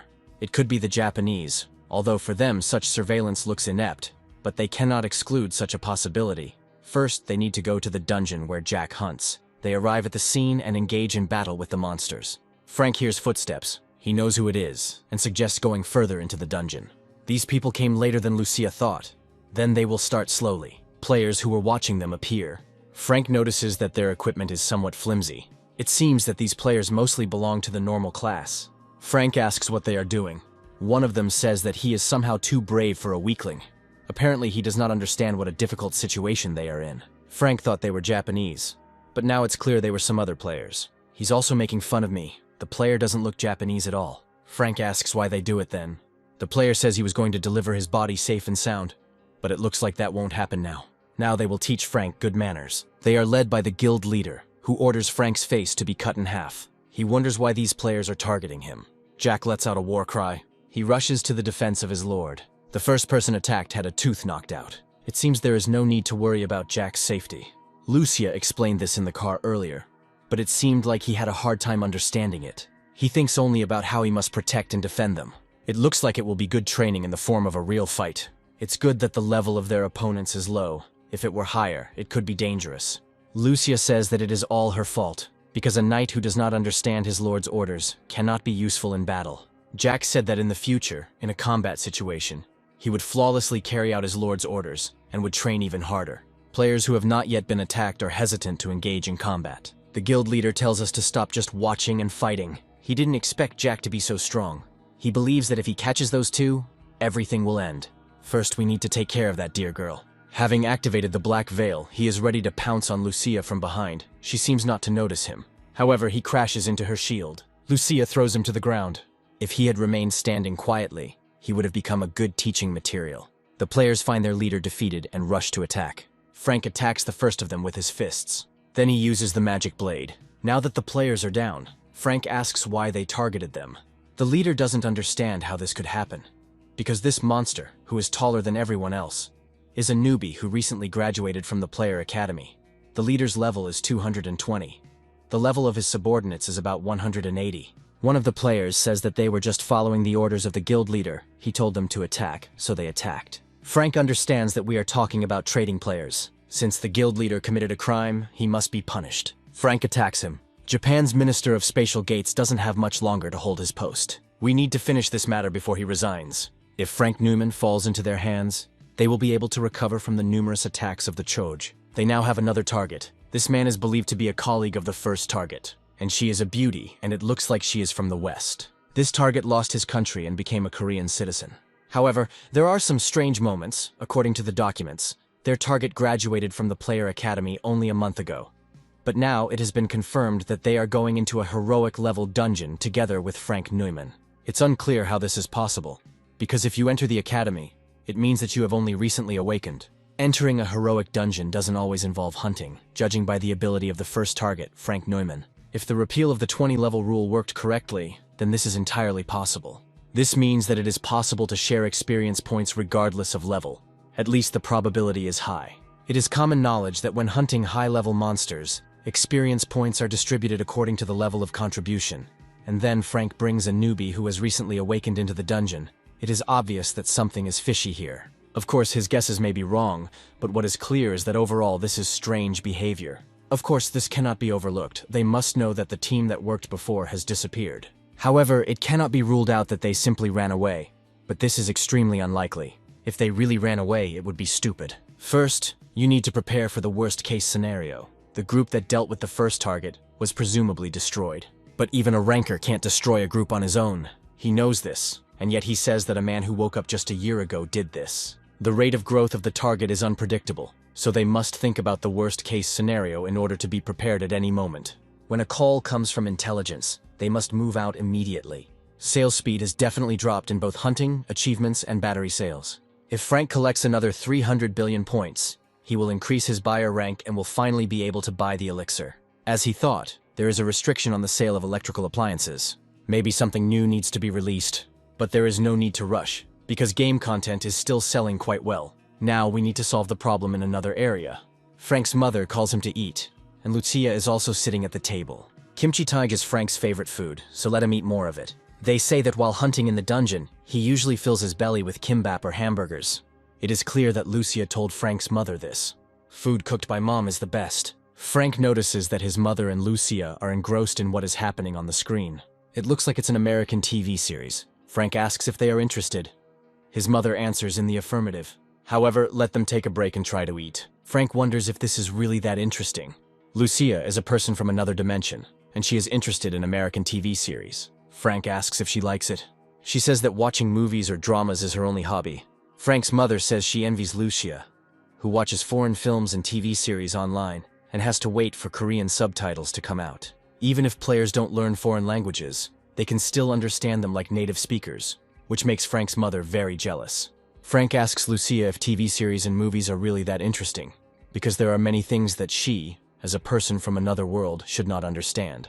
She says it's interesting, although there are things she sometimes doesn't understand. But to some extent, she can understand if she watches the series, and she enjoys learning about a completely different culture. Frank thinks that he might try selling new video content to users from other dimensions. Apparently, Frank is going to sell movies and TV series.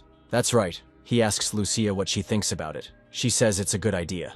Even if it might fail, it still doesn't seem to cause any major problems. It's all thanks to Lucia, because she fell in love with movies and TV series. Lucia is embarrassed. A customer from another world sees a notice that Frank Neumann has registered new items for sale. This is a set of a TV and a DVD player. The set includes the movie Transformers. The girl thinks that this is some kind of useless object again. Nevertheless, she buys it and watches the movie. She is impressed. She had never seen anything like it. The girl wonders how they hired robot actors. It seems that in the world in which a man named Frank Neumann lives, in addition to abilities, there is another rather powerful force. Sales have increased significantly, although buyers did not show any signs of life. Although now they show Frank such mercy, the reviews are also good. Users ask if it is possible to sell Bumblebee too, and ask to put it up for sale.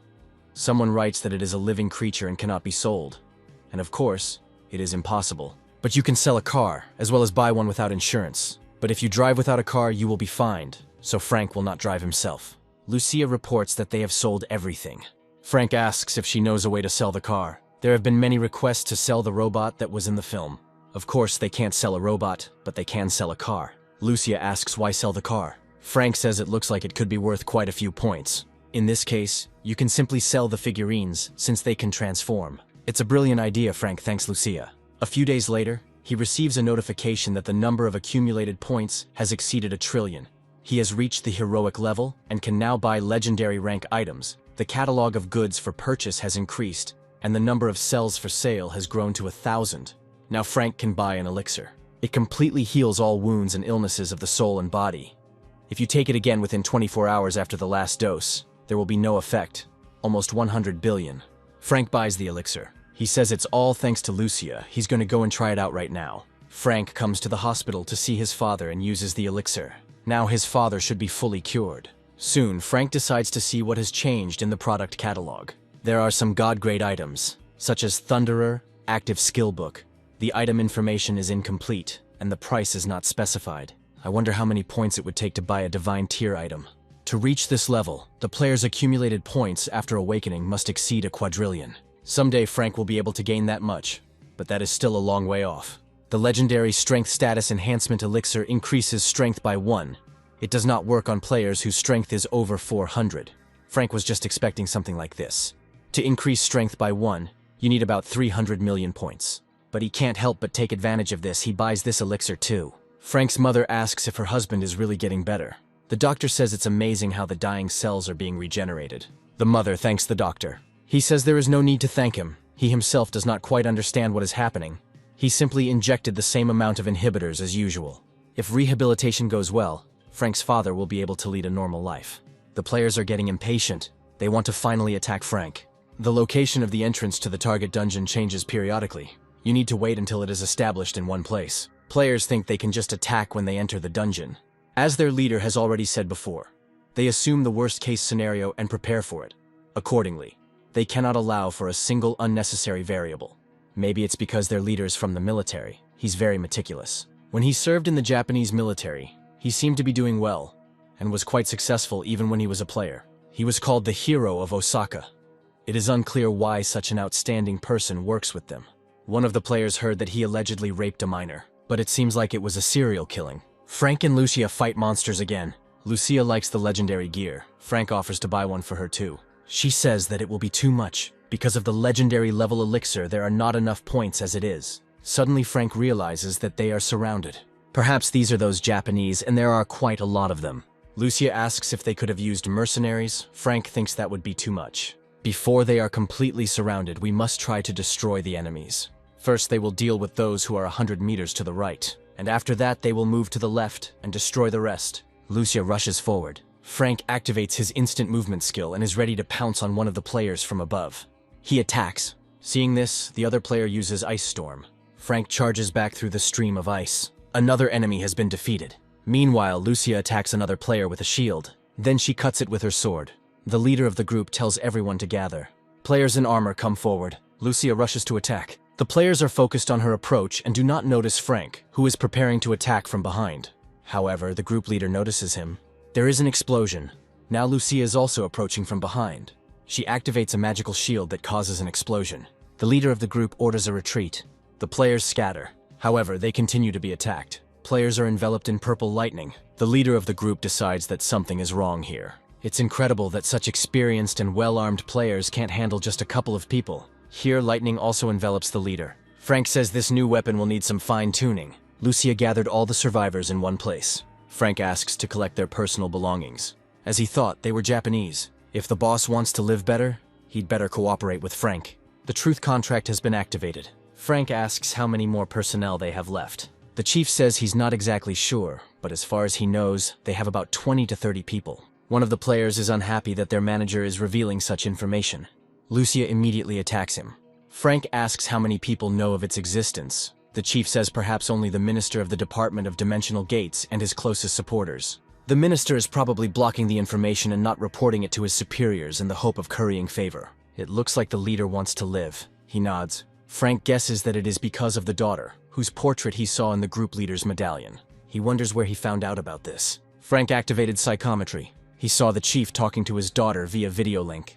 She is in the hospital. Frank asks to describe his situation as briefly as possible. Nick was participating in a military operation when he saw a notification that he had awakened.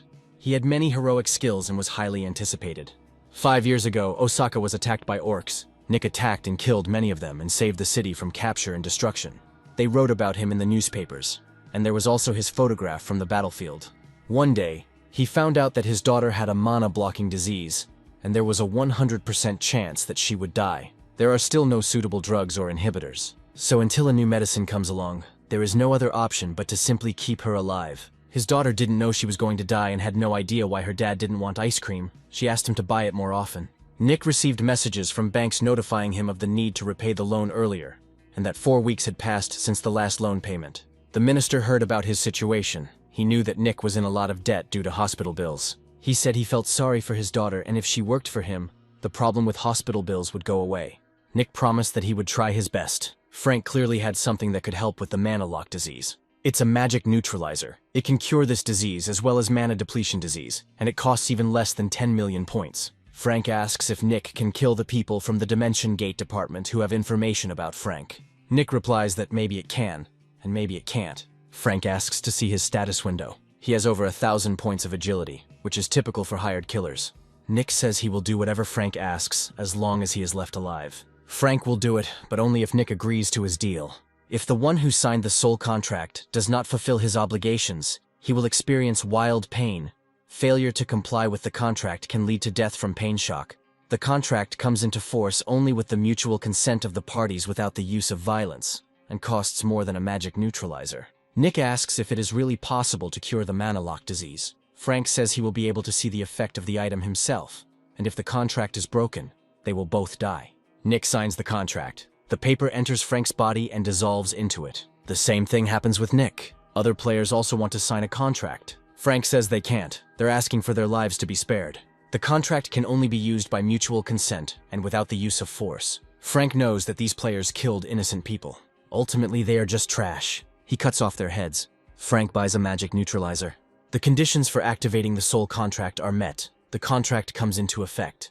Nick must say that the plan failed, return to Japan and kill everyone who knows about Frank. With the current spec, it might fail, so Frank will help it out a little. Nick receives a notification that Lord Frank Noman has offered him to join.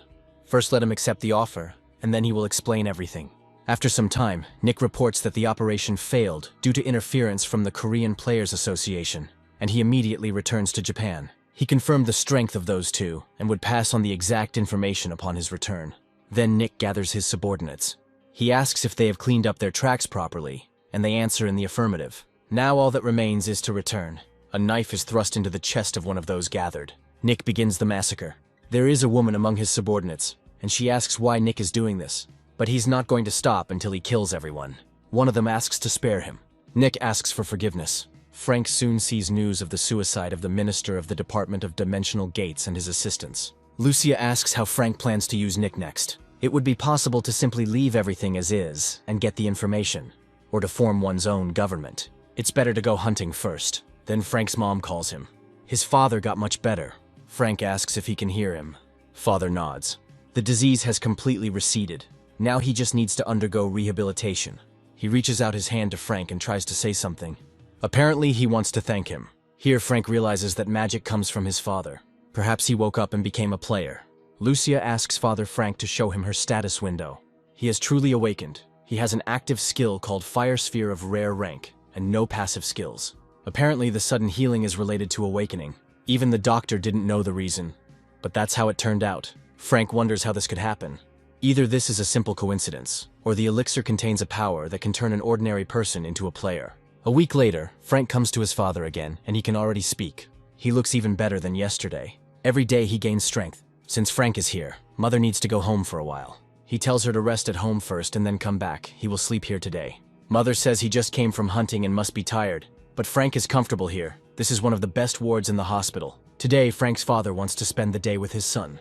Then Mother will sleep at home. But tomorrow she will pack her things and come. Frank offers to give her a ride. She says no need. Frank's father thanks him. He got well thanks to him. Frank says he didn't do anything special. He got better thanks to waking up.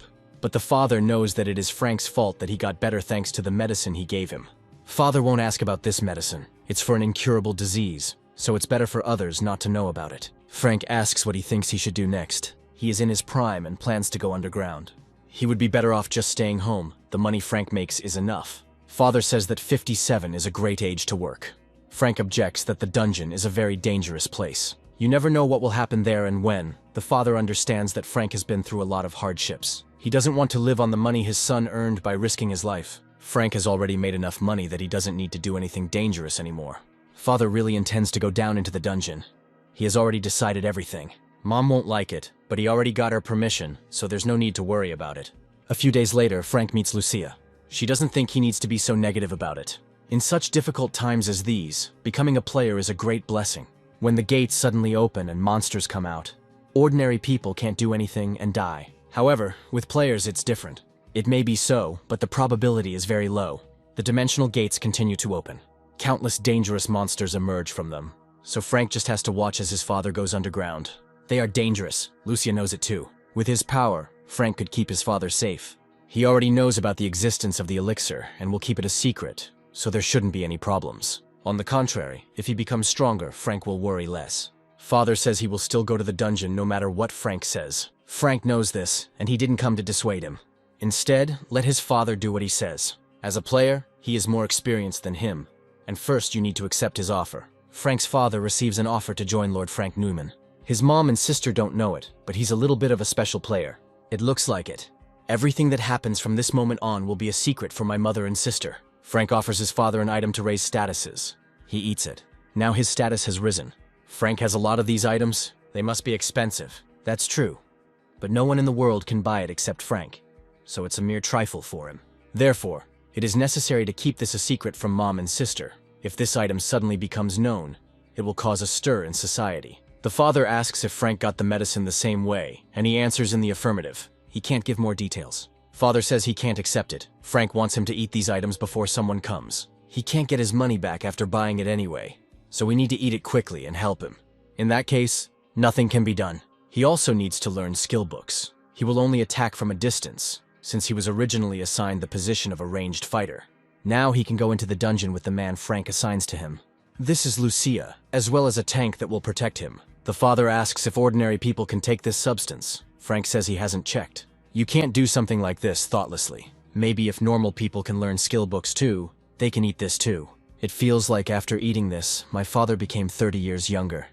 It would be nice if my mother tried it too. If he hadn't said he remembered the elixir, or that he was going to the dungeon, Frank wouldn't have shared that such a thing existed. The father understands that it would be better if as few people as possible knew about this. He asks when he can go to the dungeon. First, he needs to be discharged from the hospital and undergo training at the Players' Academy. Father is really in too much of a hurry, he completely forgot about it. The death of the Japanese Minister of Dimensional Gate and his subordinates has been ruled a suicide, but it is definitely the work of a player with a heroic-level stealth skill, and the identity of the perpetrator has not yet been established. The Prime Minister asks how many people in Japan have heroic-level stealth skills. Since players do not reveal their abilities, they do not have accurate information. It is unclear how some insignificant player could kill a high-ranking government official. The Prime Minister orders that border protection be strengthened threefold. Perhaps it was the opposition that did this, or it was the work of some faction within the party. Although he doesn't know exactly who did it, but it was certainly one of them, and they won't stop there.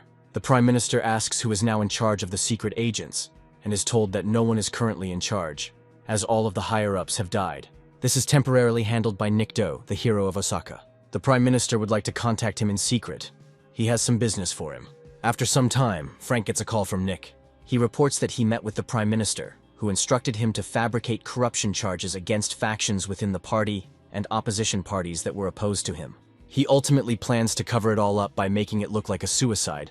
Apparently, he relies heavily on Nick. Frank tells him to follow the Prime Minister's instructions and earn his trust. If he succeeds, he will strengthen his influence in the Players' Association or the Dimension Gate Department. Next, Frank asks Nick about his trip to America, and he says that everything went well. Thanks to the medicine Frank gave him, Nick's daughter recovered. She plans to continue living with her mother in America. It would be good to hide the fact of her healing. Nick plans to continue sending a large sum of money for her treatment. There is no need to contact Frank from now on unless something serious happens that affects him or Korea, and let Nick do things his way. Now you don't have to worry about it. After some time, the player goes hunting in the Orc dungeon. He shows his ID. He would also like to work as a security officer. He activates the fire sword. Orcs are attacking. The fire sword leaves them no chance. Soon, all the monsters are defeated. Even if you become a security officer, you can continue to hunt. Here, a new group of monsters appears. The player prepares to attack. Suddenly, an axe flies from above. It hits the player.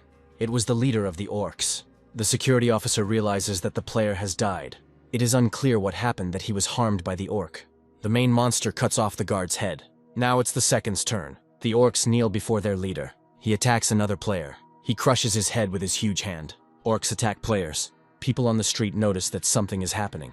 The gates opened and monsters came out of them. They start attacking everyone around. Their leader is watching. He clearly likes what's going on. While they were away, the association called. Frank calls back, but the answering machine says the subscriber is unavailable. Breaking news, a wave of monsters has opened up near Sinchan Station. Lucia says these aren't just any monsters, but a group of orcs. Perhaps the monsters are evolving and becoming stronger. Orcs are the monsters that are most similar to humans. Non-combat orcs are of normal level, but if they become soldiers, they can already be of rare level. Their leader may be of heroic level. In rare cases, it reaches legendary level. Lucia saw it with her own eyes. An army is sent to fight the monsters. Machine guns and tanks open fire on the orcs. I wonder how much stronger these orcs have become. Players hope to get rid of them all at once. Orcs flee from the rising ice wall. They seem to be losing. There are severed heads of orcs all around. It looks like Frank was worried for nothing. The attack continues. Here, the orc leader appears. It makes a deafening roar. Frank was under the effect of the mind suppression skill Battle Cry. When under the effect of the skill, the body is paralyzed for 10 seconds. The indomitable spirit is activated. Resistance to the battle cry is shown. This is the worst thing Frank expected. Under the influence of the battle cry, the monsters rush to attack again. Now the advantage is on their side. Orcs are killing players one by one. Their leader approaches the player whose body is paralyzed. Another player rushes to her aid, but the orc chieftain crushes him into the ground with his giant foot. Then he is attacked from all sides. The chieftain swings his axe, causing storms to form. It's not clear why some orcs are so strong. They might even die here. Black lightning explodes around the orc leader. Frank attacks him from behind. However, he is ready to repel the blow. Frank sinks to the ground. The orcs charge in. Frank activates the lightning. The player calls to stop the orc chieftain. Another says they should retreat. Frank agrees. It activates the flicker. The mana flow is unstable. The activation is cancelled. These monsters are well prepared. There is a sorcerer standing on the roof. The players are told to retreat. A legendary level orc has appeared. Frank wonders whether to do as Lucia taught him. He will die if he doesn't dodge. Or maybe he will become disabled or die. The survival instinct is activated. Frank attacks the chief. He stabs him with his sword. Then Frank attacks again and again. The players are amazed. Frank tells them to retreat. It's a temporary buff, so he won't be able to hold him off for long. The orc chieftain swings his axe. The survival instinct has ended. Frank activates the black robe. The players are running. A circle of fire appears above them. There is an explosion. Players take refuge in a temporary shelter near Sinchan Station. Frank's powers are still not enough. Then one of the players calls out to him. She asks if he remembers her. This is the girl who said Frank was her type when he defeated the Blue Dragon. This is Helen Stone. She is delighted that Frank remembers her name. There's no way he doesn't know him. Among all the rankers, she has a unique ability. With her specialty as a demonic spearwoman, she even appeared on television several times. She is a famous ranker even for ordinary people. Helen thanks Frank for his help. If it weren't for him, something bad would have definitely happened. Previously, they were in the same punitive detachment. Although Frank doesn't remember them, they haven't seen each other for a long time.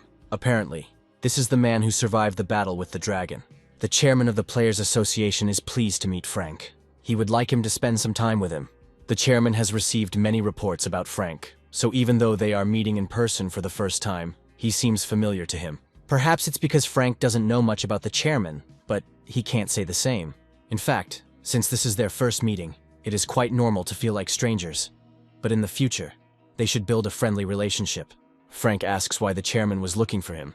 He says they found out that the orc chieftain and the mage are of the legendary level. So, just like with the Amugi, they plan to assemble an elimination squad. Compared to the Amugi raid, this fight will be much more difficult. In any case, there is a more serious problem.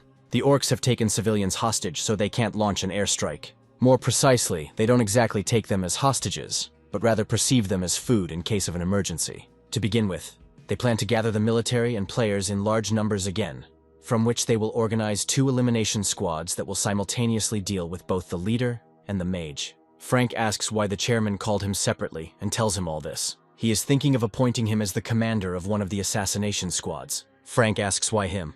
Because he fought the orc leader alone, albeit briefly. The chairman wants Frank to talk about the skill he used in the battle. Frank says he can't give all the details, but he thinks he can tell you about the activation conditions, usage time, and rollback. If he tells them about it, that will be enough for them. But before that, Frank wants to know why the chairman is interested in this. He is not sure that even with a buff like Hannah Kim's, it is possible to defeat the orc chieftain during the skill's duration. The chairman has one consumable item for Frank. This is the blood of a heroic level ogre. It gives a portion of the ogre's physical abilities. For 30 minutes it increases strength, agility, and endurance by 40%. After the end of the action time, strength, agility, and endurance are reduced by 10% permanently. It looks like this is an upgraded werewolf king's heart. Apparently the chairman wants Frank to take advantage of this and defeat the orc chieftain. He believes that Frank will definitely be able to win using the buff together with the effect of this item. And if you add Hannah Kim's buff to this, he will definitely win, even if the chieftain uses his rage. If Frank accepts the offer, all debts for purchasing the legendary rank skill book will be written off. And after completing the raid, he will be able to get one item for free. Sounds good. 10% of lost skills can be restored for about 3.5 billion points. But the chairman doesn't know that. Frank asks to give him 2 items he wants for free. In addition, he wants revenue from the sale of items that matches his contribution. They come to an agreement. The chairman thanks Frank for making this difficult decision. He would like to ask for one more thing. The chairman is ready to do everything in his power. Frank would like to be promoted to team manager within the association and for a new team to be created for him to lead. The chairman agrees. Frank says he was worried he would refuse. People with his skills and character naturally have the right to take the place of the head of the team. The activation conditions are quite complex. Frank says to be sent to meet the orc chieftain one-on-one. If you do this, the chance that the skill will activate will increase. It may be dangerous, but Frank has to take the risk. The chairman thought that he was an egoist who cared only about his own benefit, but he was very much mistaken. They will start preparing right now. The detachment sent to fight the orcs was defeated. All citizens immediately learned about this news. The main reason for their defeat was that there were 2 legendary level orcs. All citizens fell into a state of panic, and people living in Seoul and Gyeonggi province began to leave their homes and head south. The government requested help from those who were in the UN and fighting in other countries, and also called on rankers and players from all over the country. At the same time, the government requested assistance from UN peacekeeping forces, and the fact that a second detachment would be sent into the fight was widely advertised. UN peacekeeping chief Jason asks if there is a way to stop the psychological attack the orc chieftain is using. If they can't stop her, then there's a good chance the new squad will also be defeated. The punitive squad will lure out a legendary level monster and destroy it. It is unknown whether they will be able to destroy a monster of this level in a short time. If during the battle it activates a psychological skill, a huge number of casualties cannot be avoided. They have to take that risk. Until they have a way to counter the psychological attack, they won't be able to do anything. They came here to help them. They can't just avoid a dangerous fight. Although they may sacrifice a lot to win, they will not participate in such an ill-conceived plan and die like dogs. Maybe these are players who are temporarily part of the UN, and not peacekeeping soldiers. This damn guy just hates players. He was deliberately stalling for time. This battle will be incredibly difficult. There is no guarantee that the orcs will just sit there. They have no choice but to hold the meeting tomorrow. It's been a long day. Everyone has worked hard. Today we need to get some proper rest. Frank is called out by Alice. She asks to give her some time. Alice heard the talk. It seems like he made a big contribution in the first battle. She thought Frank joined the second raid to level up quickly and powerfully. But that's not the case. Apparently, he was hiding his skills all this time. Frank says that if he had hidden them, the blue dragon would have killed him. But since then, his skills have improved greatly. Alice heard that he would take the brunt of the damage this time. Frank says it will be to his advantage. It doesn't matter, because no matter what reward he gets, the lost skill points cannot be restored.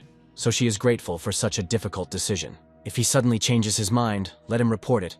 Alice will take over his role. Frank says he has already made his final decision.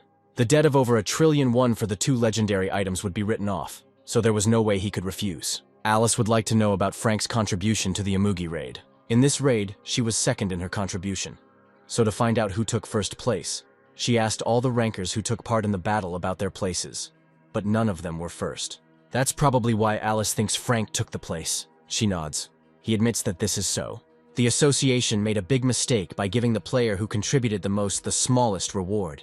Alice will talk to the association chairman to get Frank's reward again. If she does this, he will not refuse. It seems like Frank is not telling us a lot. He may not say it, but let him promise something. He must do his duty as a member of the Players Association, as he is doing right now. Frank was just about to do that. The next morning there was another meeting with Jason. It looks like it won't end today either. It is reported that a group of orcs has begun moving towards Hongdae. The chairman orders the armed forces to be assembled immediately. He asks if UN forces will support them. Jason nods. The chairman thanks him. All they have to do is pretend to be involved in the battle and retreat. Players are told to follow Frank, who will fight the chieftain, while the rest follow Alice, who will take care of the mage. After receiving the buff, they will board the helicopter. It's nice to have a good buff. The book with the buff skill never appeared. Frank had never seen one. It would be good if he had some skills similar to the survival instinct, no matter how much he thought. Using consumables would be a waste. Unless it's a battle with a legendary level monster, he may not use them. Everyone has finished boarding the helicopter. It's time to leave. It's crazy. It seems like as soon as Frank goes down, the survival instinct will kick in. He will go first. Frank jumps out of the helicopter. You have to start beautifully. He uses his strength to the maximum. The group of orcs has been defeated. The chieftain prepares for attack. Another group of orcs rushes to attack. The survival instinct is activated. Now it's time to eat the ogre's blood. There is an explosion. If everything works out, it is possible that Frank will be able to defeat the orc leader alone. He was charred from the explosion, but still ready to attack. The chieftain rushes at Frank from above. He dodges. The chieftain swings his axe again. He is strong. He cannot be killed, even when he is alone. Frank fires the magic projectile again. Shells are flying from above. Players prepare for battle. It's time to start the second round. Players rush at the orc chieftain from all sides. A lot of magic projectiles fly at him. Frank attacks again. Now the leader also takes damage. He's still resisting. Frank continues to attack. The leader is losing more and more blood. It makes a deafening roar. Orcs come running at his call. Players activate the Shield of Faith and the Unbreakable Wall. Orcs are attacking. In the helicopter, players use magic. The orc leader throws an axe at the helicopter. She punches through it and hits several players. Then the axe falls out of the helicopter. It's time to strike the decisive blow. The players are once again attacking the orc chieftain from all sides. Frank delivers the decisive blow. He strikes the chieftain in the chest with his sword. The survival instinct has ended. The monster's eyes glow red. Now he is ready to deliver the decisive blow. Players retreat to the tanks. The orc chieftain attacks Frank, but he strikes again. Other players rush to attack. The orc leader's hand flies off. He still won't die. The chieftain attacks again. This time he strikes Frank. He cuts off his head. We need to evacuate and take care of the wounded. Players climb up to the helicopter. The mages launch projectiles at them. Players are falling. The orcs are attacking again. Another player is attacked. The one in the helicopter sees this. He says all survivors are on board. Frank is tired. I wonder if Alice won. Frank asks the intelligence officer if the raid on the mage was successful. The officer hesitates to answer. Finally, she says the raid failed. It wasn't just a failure. It was such a crushing defeat that over 90% of their fighters were killed during the raid. Frank asks what's wrong with Alice. The officer says she's alive, but as far as she knows, she was seriously injured and retreated. Here is a list of survivors. After some time, the players watch a video of the battle with the magician. It grew to gigantic proportions, and he began to attack the players with a fiery fist. He breathed fire and threw it. Apparently this monster has a skill similar to Wild Instinct. Although Frank's injuries have healed, he must be careful, as internal wounds cannot be healed even with healing magic. If the wound is caused by magic, its remnants remain in the body and prevent the use of one's own mana. Although small wounds from magic heal quickly, but with serious injuries, its remnants remain for a long time. Frank asks to tell him how Alice is. The chairman says the external injuries have been treated, but the internal ones are so serious that they will have to take care of her for a week. There is currently a fierce battle going on. At least thanks to the fact that Frank's team dealt with the orc leader, their morale has dropped noticeably. Without it, it is much easier to use military force. Frank says he'll help too, but recently he was on the verge of death. Seeing this, the chairman thinks that it is better for him to just recover. Frank is fine, and if he can help even a little, their casualties will be reduced dramatically. The chairman thinks that he is very upset about losing his statuses, but still goes to the battlefield without showing it. The other players say they will go too. They must avenge their fallen comrades. They will all go together. The chairman will lead them. Frank jumps out of the helicopter again. Orcs are attacked by lightning. Hunting heroic level orcs is much easier. Now they will show them. The chairman launches a fireball at the orcs. He throws fire again and again. It turns out that he is very strong. He has such destructive power that he quickly deals with magicians. He gives out a calling cry. The orcs run towards him. The players think they are running away. The chairman orders to follow them and leave no one alive. These monsters have made such a mess here, and now they are running away somewhere. Frank activates the shimmer and appears in front of the orcs. Now he uses lightning breath. It seems that the situation is better now than before. Suddenly there is an explosion. It was set up by a magician, and Frank must catch him.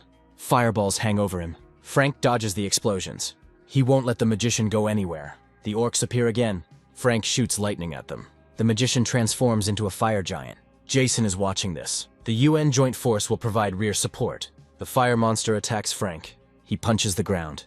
The players rush to attack. The monster is hit by multiple weapons from all sides. The flame is dying down. There's still a little bit left. Frank prepares to attack the monster with lightning breath. He attacks. Players use other magical weapons. Frank prepares to deliver the finishing blow. The magician loses his monster form. A wall of fire erupts. Frank charges in. He delivers the decisive blow. The fire gradually dies down. They won. Frank is being watched by Jason, who thinks he is a magical swordsman. They must win him over to their side. Jason didn't think that there was anyone else so strong in Korea besides Alice Lair. The battle ended in a great victory for humanity. But they were unable to destroy all the orcs. Some of them fled to their home world. The Korean government announced the victory of the second raid, and after the success of the first raid on the legendary Imugi, the victory over the legendary Tier orcs was widely publicized throughout the world. Although Korea seemed quite strong on the outside, many rankers and high-level players had died, and the government was worried because it was unknown when another legendary-level monster might appear. Frank comes to see Alice at the hospital. He asks how she feels. Alice says that the external wounds have already healed.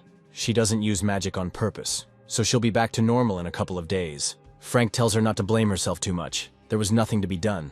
Alice thinks it was her mistake. She must become stronger, if only so that next time she does not experience such terrible pain.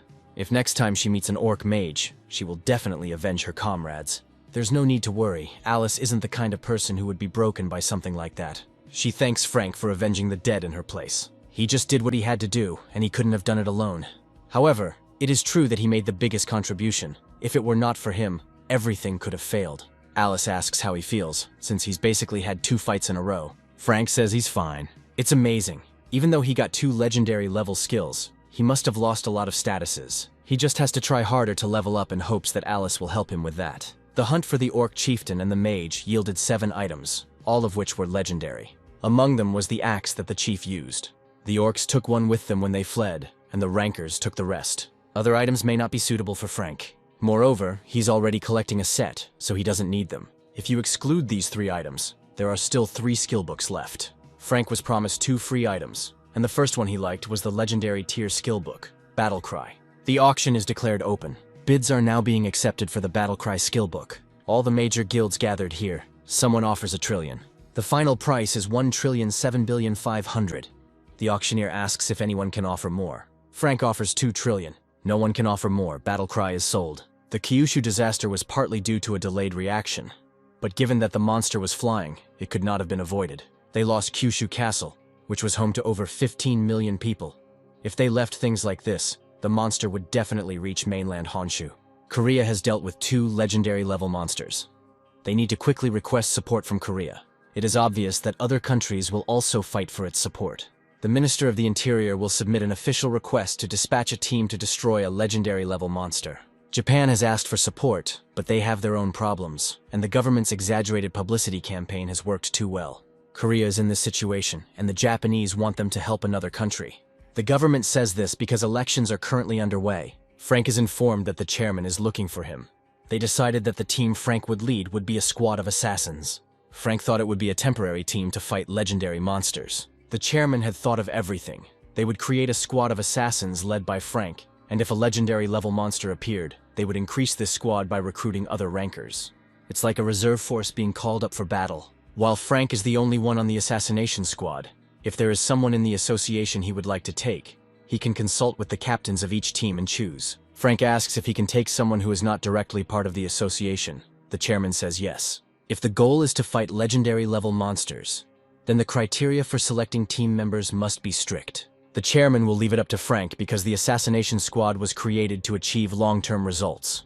And if not immediately, then in the long term, Frank will be able to choose talents that will help him in raids on legendary level monsters. Perhaps these are 2 good conditions. because the more he has, the harder it will be to leave. To start, Frank will use the Lord's Banner skill and try to recruit players into the team who were not even able to change their first profession. High-level players are treated well wherever they go, so they don't come often. First of all, Frank would need too many leadership points for such high-level ones. He will grow in the shadow of those people who know his secret along with Lucia. And in the sun, he will grow as many low-level players as possible. As the players in the sun level up, they won't be able to escape Frank due to the high penalties for breaking their contract. This way, he will be able to capture the entire association. Although she can both defend and attack, she is not accepted into the squad because of her wary attitude towards money. She bought a lottery ticket, but it's strange how only one number can match. Then Frank calls out to the girl. She asks who he is. Frank introduces himself, the girl says hello. As she understood, if his proposal was accepted, his salary and support would be increased. That's true, and besides, Frank will help her acquire a skill book that will improve her stats. She agrees. Frank asks if she wants to know the consequences and penalties in advance. Her status window will be open to him, and if she leaves his command, all levels, stats, and skills that she has increased will disappear. The girl says that the status window has been known for a long time. She drinks the soda in one gulp. Besides, she is in a hurry now, so she doesn't have time to worry about the consequences. Frank invites her to join. The girl accepts the offer. 10 leadership points are spent. Frank now has 5 subjects under his command. He has a new skill, Summon Lord. Now he can give orders to his subordinates regardless of distance. The girl is happy that she is now at least a part of some team. She wonders why she hears Frank's voice in her head. It's because of the special skill. Magic is almost not consumed. As Frank promised, here are the skill books. The girl thanks him. Her salary will be increased starting tomorrow. These are just normal level skill books, but it seems like life is very difficult for players. Frank thought that 1 or 2 people would refuse his offer. However, there is nothing to worry about. The news has probably already reached the chairman. A month later, he is informed that there are 316 new members in the assassination squad, and none of them have any connection with Frank Newman. No matter how thoroughly they investigated, they didn't even know each other until he recruited them into the team. 316 people who didn't even go through their first career change. Even if you think of it as an investment in the future, the efficiency is too low. Frank hadn't even met the players he found, so he was obviously up to something. After some time, Frank receives a call from an unknown number. He picks up the phone. This is his friend Stephen Black. They lived in the same area since childhood. This is his old friend, with whom they went to kindergarten, elementary school, and college together. They lived as a family, so they called each other's fathers uncles. Stephen asks why Frank didn't tell him he changed his number, and he says he was a little busy. No matter how busy he was, he had to send a message that he had changed his number. Stephen heard that Frank's father had awakened. He mentioned it while he was drinking with Stephen's father, so Stephen called and asked for Frank's number. Maybe Frank wants to go out for a drink too, he agrees. Apparently it was his friend. Frank became completely absent-minded and didn't even think about contacting his friends. He also needs rest. A bowstring that is pulled too tightly will definitely break. Lucia needs to go to watch the drama. Then let her go by car, and Frank can go by taxi. Lucia can give him a ride to the meeting place, but the place is on the other side of town. So if she gives him a ride, she won't make it in time for the drama to start. Lucia is leaving. It's surprising that she's so interested. Frank looks so good, and his shoulders are so broad he's a real handsome man. He says it's all down to hard work and muscle power. Stephen still enjoys mixing soju and beer. Frank asks what he's doing now. Stephen works in the sales department of Osen. He asks why Frank never got back into university, since his uncle woke up, which means there won't be any problems with tuition fees. Frank asks how Stephen finds working at the company, and he says it's very hard, especially since the pay in the sales department is low. If you really want to sell something, you have to give it your all, and the players have their noses in the air. Even those who just changed their first profession are very arrogant. Frank will tell his father about this, so that they can bring Stephen magic stones. Stephen says there are a lot of scammers here, but he will buy the stones on the most favorable terms. Then he gets a call from the arrogant player he was talking about recently. He definitely called to ask me to pay his alcohol bill. Stephen decided not to pick up the phone, but it was okay. He would just call him tomorrow morning and say that he fell asleep early, and that's why he didn't answer. Frank says it's better to call his father and ask him to sell the magic stones. Here the player who just called enters the cafe. He realizes that Stephen is ignoring his calls. He says he was drinking and didn't see that they called him, but the player saw everything. So he has time to drink, but no time to answer the phone. Stephen asks for forgiveness. The player tells him to follow him immediately. He says he will pay the bill. Frank says there's no need to go after that bastard. The player hears him call him. He grabs Frank by the jacket. Stephen says that this can't be done. The player pushes him away. Frank asks if players can use force on civilians. He says of course it's impossible and he didn't use force. He asks those present if any of them saw him use force. It seems that no one saw anything. Frank says he saw it, but no one is likely to believe him. There is no point in calling the police. They do not reflect the opinion of the parties to the conflict. There are many ways to teach people like him a lesson. Let Steven not even think that in the future he will receive stones from him. He will tell everything to the captains close to him. So let him get ready. And Frank should be on his guard because he never knows when he might become disabled. The player threatens him, attacks and intimidates civilians, uses abilities and uses force, and threatens to harm. This is enough to revoke a player's license, and possibly even land him in jail for 20 years. The player sees a phone in Frank's hand. He's trying to take it away. But Frank grabs his hand. Now he also attempted to steal. He realizes that Frank is also a player. This means they work in the same field. This should have been said earlier. He will sign the purchase and sale agreement with Steven, and will also talk to the captains close to him and ask them to give Steven the stones. Frank asks what good is a player who is soon going to jail. Players must maintain good relationships. Frank says he doesn't want to. The player's second cousin is the second in command of Sue's guild. There's no use in arguing with him. Frank asks what they will do. The player calls his sister, who asks why he is calling. Frank seemed to have heard that voice somewhere before. Apparently he has some problems with the player, and for some reason he calls her. The player says that Frank doesn't care about Sue's guild, and when he told him about his sister, he said he wasn't afraid. Now that their guild has diminished, some bugs are ignoring her, she asks to pass the phone. Now Frank remembered. It was Jane Rice. She had given him her business card during the first hunt.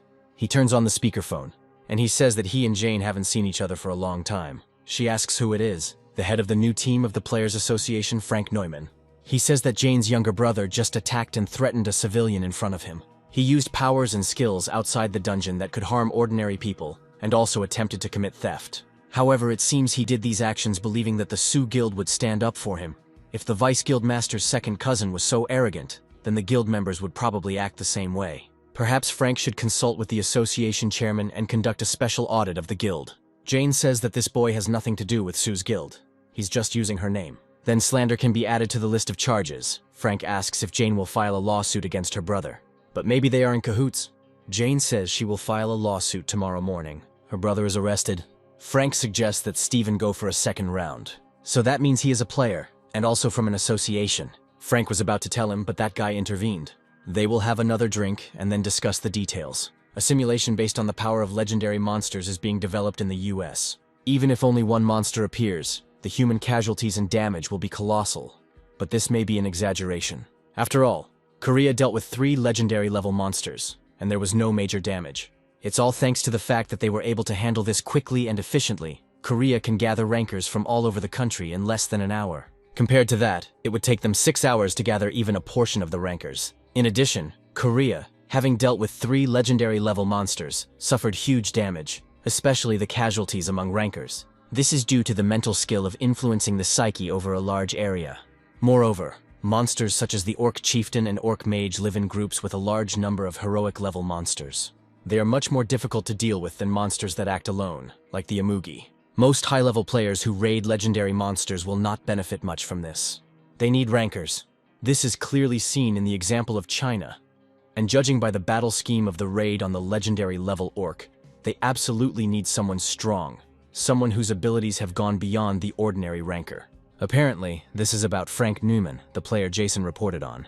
According to some, its level is above 500. The monsters in the existing heroic dungeons are around level 400, and players, limited by the 20-level rule, cannot rise above level 400. Because of the doubts that arose, CIA agents conducted an investigation and discovered a surprising fact. Player Frank Noman has a unique skill that allows him to bypass the 20-level rule. Although this is only a guess, but after gathering the information that the agents have found out, Jason is confident that the probability of this is higher than 99%. He shows a video of Frank's fight with the Orc Chieftain and the Mage. This development, and in less than 2 years, the speed of its growth is astonishing. The president asks if Frank can use this unique skill on other players.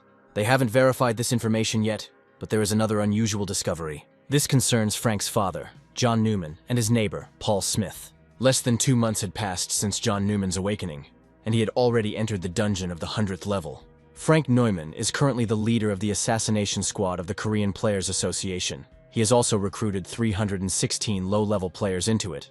Their results are truly astounding. The growth rate is very fast. And while it's not as obvious, they did confirm that since these players joined Frank Newman's team, their overall stats had improved. Perhaps the player who has shown such enormous power is a buffer. This is not entirely true, but they believe that, like buffers, he has a skill that allows other players to increase their statuses. If this is all true, they must recruit him. It seems like it will be very difficult to do this. He has a lot of money and a high status in the Korean Players Association. Unless the Korean government is full of idiots, they won't let him go that easily. First, you should get closer to him and become friends. Since the US and Korea are on friendly terms, they can use him as a mercenary at any time. Once something happens, it will be too late to call him. So the best solution is to attract him to the country for a long time. First, they need to develop a plan on how they can put pressure on the Korean government. The object is located in the house. As soon as the association's guards change places, they will begin to act. These guards are only about level 200. The security has changed. It's time to begin the operation.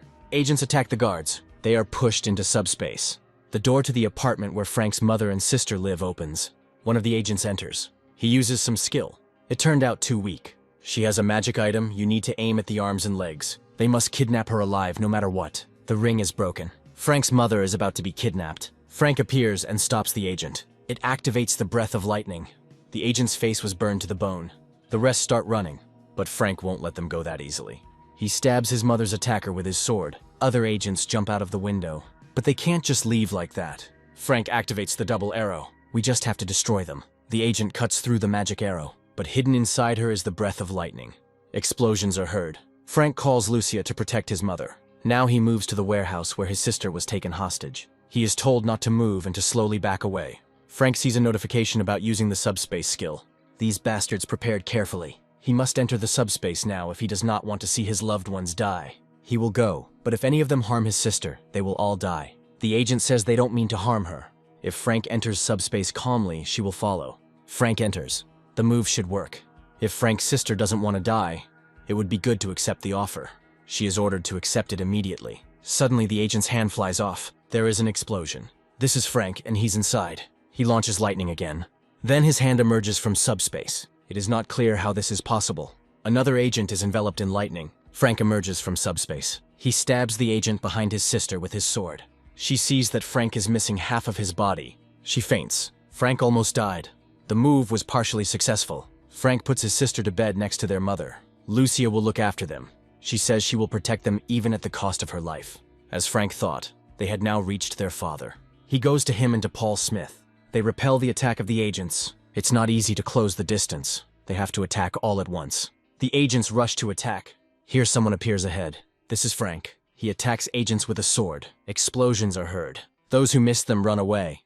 A wall of ice rises in front of them. They destroy it with swords. But Frank is already in front of them. It activates the ice storm. There is another explosion. Agents are calling for his death. They are going to attack him from above. Frank activates the absolute shield.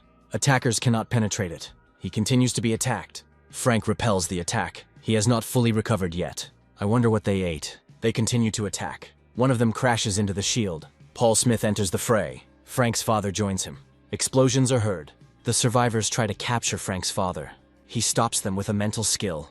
They are paralyzed. Then Frank launches lightning bolts at them. They just need to take him hostage. Frank's father dodges the blows. There is another explosion. Finally, everyone is defeated. Frank's father asks how badly he was hurt. He says there are no injuries, just a little blood. The father is puzzled as to why they attacked them at all. Judging by their speech, they were Chinese. That's right. Now we need to find out the reason. Frank thought so. Those bastards wouldn't leave them alone. He will make them cry tears of blood for messing with him. Soon, Frank informs the chairman that his family was attacked by the Chinese. They tried to take them hostage and take him to China. Perhaps if they failed, they were going to kill him. The chairman asks if they were definitely Chinese. Frank tested this using the truth contract skill. The chairman asks if anyone is left alive. Frank says he killed everyone. But there were about 100 of them, and there should have been bodies left behind. The battle was fierce. Frank had to use all his strength, so he simply incinerated them. He single-handedly took on hundreds of high-level players. They can't let him get taken away. For safety reasons, it would be better for Frank to stay with his family at the association's headquarters. He will do so. The chairman is very sorry that he had to deal with this. In the future, they will provide his family with the protection of higher-level players. Frank is grateful. He thinks about how to get rid of people who threaten the safety of his family. Even though he has the Veil of Darkness skill, it is unlikely to be able to completely hide his identity. Lucia offers to send her. Frank is against. This requires psychometric skill, so he must go himself. Then Lucia will go with him. Frank is glad to hear this, but he would prefer that she stay here and protect his family. And while he's gone, we need to take care of selling electronics. The answer will definitely be in the item store. The legendary Ratman transformation form costs 29 billion points. There are also forms for transformation into a goblin, orc, kobold. There are a lot of things here, and the Ratman is the cheapest. Frank seemed to have heard the seller's name, McCovey's. Somewhere before he was a regular customer and participated in the boycott of his goods. Sometimes you have to sell things to such people. With this scenario, the chances of Frank being recognized are practically zero. Although it is expensive, he will be able to gain more than he loses. Breaking news, the government has officially announced that Chinese secret agents who infiltrated the country and carried out an attempted kidnapping and assassination were killed at the scene. It became known that the Chinese agents were high-level players. Captain Frank Neumann announced that he would be suspending the hunt for a while. And then they were informed that he had collected his belongings from the association's temporary accommodation and had moved with his family to a house in Pangyo. This is an area where high-level players mainly live. It is close to the buildings of large guilds and associations, as well as high-level dungeons. They probably moved because of such a convenient location. It's relatively safe in such an upscale area, and considering what Frank went through, it's understandable. Meanwhile, disguised, he arrived in China, in Jilin province, and found a hiding place for secret agents. He will return here at night. He didn't think that they would give him a real passport and not a fake one. Even though there are some similarities between the Ratman and the human, Frank is just an ordinary Japanese journalist here. It's time to start the transformation. He turns into a Ratman. Perfect. Even the weapons have changed. It's time to hit the road. Everything here is even more dilapidated than he thought. It seems they are even acting against their own citizens. Frank holds his gun at the ready. There are 27 of them. Among them, there are those who possess the skills of a good ranker. Frank will kill them with one blow. The agents notice him. They are puzzled as to how the Ratman ended up here. Frank charges in. One after another, severed heads fly. We need to kill the monster. Agents prepare to attack. They use ice missile and compulsion chain, but it doesn't help. Frank uses his skills. He killed everyone. Security guards come running to the noise. They find that everyone is killed. This is definitely a player. A normal monster couldn't have done this. At that time, there were 27 agents in the headquarters building. All of them high-level players. This is a challenge to state authority, and it must have been done by rebels from Inner Mongolia, but they would hardly have been able to recruit someone so strong. There is a suspicion that this is Frank Neumann. This means that he was able to get into China.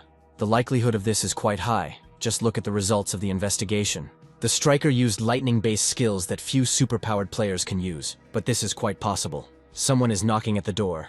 New investigation results have been received. By using the reconstruction skill, the identity of the criminal was established. It might be Frank Neumann. The main culprit in this matter is player Frank Neumann from the Korean Players Association. But their culprit is not a man, but a monster. The results of the combat power assessment using the reconstruction skill showed that it was a legendary level monster. These are plans and instructions for organizing assassinations. The more enemies Frank's enemy has, the better. Now that he has discovered strongholds scattered throughout China, he will destroy them one by one. The monster's intelligence level is quite high. It seems he is hiding to gain strength and preying on high-level players to increase his power. The reason he attacked their agents could be because there were high-level players among them. Arriving at the next stronghold, Frank discovered that there was no one there. They may not have gathered in one place. If that's the case, then he won't be able to deal with them all at once. And in that case, he'll have to spend 30 billion points on each transformation. If he had killed all the agents at once, he would have received hundreds of billions of points. Frank comes to the mansion. There are guards at the gate. This is a good house. They thought the Ratman was targeting the players who were gathering in one place, and ordered everyone to disperse. Even though China is big, it is not a problem to have the skills to move around in space. It looks like Frank will be very busy tonight. Someone said that if they spread out the players, they could avoid the attack. In one night they lost over 100 agents, and the damage only increased. It was not possible to track the location of the Ratman. It is assumed that he has spatial mobility skills. It's doubtful that this is really a monster. It could be a disguised person, since there are transformation skills. They are very rare. Although such a skill increases physical strength, on the other hand, its power decreases. If it's a human using the transformation skill, then he can't use attacks as powerful as the Ratman. In that case, he could focus on his magical power. Even if it is true, the transformation time is limited. Usually it's no more than 3 hours, and the skill's cooldown is much longer than its use time, so he can't activate it right away. Analysis of surveillance video showed that the Ratman was active for 8 hours. This is a completely impossible period for the transformation skill. So it is a monster after all. We need to get all the agents back together. Frank on the roof. There are 2 scouts at the entrance. He feels the strength of about 100 people. Minister Henry Lee should be here too. If anything goes wrong, Frank will simply strike and run. He attacks. This time they prepared for his arrival. Several players rush towards us. One of them strikes, but Frank disappears and reappears in the air above them. Their skills don't turn out to be very useful. Here comes the reinforcements. Frank was hit with a heroic level taunt skill, which attacks the target for 10 seconds. The passive skill Unwavering Spirit has been activated, and the effect of the heroic skill Taunt has been cancelled. Frank seems to have gotten a lot stronger. He uses the skill flicker. It seemed like everything was going smoothly again, but not quite. It's a trap. The spatial movement restriction skill cancelled the activation of the heroic level flicker and shadow movement skills, as well as the activation of the one-time heroic level item, Scroll of Long Distance Movement. In addition to the players who returned to action, others appeared. This is a Ratman. They were called only to catch one low-level monster. Finally, they'll catch him. It is not clear why a force field is put up. The head of the Chinese Players Association, Ben Seok, orders everyone to attack the monster. He's crazy if he wants them to attack him at once. Frank will deal with them the same way they want to deal with him, in order to break out of the encirclement and leave as quickly as possible. He rushes through the line of players like a whirlwind. They didn't immediately understand what was going on, but Frank had already stabbed them with his blade.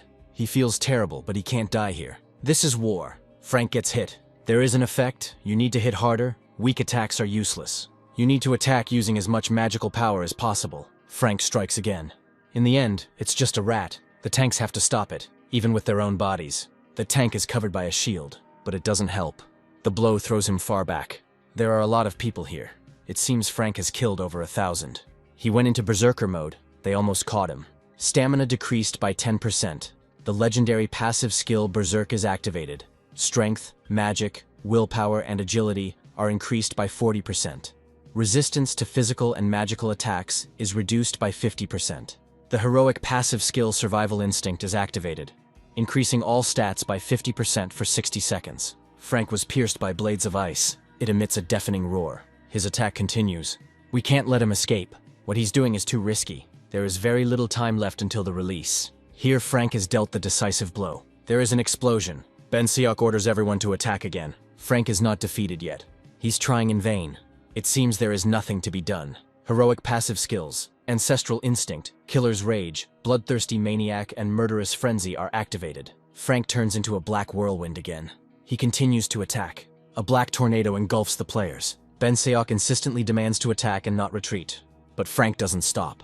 Ben has no choice but to escape. Frank finds himself lying in some strange place. It looks like a sewer. Strength, endurance, willpower, agility, and magic have dropped significantly. Frank has killed 16,300 players above the normal level, earning him the titles of Normal Player Hunter, Rare Player Predator, Heroic Player Slayer, and Legendary Player Executioner.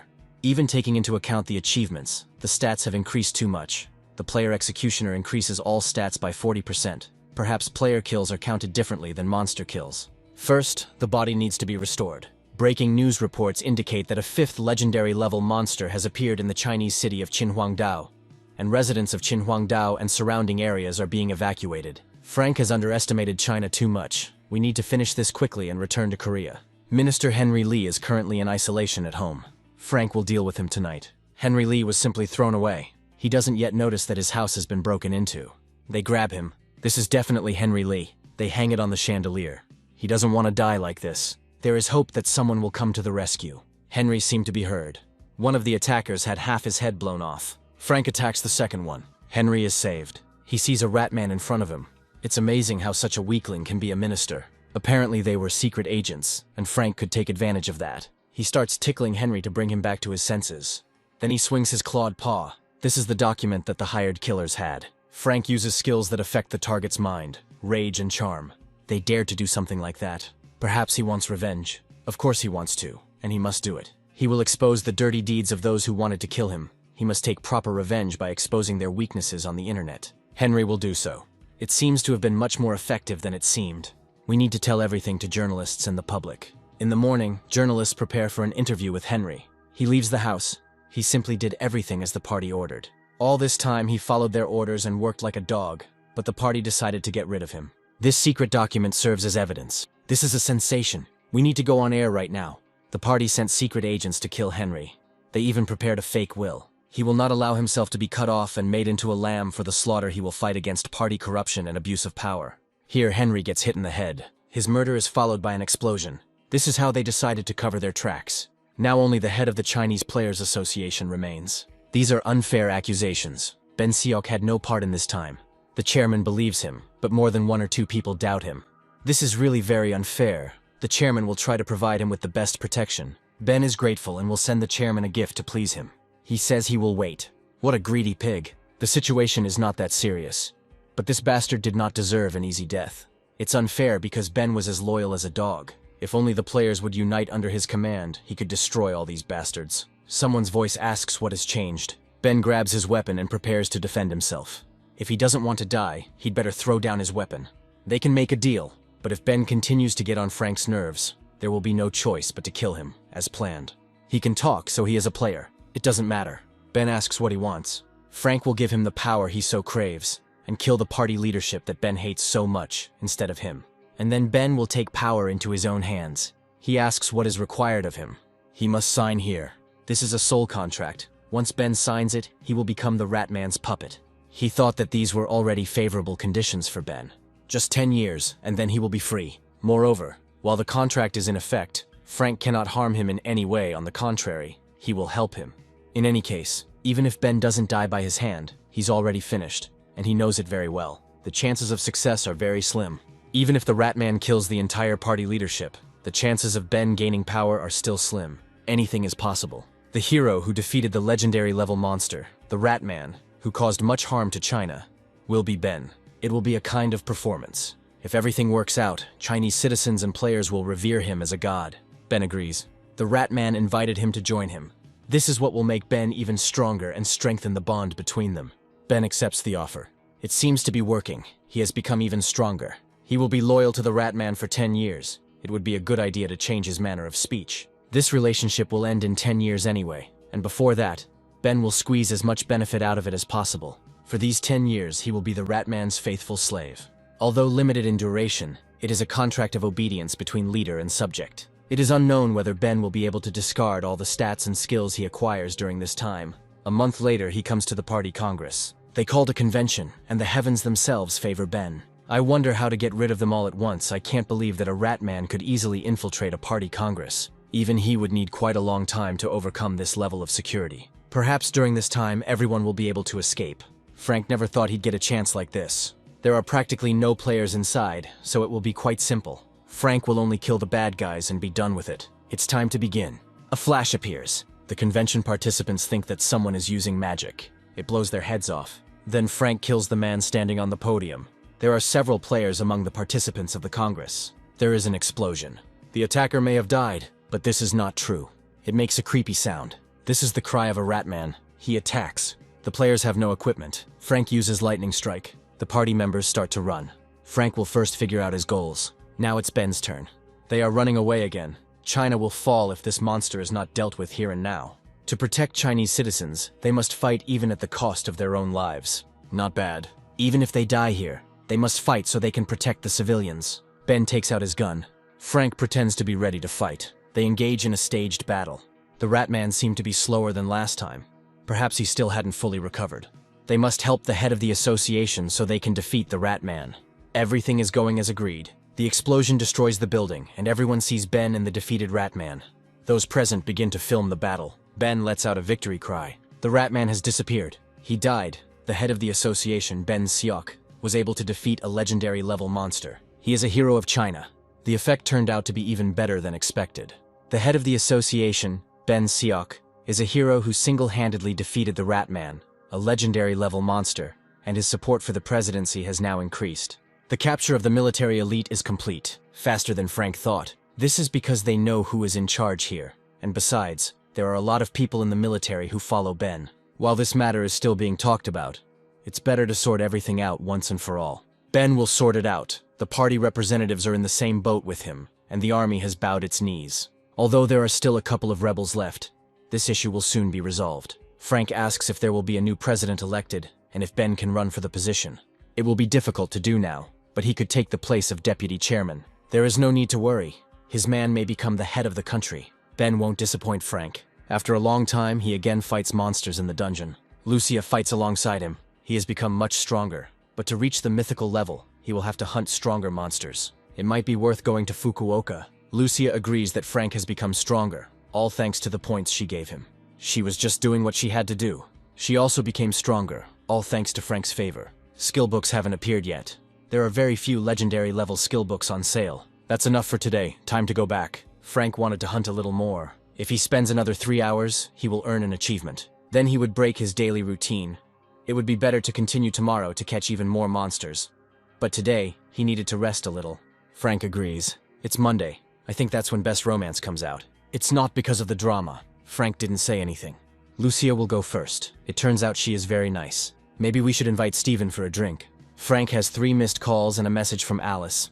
He completely forgot that he promised to treat her. He saw her message and decided to call. His phone was turned off, so Alice sent a message. Frank was in the dungeon. He is done with his seclusion and does not think China will act anytime soon. Frank asks when he can treat Alice. You can do it right now. Frank agrees. It was Alice Lair. Something must have happened again.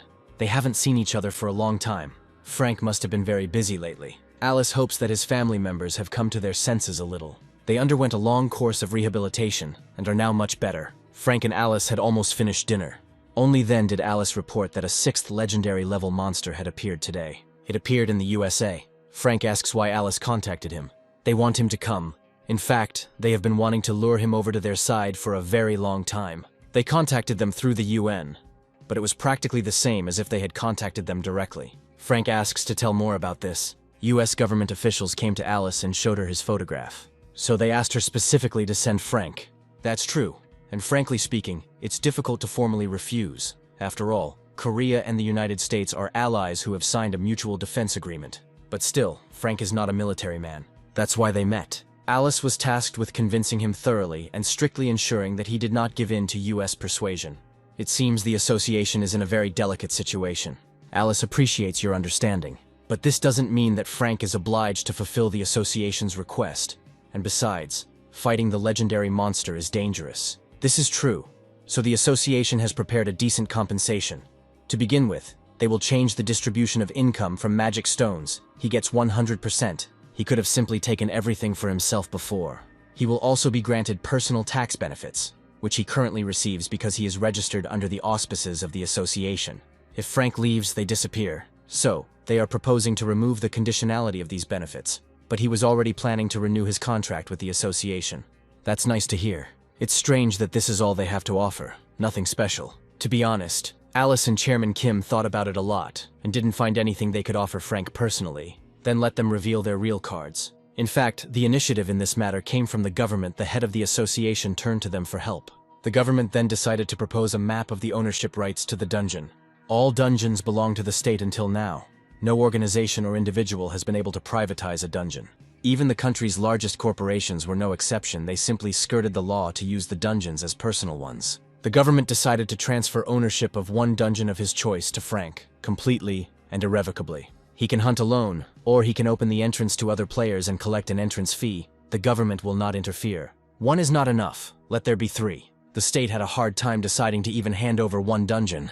The annual profit from entrance tickets to a heroic tiered dungeon exceeds the annual income of the average company. Then 1 heroic dungeon and 2 rare dungeons. Alice has already made it clear that she refuses. 1 heroic and 1 rare, that's the final offer. Frank is willing to compromise. This is not a concession. Then let Alice terminate the contract too. Maybe the government will give her a dungeon too. If the US wanted Alice as badly as they wanted Frank, it would be possible. But that's not the case. In any case, Frank decided to fly to the USA. Even if they sweetly persuade you, you should never give in, and let him definitely come back. He will do so once he gets the dungeon. He can't just move to the US. By the way, nothing has been written on the internet yet about the legendary monster that appeared there. They say it's a hydra with 9 heads. So, it is a snake type, judging by the classification. Great. Just going there is already a benefit. And then there's also the right to the dungeon. Luckily, the area where the spatial portal opened is not a city, but a remote wasteland. So it seems there have been no casualties so far. So for now, the Hydra is sitting quietly. She seems to be examining the surroundings, but does not show any active behavior. Frank asks when he has to fly out. Right now. So he set foot on US soil. The government thanks him for responding to their request. While he is in the US, an agent will accompany him. You can just call him Dave. First, he'll take Frank to the anti-Hydra headquarters. Frank follows him. There are a lot of people here. They say the United States is the most powerful country in the world in terms of raids, and it seems these are not empty words. William, the head of the Hydra Control headquarters, is pleased to meet a legendary monster hunter. It is an honor for him. They haven't had any raids against monsters like this before, so Frank's guidance and help would be very useful. He will try to help as much as he can. Since he's here, it looks like the raid on the Hydra will go smoothly and without incident. Frank asks when the raid is planned to begin. Tomorrow at noon. The raid will begin with an artillery barrage. But if the Hydra suddenly changes route, events may begin earlier than planned. Frank will be assigned to the First Strike Force, a team comprised of the best rankers in the United States. It's late today, so Frank needs to get some good rest, and tomorrow he can get to know the others briefly. Perhaps it would be worthwhile to work together with the team in advance. Although Frank is listed in the first squad, he has a free role in battle. He can act at his own discretion. It starts at noon. There is little time left. Frank will end this tonight. Perhaps William exalted him too much. This was an order from his superiors, and he is fully worthy of such words. One might think that he single-handedly killed all the legendary orcs, but it was he who made the greatest contribution. Their task is to make the best possible impression on Frank. They must cast aside any doubts and simply complete the task as required. The commander of the First Strike Force, #1 in the US player rankings, appears. He asks what William can say about that brat. He doesn't know. He just does everything to make Frank feel comfortable, on orders from above. I wonder how well he will do tomorrow. Possibly better than the #1 player. If the legendary orcs had appeared in the USA, they would have been destroyed the first time. They would not have had to attack twice, as in Korea. They'll find out when they open the lid. Tomorrow they shouldn't be rude to Frank for no reason. Larry should try to behave normally, and shouldn't even think of calling him a brat. He understood everything. William need not worry. He suddenly demands that a full combat readiness regime be immediately introduced. 5 minutes ago, Frank came to the wasteland where the Hydra slept. A doppelganger is left in the room using the doppelganger requiem item to replace it. Here Frank will be the goblin. The alibi is perfect. We need to catch the monster as soon as possible. Frank plunged the blade into him. The Hydra woke up with a scream. The bound item Dragon's Blood Blade has been upgraded to a unique legendary tier. The passive skill Blood and Steel has been upgraded to a unique legendary level. It seems that the monster's regeneration is also extremely fast. This guy is too slow. Hydra breathes fire. Perhaps now she will finally show her true strength. Something is wrong. Doesn't look like a legendary tier monster. It looks like he used powerful consumables with hard numbers before the fight. Even though he prepared the doping, Frank continues to suck out his strength and mana. In this case you can attack. Frank rains blows on the Hydra. He cuts her body. He single-handedly defeated a top-tier name monster that was over 400 levels higher than him. And as a reward, he received the titles of the first legendary rank level destroyer and the one who single-handedly defeated Heracles' Hydra. The achievement has been properly counted. This is indeed a legendary rank name. Perhaps he was not in his best shape. However, that legendary Amugi ran several hundred kilometers a day, sowing chaos. Frank returns to his hotel room. Everything seems to be in order here too. It all sucked up just fine. 2 achievements and 4 legendary items. Here comes Frank. Another monster, presumably of legendary rank, appeared and killed the Hydra. If so, then he is certainly of legendary rank. It would be nice, but intelligence believes that this monster is even higher than the legendary one. They may have mistaken Frank for a mythical rank monster. The new monster dealt with the Hydra without any difficulty. Actually, she wasn't in the best shape. It's unbelievable. He killed the legendary monster in just 10 minutes. Even Frank was shocked. The problem is that he disappeared immediately after the hunt. No one knows when and where he will appear again. If he appears, America will turn into hell. Frank is actually here, and he's not going to turn America into hell. Due to the skill used by the monster, the battle was not properly captured on camera, making it difficult to even determine what kind of monster it was. According to the expert's analysis, it is a humanoid monster, approximately 4 to 5 feet tall. For now, they plan to maintain a high alert status and hope for Frank's cooperation. The prolonged state of alarm without progress caused serious discontent. Due to the retention of high-level players and rankers, even high-level dungeons in the US have begun to show signs of monster waves. As a result, the US federal government lifted the state of alarm and disbanded the rankers and high-level players. Since Frank was already in the US, he might as well at least do some sightseeing. He doesn't think he has time for it. He had already had enough rest. He needed to return to Korea and hunt. You can do this here too. They have more dungeons than in Korea. Frank will also be exempt from taxes here. William asks him to stay in the US for a while longer until the situation is fully resolved. All expenses during his stay here will be covered by the US federal government. They have already received permission from the Korean government. The Hydra has been killed, but the threat from the monsters has not yet been completely eliminated. Well, and while we're at it, Frank would like to invite a friend to the US. Of course he can do it. And all the expenses for his stay will also be covered by the federal government. This kind of reception is the least they can do for a person who came to protect the United States. The president ordered that Frank be kept at all costs. Frank was just about to go hunting in the American dungeons. He would call Lucia, and they would clear all the unconquered dungeons. Lucia is arriving. Frank treats her to delicious things she's never tried before. Then he shows her the sights. They are observed and photographs are taken. Together with Lucia, Frank fights monsters in the dungeon. He hasn't returned. It's been more than 3 months since he left for the USA. Alice doesn't know why he doesn't come back. She was the closest to him in the association. If she doesn't know, no one else knows. They are not close at all. Kim asks if Alice called Frank. She says she did. He said that since he was already in the USA, he would calmly take in the sights and return, and asked not to worry. Kim asks what's so interesting there that it would take so long to rest. Alice doesn't know. She's become a bit prickly. Maybe she has feelings for Frank. Apparently this is true, and now she is behaving this way because of jealousy. There can be no talk of any jealousy. Besides, Alice is much older. The human heart is not so easy to control. There is no need to be so embarrassed. The head and the heart initially live their own lives. The head says, "You shouldn't do this," and the heart does as it wants. This is wrong. Now it's clear why Alice was so prickly. Kim will solve this problem for her. She asks how he will solve it. Yes, it's that simple. Alice needs to go too. Let him go to the USA and meet Frank there. Alice asks what to do next. Of course, be with him all the time. But under no circumstances show that you were jealous.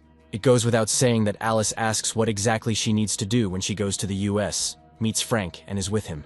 Of course, we need to persuade him to return to Korea. Let Alice also have a good rest with him and then come back. There is no need to worry about expenses. They can afford it. So there is no need to slander them to Frank in vain, and she needs to get rid of this feeling of resentment. After all, Alice was offended that she couldn't get something from the United States for free, and she probably thought that she was at a loss by remaining loyal to Korea in vain. They can send her on vacation to the US as many times as they want, and will support her expenses without limitation. Kim will not treat her any differently from now on. Even if he had to kneel before the VIP, he would get Alice unofficial ownership of the dungeon, and would henceforth give her the same as Frank. So there is no need to be jealous of him. It was very foolish of Alice to trust a man like Kim. She's leaving. It seems like she was really offended. I should have treated her better. It's incredible that Alice considered this man reliable. Frank receives a message. They say Alice Lair is coming. The association is acting quite aggressively. Apparently they felt alarmed by Frank's actions. This is not surprising. If Alice is coming, it might be worth returning to Korea. It'll take a fair amount of long-distance travel scrolls. But Frank can easily afford such expenses, since he already spends them on trips to Korea and back. Since Alice arrives at 10 in the morning local time, we can have breakfast and go meet her. Lucia will go to her room, get ready to go out and return. Alice arrives. She didn't expect Frank to meet her. He asks why she came. Of course, she came because of him. Alice asks when he will return to Korea. Frank doesn't know. Life in the USA is too comfortable. He can't imagine when he will return. In this case, he can stay longer. Until he returns to Korea, Alice will also live here. Frank didn't expect this. There might be some reason why Alice can't be around him. That's not the point. Then there are no problems. Alice came on vacation, so she needs to take a good walk around America. She booked a room at the same hotel where Frank was staying. It's very convenient. Then they will go together. He will help carry the luggage. Lucia will carry it herself. Alice thanks her. Frank could carry it himself. It's better to just go to the hotel. Lucia will rest in her room. Frank and Alice should rest too. So that means they are in different rooms with Lucia. The US government pays for your accommodations, so there's no need to share a room. And even without this, they have money to pay for their stay. Alice will contact Frank later. He can show her the local sites. Then they will see each other at lunch. Frank will take her to a good place to eat. So Alice Lair really did come to the United States. That's right. She met Frank right at the airport. Judging by the fact that they stayed in neighboring rooms, they will continue to act together. It might be worth trying to lure Alice too. She is a person with a strong sense of patriotism. All their previous attempts to lure her have failed. It is unlikely that she will succumb to this. First of all, they need to return Frank to Korea. They don't even have a reason to keep him. But if they put pressure on the Korean government, they might be able to extend his stay. There was no need for that. If he had been like Alice, perhaps William would have held him by force. But he is not one of those at all. He already has a lot of sympathy for the United States if they continue to invite him under various pretexts and arouse sympathy. Then it is quite possible that he will stay in the United States permanently. There is no need to resort to harsh methods and instill in him a negative attitude towards their country. It's necessary to provide comfort not only for Frank, but also for Alice. Recruitment is unlikely to succeed. But establishing a relationship with such a player certainly won't hurt. Someone is coming in. William asks what happened. They have a serious problem. A creature of supposedly legendary rank has been spotted in the spatial rift where the Hydra appeared. This is a red dragon. They tried to attack him with missiles. The dragon released flames. The missiles exploded. Then they launched projectiles at the dragon, but he destroyed them too. Without encountering any more obstacles, the dragon flew into the city. He began to incinerate everything and everyone around him. Now it's moving towards Seattle. It's burning every city it passes through. The US military's countermeasures are not having any effect and seem unable to cause any significant damage. The players have already gathered. Everything is going quickly. Fortunately, they will be able to gather everyone before the Red Dragon arrives in Seattle. It's good that its flight speed is not too high. They turned to Frank for help. He was already on his way, in a fighter. Player Alice Lair also agreed to help and is now on her way too. William hopes that everything will go well. Frank and Alice arrive at the scene. It's a disaster if the dragon is of divine rank. It has been established that his rank is legendary. They have no chance in an air battle. They plan to concentrate their attack on its wings and take the fight to the ground. If they fail, they will try to lure him to the ground and attack him there, and we will have to hope that the provocation works. It looks like he hasn't been damaged yet. Truckers are told to prepare for interception. It's incredible. This monster doesn't even come close to the orc leader. A multitude of magical projectiles fly at the dragon. Powerful explosions are heard. Time for the decisive blow. The dragon appears right in front of the players as if nothing had happened. We need to use defensive skills. The dragon breathes fire. The players took cover behind the barrier, but these wings are ruining everything. Another group of players attacks from above. Those standing on the ground distract the dragon, but he still notices the players in the air. He breathes fire, which they manage to dodge. William asks how many casualties there are. Not a single one. Everyone is alive. The dragon dives again. Everyone attack. Frank joins the attackers. Alice is here too. She strikes the dragon's leg. It emits a deafening roar. The dragon rises into the air. All players are alive. However, the dragon is going to use a new tactic. He slams his giant tail into the ground, crushing players. The rest are eager to kill him, but the blades can't even scratch his skin. Alice goes on the attack again, then Frank attacks. Attacks have no effect. 9 hours later, the dragon continues to spread death. He killed most of the players. The rest are running out of strength. However, the dragon does not look tired at all. The evacuation of Seattle and the surrounding area is complete. William allows entry. Further losses are pointless. The dragon continues to rage. A national state of emergency is declared. William asks for more explanation. All this enormous magical power is used exclusively for protection. Fire breath seems to be the only means of long-range attack. The danger was not as serious as expected.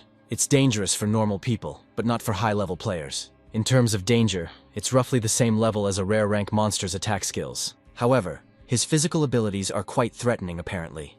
The powerful force emanating from his gigantic body is his main weapon, but his speed should be assessed at the level of a heroic ranked monster.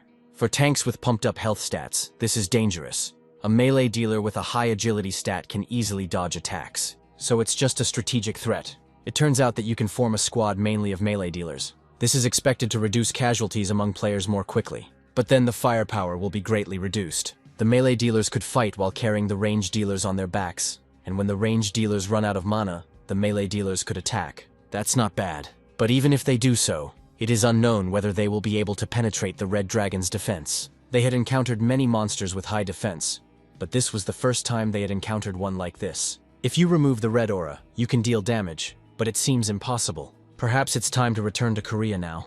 It seems like the raid on the Red Dragon will be of great benefit. We need to study the strategy a little more, and if it seems impossible, they will come back. Then Alice will report to the Korean Hunters Association that Frank will return. He can't sleep. If you miss a legendary rank monster of average difficulty now, you never know when it will appear again.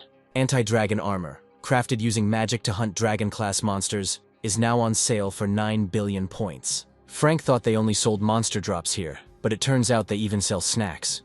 People in the comments say the armor really does protect well. But since dragons see it as a snack, it's not just about the price, and it's edible. It might be worth buying them. Frank buys armor. They look like a giant piece of meat, although huge. but perhaps too small for a red dragon. First, they need to be tested. The dragon is attacked with projectiles again. The American military is doing a pretty good job too. Frank retrieves the armor from the dimensional storage. Then he throws the bait on the ground. The dragon smells. Excellent instincts, even though everything around smelled of gunpowder. The dragon grabs the snack. Now we have to try. Frank plunges the blade into the armor. They take the form of a ball. The main thing is that the dragon gets really angry. Having eaten his fill, he went to bed. He wakes up, smelling the scent again. A ball of meat is rolling towards him. The dragon was really angry. He starts to beat his tail and crush stones. For now, Frank will join the attack group. You need to avoid a head-on collision and focus on preventing the target from switching to other objects. William declares combat readiness. Shells are flying at the dragon again. This is followed by magical attacks. The related item, Dragon Cannon, has been upgraded to legendary rank. It finally worked. It's good that it worked out. We need to continue to monitor closely. William calls for an intensified attack. There is an effect. Now only melee dealers attack. Even if you fight in 2 shifts, it's still not easy. It seems the dragon is almost finished off. The rank of the associated item, Dragon Cannon, has increased. It seems impossible to upgrade to mythical rank, but that's understandable. He only absorbed the blood of 2 legendary dragons. The attacks are happening. Finally, the dragon takes damage. Player number 1 rushes into attack. He delivers the decisive blow. Now it's time to finish off the dragon. It worked. They took him down. That's why you can't pick and eat everything in sight. I wonder how many legendary items dropped. There should be at least 3 or 4. Maybe the purple aura skill will drop. William found the dropped skill book, but for some reason he is not happy about it. William throws the book. One of the players catches her, but he also throws down the book after looking at it. Something strange is happening. Player number 1 takes the book. This is a steel skin skill book, rare rank, worth $300,000. That's all that fell out. Even until the very last blow, the blade sucked everything out. A unique legendary rank dragon blood sword that restores the owner's health and mana by absorbing the blood of the dragon race. Continuously absorbing the blood allows the item to grow. The magic of the blue dragon, the Emuji root, and the Blair guild member have combined to surpass their limits. The active skills Dragon Blood and Dragon Rupture are available for use. The active skill Legendary Rank Dragon Blood Claw releases claws created from Dragon Blood. Can only be activated if you have Dragon Blood. The President rewards Frank and Alice for their participation in the victorious battle. They are returning to Korea. Frank meets with his family and Jack. It's a shame about the time wasted on the plane. That's true, both time and points are too valuable to waste. Although one move costs 20 billion points, there is nothing that can be done about it. Now that they're here, we need to get the most out of them. For some reason, player Frank Noman is not present at the awards ceremony. He's been through a lot in America. Maybe he just needs time to recover. And player Alice Lair seems to spend almost all her time in dungeons. This bastard, without even being officially appointed, comes to Kim and carries this crap. It is a personal choice for each player whether to hunt in dungeons or not. Kim is the chairman of the association and therefore cannot dictate what to do and what not to do. Although Chen is a candidate for minister, he is essentially already a minister. That is, Kim's immediate superior. But he speaks to him very disrespectfully.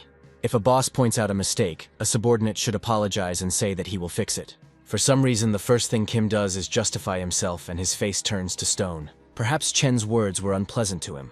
The Players Association and ordinary players are not in a subordinate relationship. The fact of signing an agreement does not give the right to dictate whether to hunt or not. Chen asks why then give subscription money and pay salaries at all. When a crisis situation arises, the first to respond are players affiliated with the association, and they also serve as part of the emergency response team. Then it would be better to declare an emergency mobilization. The association is now at a complete loss. People's taxes cannot be wasted like this. Wasting taxes is too harsh a word. The Players Association has never squandered taxes. If Chen is so worried, he can conduct an audit after taking office as minister.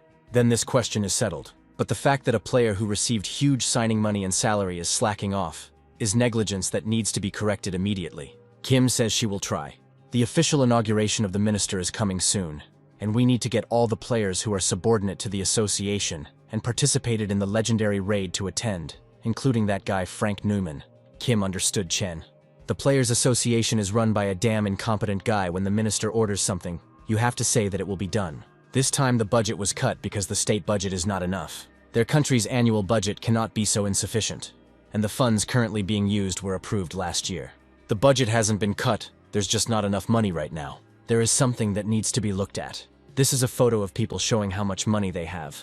A little more, and it will be possible to cross over to Canada. The monsters continue to attack. Lucia wields a shield and sword. Frank attacks from above. He single-handedly defeated 10,000 high-level elite monsters, and as a reward, he received the title of Ultimate Equipment Merchant. Frank and Lucia emerge from the dungeon. Red Cross members are asking whether the contract with the Players Association can be terminated. To tell the truth, they ignored them. But everyone was developing quickly on their own, so there must be another reason. Looks like I need to go to Korea and sort this out. Funding has been delayed for over a month, and salaries from the association have not been received for 2 months. Frank calls Alice and tells her about the problem. Some unfortunate things just happened. It's somehow awkward to talk about this over the phone. It's better to meet in person. Frank heard that the Red Cross members had also not received their salaries for a month, and that their support had also stopped. Alice asks if Frank knows that the government has changed. Of course he knows. He voted too. It seems the new government wants to cut down on the Players Association. Government subsidies have been cut sharply, to the point that it is difficult to maintain the current level. At first they thought that this was the new minister's arbitrariness, but this was not the case. The Players Association is under pressure from all sides at the government level, with cuts in subsidies and audits, and articles criticizing the association appearing every day. The government has gone crazy. At first Alice thought so too. But they have a clear goal and they attack. Their goal is to reduce the size of the Players Association and to cause a brain drain. They have this goal, and Alice says they are not crazy. It's just her guess. But she thinks there have been illegal deals between the current government and large corporations. If the association were to shrink or disappear, the largest guilds would benefit the most. After all, this is a complete privatization of a state-owned enterprise. Alice agrees. It is unlikely that people will tolerate this calmly. Public opinion is divided, and people who have understood the government's intentions are indeed protesting. But the opinion that the Players Association needs to be reformed is also very widespread. Due to the manipulation of public opinion, the association has become an axis of evil, so the opinion about the need for reform is gaining even more strength. The opposition initially resisted strongly, but then gave in, and they probably got something. It's painful. In fact, due to the damage caused during the raid on the orcs, public opinion is not very good. Although it is said that people admire gamers, they are considered a privileged class, and are not liked by many. The country may not need to save the Players Association. Frank might just eat her. They will be able to provide full support. I wonder who has more resources, China or local corporations. Although even if all Korean companies unite, it is unlikely to be enough. Frank said he understood the association's internal affairs perfectly well, and suddenly decided to terminate the contract. He understands the situation, but he can't wait forever. On the other hand, they say that the Portal Control Department has literally grabbed hold of Frank and won't let him go. He heard that Alice has also become their priority target. She gets tons of offers for scouting. They are just trying to lure her away. So she refused everyone. These are the ones who have driven the association into a dead end it cannot give in to them. It looks like Alice wants to get revenge on them. Frank has just the right way to really piss them off. But first he wants to propose something. He asks if Alice has considered joining the guild Frank founded. But Alice has no intention of leaving the association. It's not just because of patriotism. She can't just abandon her comrades. And she doesn't intend to watch the association completely collapse. Then let him bring all his comrades. It would be great if Chairman Kim joined too. Alice seems to understand what Frank is up to, but she has no intention of abandoning any player from the association. Then the empty one will simply bring everyone who is in it. It's not that simple officially. The association has more than 5,000 players, and that's not counting those in service. Even large corporations have smaller guilds, averaging around 450 people. Frank seems to have envisioned a guild as a kind of player co-op. But gathering everyone together and creating a guild with private funds is unrealistic. Frank didn't plan to create a cooperative guild. He will offer the players from the association not the same conditions as now, but better ones. So let them all go to him as a team. Frank meets with Alice and Kim. He will ask directly how he plans to put both the government and corporations in their place. Kim seems to be having a hard time coming to terms with the loss of the association. But if public opinion can be changed, then the association will be able to maintain its current image. And Frank won't have to interfere. He won't have to create a new guild and worry about it. Kim asks him to at least think about the country and help them just once. First, you just need to listen to Frank. The information he collected is almost no different from what Kim already knows. Frank failed to find evidence of a deal between the government and large corporations. The reason the government wants to reduce the association's influence is to support corporations. They are even extracting personnel from the prosecutor's office and the courts. And they are particularly actively targeting Frank and Alice. But all this could fall apart if the association slips out of government control and becomes a private guild, managed individually. They will simply change the sign and come out with the same lineup. Even if it is possible, Kim is against it. A private guild will act only for its own benefit. It will not be able to make decisions that are detrimental to itself, even for the sake of the country's future. Even if the organization is state-owned, it is the same. Frank is completely silent about the portal control department. Even in subordinate structures such as the dungeon management and player management, corruption is rampant. Frank apologizes for being so frank, but the Players Association is the same. Kim can't argue with that, but he believes the benefits outweigh the costs and corruption needs to be fought. It only grows bigger and bigger. If Kim joins the guild that Frank is creating, he will give him the position of guild master, and Alice will give him the position of deputy. The players' trust level in Kim and Alice is very high. Guild management is also completely in their hands. They can create reserve squads. They can support new players in order to train personnel for the country. Frank will not interfere.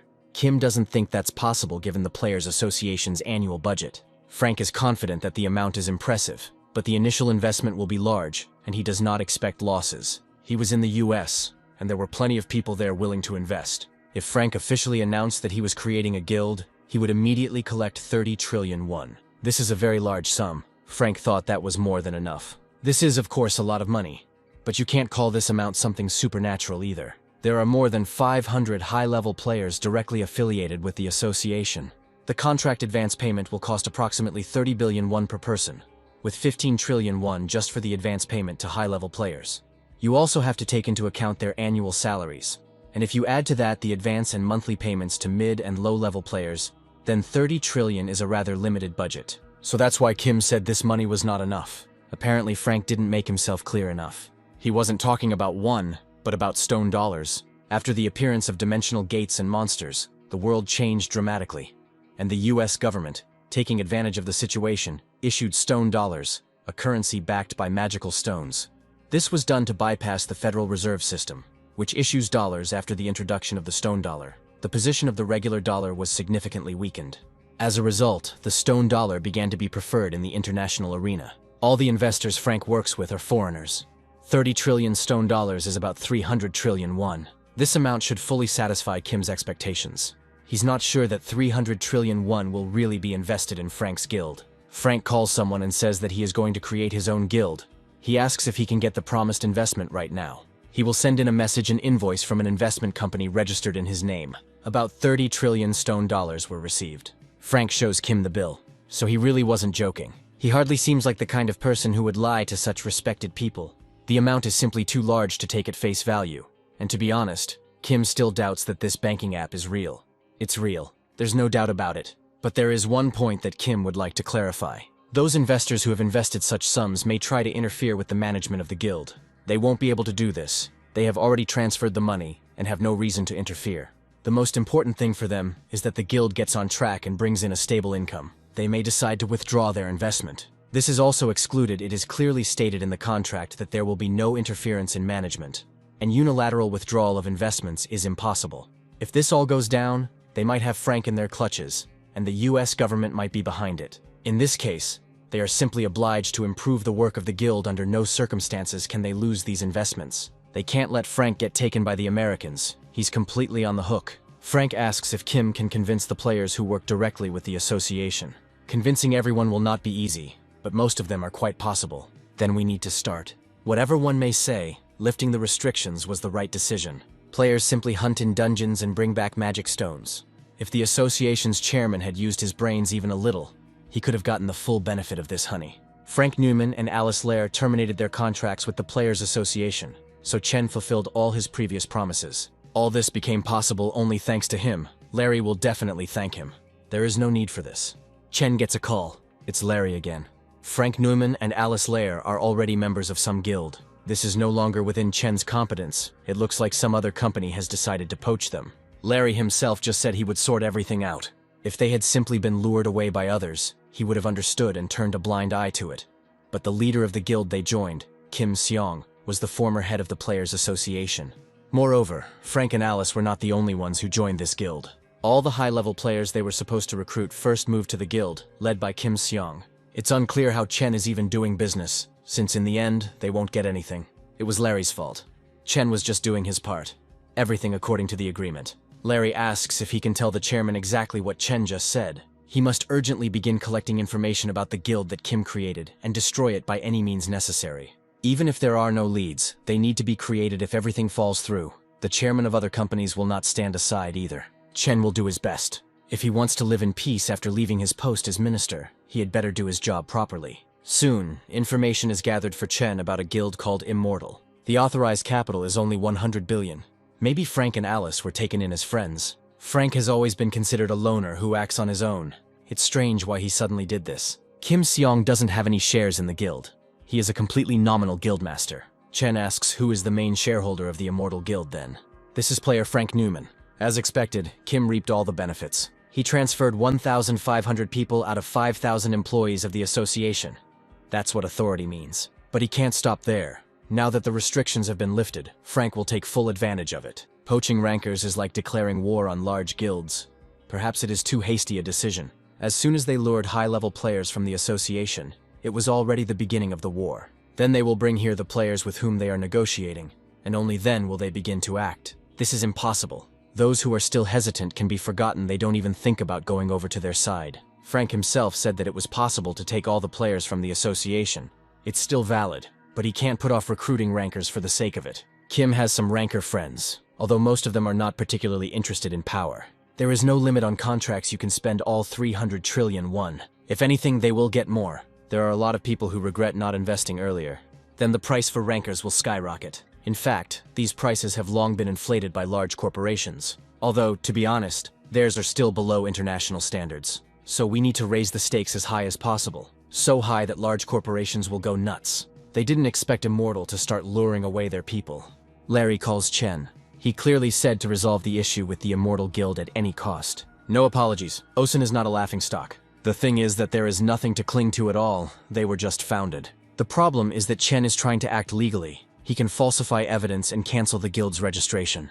They say big corporations are scary, but Frank didn't expect them to be this scary. This is the chairman of the Immortal Guild's advisory council, and the conversation was recorded. Larry drops the phone. What a rude guy. He cut off the call in the middle of the conversation. Looks like Chen is already a corpse. Frank was the reason the Prime Minister lost his job, and he should have been kept under surveillance from the moment it became clear it was him. Chen is in deep trouble. He even secretly smuggled black money out from under the president's nose. It's unclear how he plans to live in this country at all. Frank asks if there is anything in the president's documents that could send him to jail in an instant. Something that neither the prosecutor's office nor the media would be able to hush up. Chen doesn't know. There's nothing like that. After all, he is one of the people who is closest to the president. Maybe there is something weaker. He must have at least some compromising information on the president. Not counting black accounting or accounts in the names of fictitious persons. If others also know about this, then Chen won't even be suspected. He admits that there is incriminating evidence. When the president was a member of parliament, he fatally struck a man while drunk driving and tried to secretly bury the body. He took it to the mountains to bury it, but fell asleep right there due to his drunkenness, and then arranged everything to make it look like an ordinary accident. He blamed the driver, who wasn't even there, and who was paid off and kept quiet. He emigrated to the Philippines and disappeared from the radar. Frank asks if there is any evidence of this accident. Chen has black box video from the scene. There is more than enough evidence, but the press will remain silent, and the prosecutor's office will pretend that it sees nothing. So it's best to post this video on YouTube.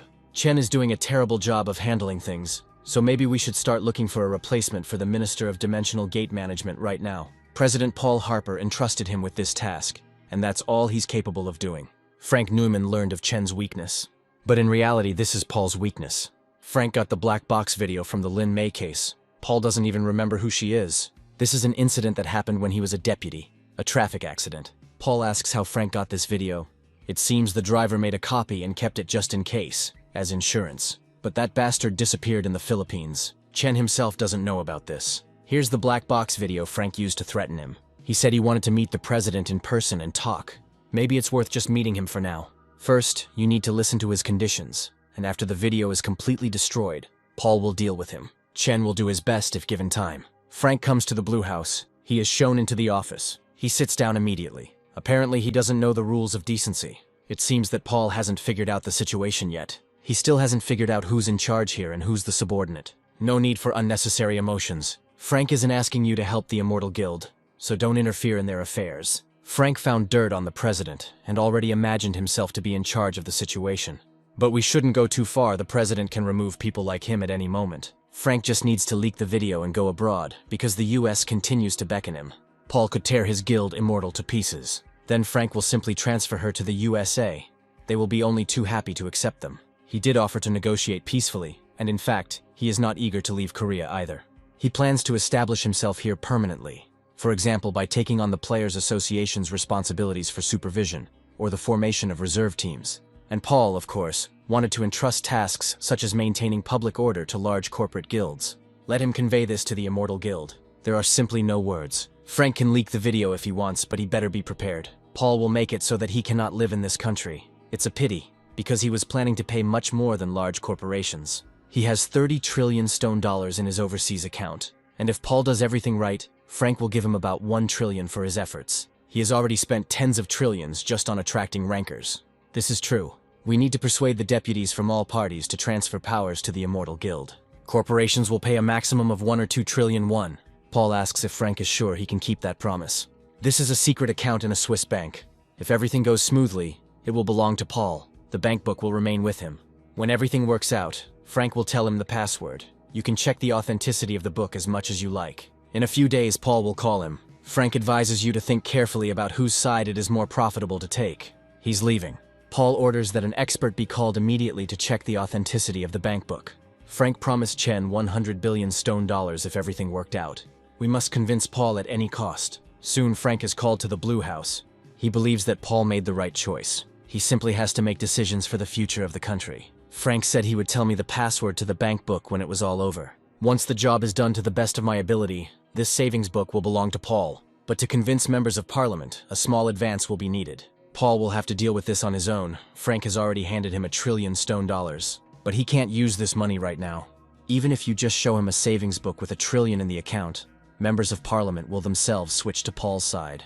But such matters require complete secrecy. This money no longer belongs to Frank. Paul understood him. He would deal with this issue himself. The promise to hand over the password immediately after the completion of the case must be strictly fulfilled. If Frank doesn't tell me the password, this money will be dead weight. Paul looks forward to a fruitful collaboration.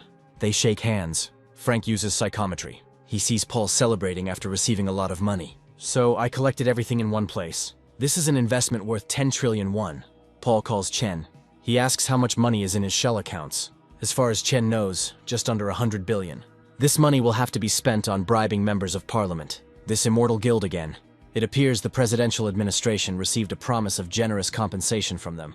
It was necessary to find out about this in advance and cut off their oxygen supply. Larry orders immediate contact with the press. How furious they are, making the scandal with the illegal private contract of the Immortal Guild the topic of the day. If so, then it's time for Frank to strike. Emergency alert: a monster wave has begun in Guangjin. A legendary rank monster may have appeared. Alice calls and asks if Frank has heard the news. He is already heading to the scene.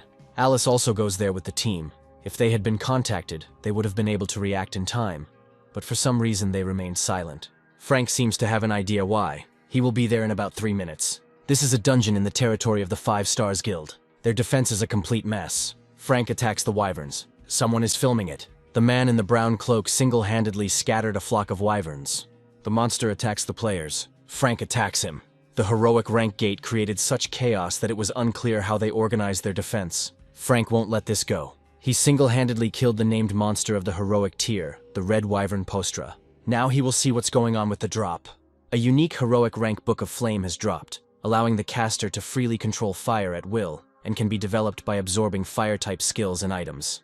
The active skills Fire Spear and Firestorm have been absorbed by the Book of Flame skill. The players thank Frank for saving them.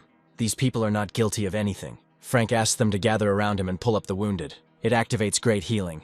It's incredible how high his magic stat is. If he can support healing on such a scale, it means that his spiritual strength is simply incredible. Most likely, his strength and agility are also at a high level. The views are simply out of this world. An illegal deal between the dungeon management staff and the 5-Star Guild has been uncovered, but this video became a much bigger sensation. The incident with the Wyvern Wave from the dungeon was broadcast live via a stream from one of the eyewitnesses. It turned out that this player was a member of the Immortal Guild. Frank didn't expect anyone to be filming right in the middle of the fight. This turned out to be a success for their guild, as public opinion completely shifted to their side. By the way, Kim had no idea that Frank's skills were so high. I wonder when he managed to level up so much. It's a secret. Kim already knows that Frank has a lot of secrets, and he has no intention of delving into them. We just need to, as before, do everything possible for the sake of our homeland. Frank didn't exactly work hard for his country, but he still remains in Korea and does not plan to immigrate to another country. Besides, he played a huge role in this incident with the Wyverns, as well as in the legendary raid before that.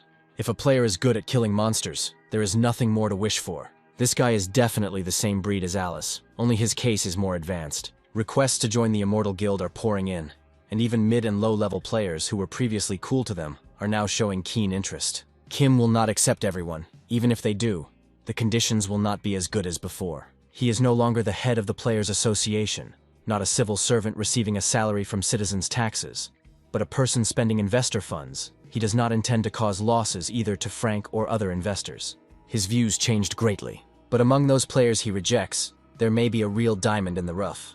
Then they will simply make the offer again. Large corporations often do this. But once they sign an official contract as an authorized organization, the situation will of course change. Then they will work with government money and will no longer be able to throw it away. Sometime later, a ceremony to sign the transfer of authority agreement took place in the Spatial Gate Management Office. Chen's term expires in less than a year, and he's already preparing to leave. If they are so obsessed with money, they would be better off going into business. Chen will soon become the owner of a fortune worth 1 trillion. The contract was successfully signed. Paul saw it on TV, and at the moment the contract was signed, Frank Noman received a message. It looks like he was watching the broadcast too. He will soon contact Chen too. He actually receives a message. Then they run into the president's office. A list of secret funds used to recruit friendly organizations during the presidential elections has been leaked online. And that's not all. Information about the slush fund that Paul received while serving as an MP has also appeared online. Paul says to block it at any cost. But the information manages to fly around the country, and the people demand that Paul be removed from office as president. He's flying to Switzerland. President Paul Harper, who is under indictment, is subject to removal from office. The main thing is that there is money. Paul came to the bank. The employee offers to walk him out. Paul was arrested red-handed for forging private documents. The fake savings book was made very skillfully, but you can't fool them with that. Paul resists. As a result, he gets hit. He was also charged with obstructing the performance of official duties. Soon, the news reports that former President Paul Harper has been arrested in Switzerland for forgery and resisting police. The big corporations thought they could get away with it this way. Frank would give them everything back in full. The presidential debates begin. One of them promises that if he is elected, he will arrest and bring to justice all those involved. For now, we can focus on hunting. Frank gets a call from Inakuso. They want to ask him for help. The people's demands are so high that politicians will have to act proactively. The Japanese government will likely intervene at an official level. The Minister of Foreign Affairs and the Minister of Dimensional Gateway plan to visit Korea in person. Inakuso will also go there as an accompanying person. The Korean government is unlikely to have the strength to negotiate. Now they will first meet with the acting prime minister and ask for help. And then they will go to the Immortal Guild to ask them for help. If they liberate the Kyushu region, then the ownership of part of the dungeons in this region may be transferred to them. Frank asks to entrust this matter completely to him. Even if Kim makes a decision, it will all be over if the chairman of the advisory committee refuses. Frank has no intention of giving up. Kim takes him to the meeting. It was a great honor to meet player Frank Newman. The foreign minister pleads for help for Japan. These bastards are trying to play on pity in order to get a free ride. Frank will help them. He is an angel sent from heaven. He will be called the hero of Kyushu. However, he has one urgent matter, and he will not be able to go to Japan right now. He would like to start in about 3 months. The Japanese people want to reclaim Kyushu Island as soon as possible, and Frank must empathize with the desperate Japanese citizens. And this is said by those who waited until the last minute. Frank would be happy to do so, but he really has very important business. The foreign minister asks what this is all about. This is a very important issue that needs to be resolved. Frank will finish in 3 months. If it's about money, then there's no need to worry. It will compensate for all the losses Frank will incur by helping Japan. It's quite a large sum. They might have to hand over all the dungeons in the Kyushu region to him. The Minister of Spatial Gates is puzzled as to why such a huge compensation is required. Frank can't say that, because he has his own life too. When he finishes his business, he will help them for free. Perhaps it's time to reveal the invasion of Honshu right now. By the way, if something was hidden from Frank or he was lied to, he will never help Japan. If there is an emergency in the country, you need to pay for urgency and solve the problem, rather than appeal to emotions. So Frank knew about the situation on Honshu. To exploit the country's troubles in this way is going too far. Frank is unaware of the situation on Honshu. They will give him the dungeons, but all the dungeons in Kyushu are too much. Frank will be given the rights to 30 dungeons, which is the maximum the Japanese government will agree to. Frank showed respect and didn't even demand compensation for the damage, but they completely lost their bearings. They should take a look at this. There are records of the damage Frank suffered. Maybe he should just publish this ledger, then no one will blame him if he refuses to help Japan. Since they rejected his generosity, the ownership of the Kyushu dungeons would no longer be enough. If they hand over the rights to the dungeons of Shikoku Island, Frank will help them immediately. They will give him everything, just let him help.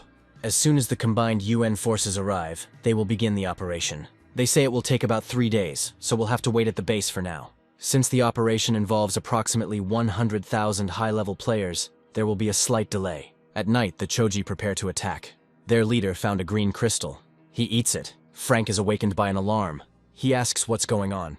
The Golden Eagle has gathered all the Chogi tribes and is moving towards Hiroshima. Frank asks if the civilian evacuation is complete.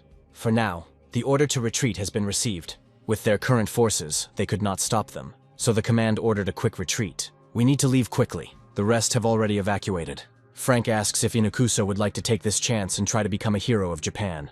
The title of Hero of Osaka has already lost its power. He could have become the hero who saved the Japanese archipelago. To better understand Frank's instructions, Inakuso must be at least the level of Minister of Dimensional Gates. He will go with Frank, and they will stop the Chodze. First, they will try to lure them to another area, and then escape using the spatial movement skill. This is a legendary rank shadow cloak that increases the power of assassination and stealth skills. Inakuso will repay Frank with loyalty. Frank asks if there is anyone among his subordinates whose sense of justice is over the top, or, in other words, an idiot. There is one who spoke out against the order to retreat, so he was locked in an underground bunker. We need to get him out of there. Frank noted that live streaming is a great way to increase awareness. Let him take care of the filming. There is no need to hide your face, otherwise Inakuso will not gain popularity. Even though Kimura is a healer, he is quite fit for battle. But he can both heal and shoot at the same time. Or maybe he wants to go back to the bunker. If not, then let him start a live broadcast immediately. They will show the entire nation the immorality of the Japanese government. Inakuso and Frank will distract the monsters and lead them in the other direction.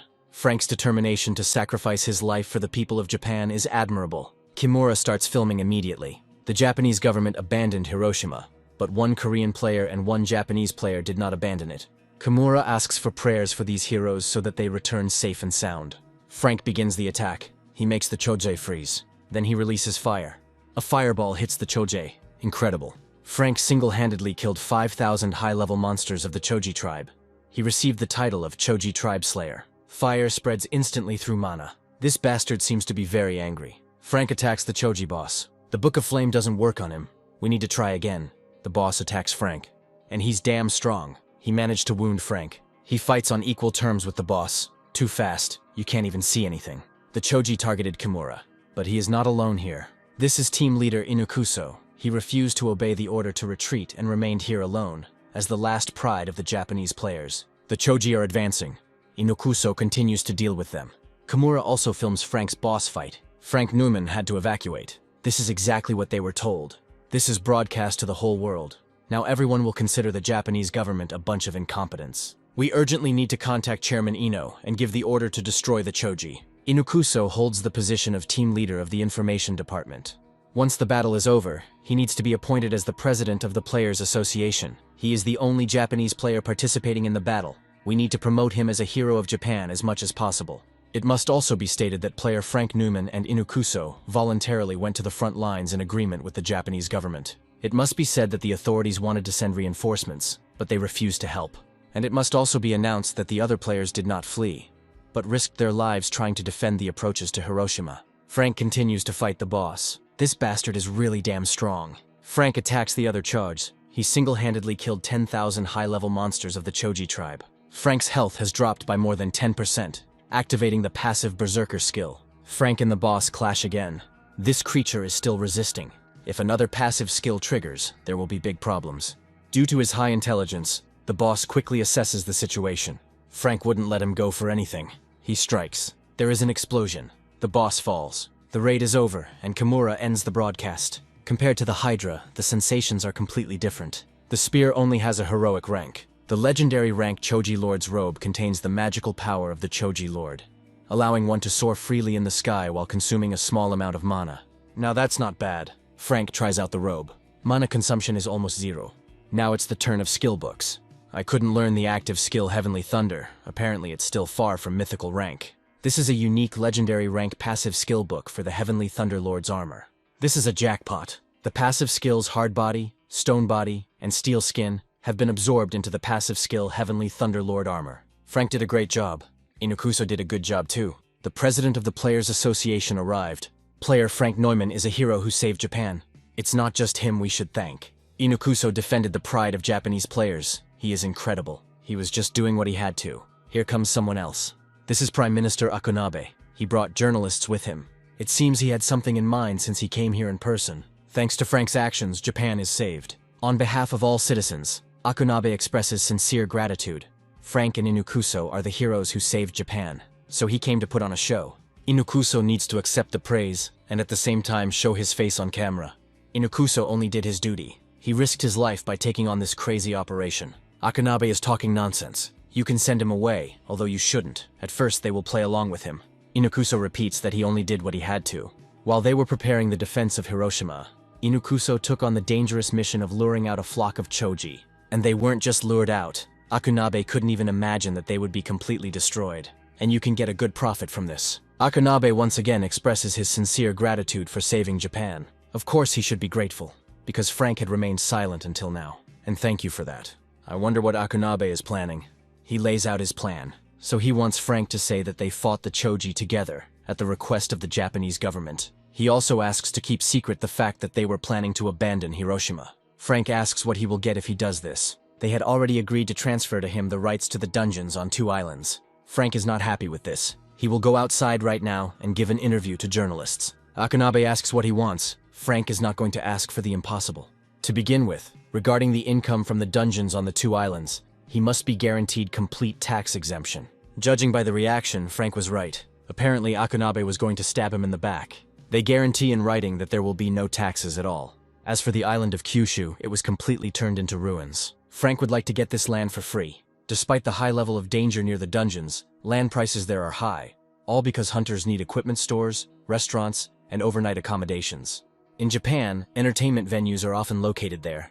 If Frank gets all the reward, it would be unfair. Inukuso risked his life. He is a hero who fought against a pack of Chogi. Frank asks what award the Japanese government plans to give him. To begin with, he will be offered the post of President of the Players Association.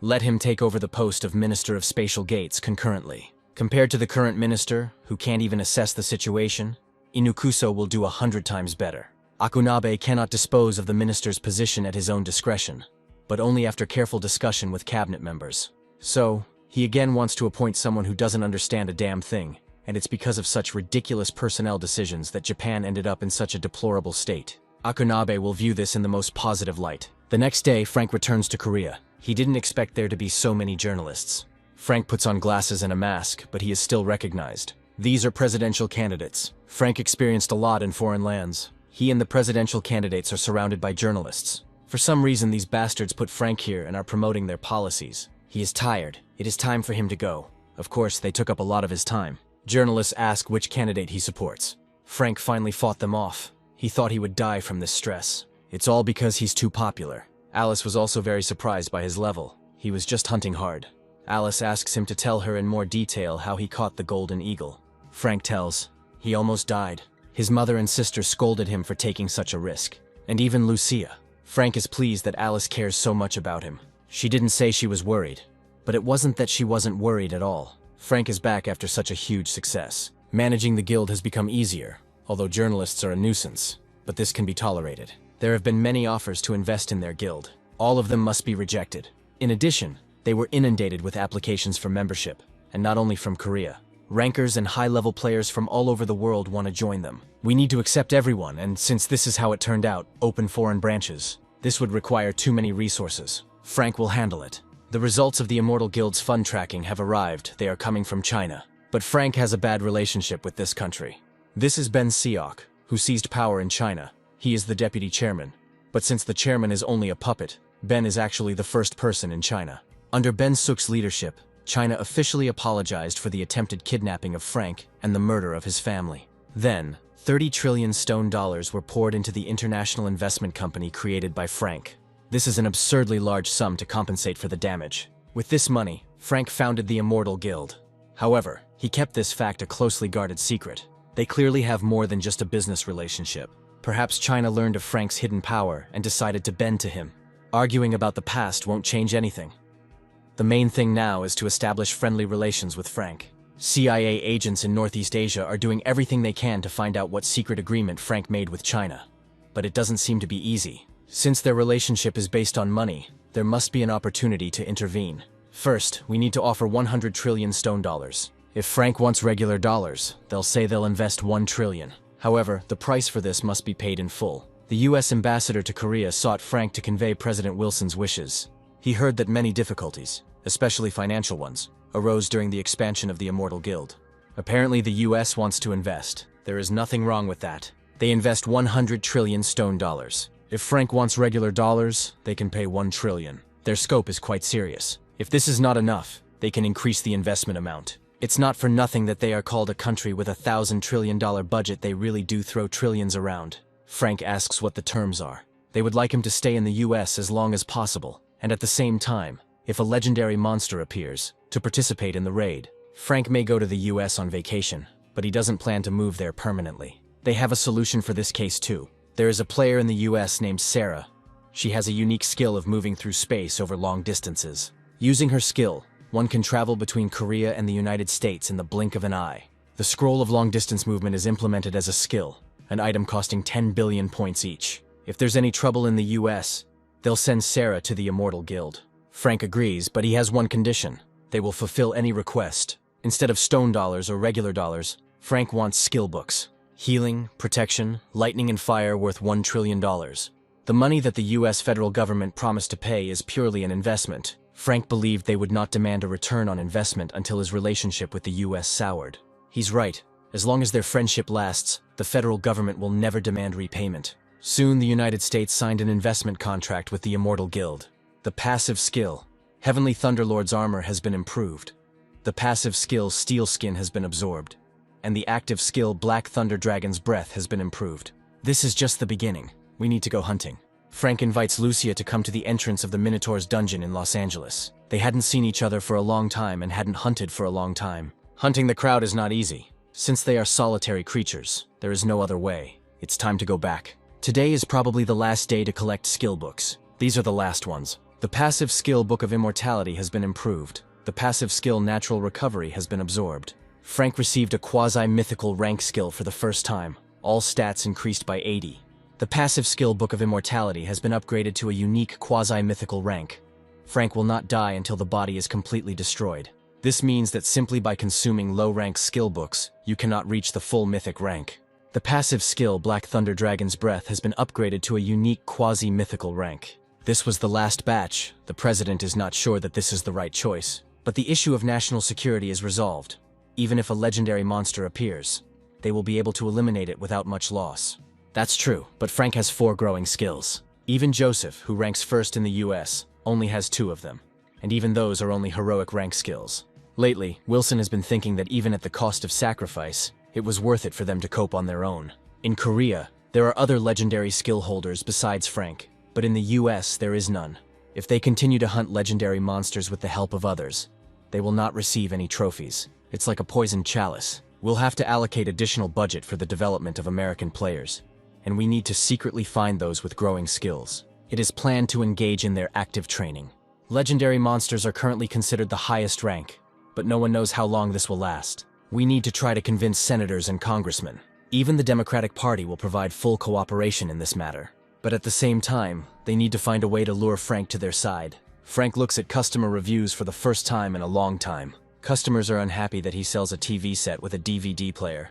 But sales are going great. Let them argue as much as they want. Frank still won't sell them separately. Customers offer him to sell food. He can register 5,000 products, Lucia 2,000. For now, it's better to focus on selling prepared foods like ramen or frozen foods. This way they will be able to sell microwaves as well. Sounds good. Divine ranked item Cup Ramen has been registered.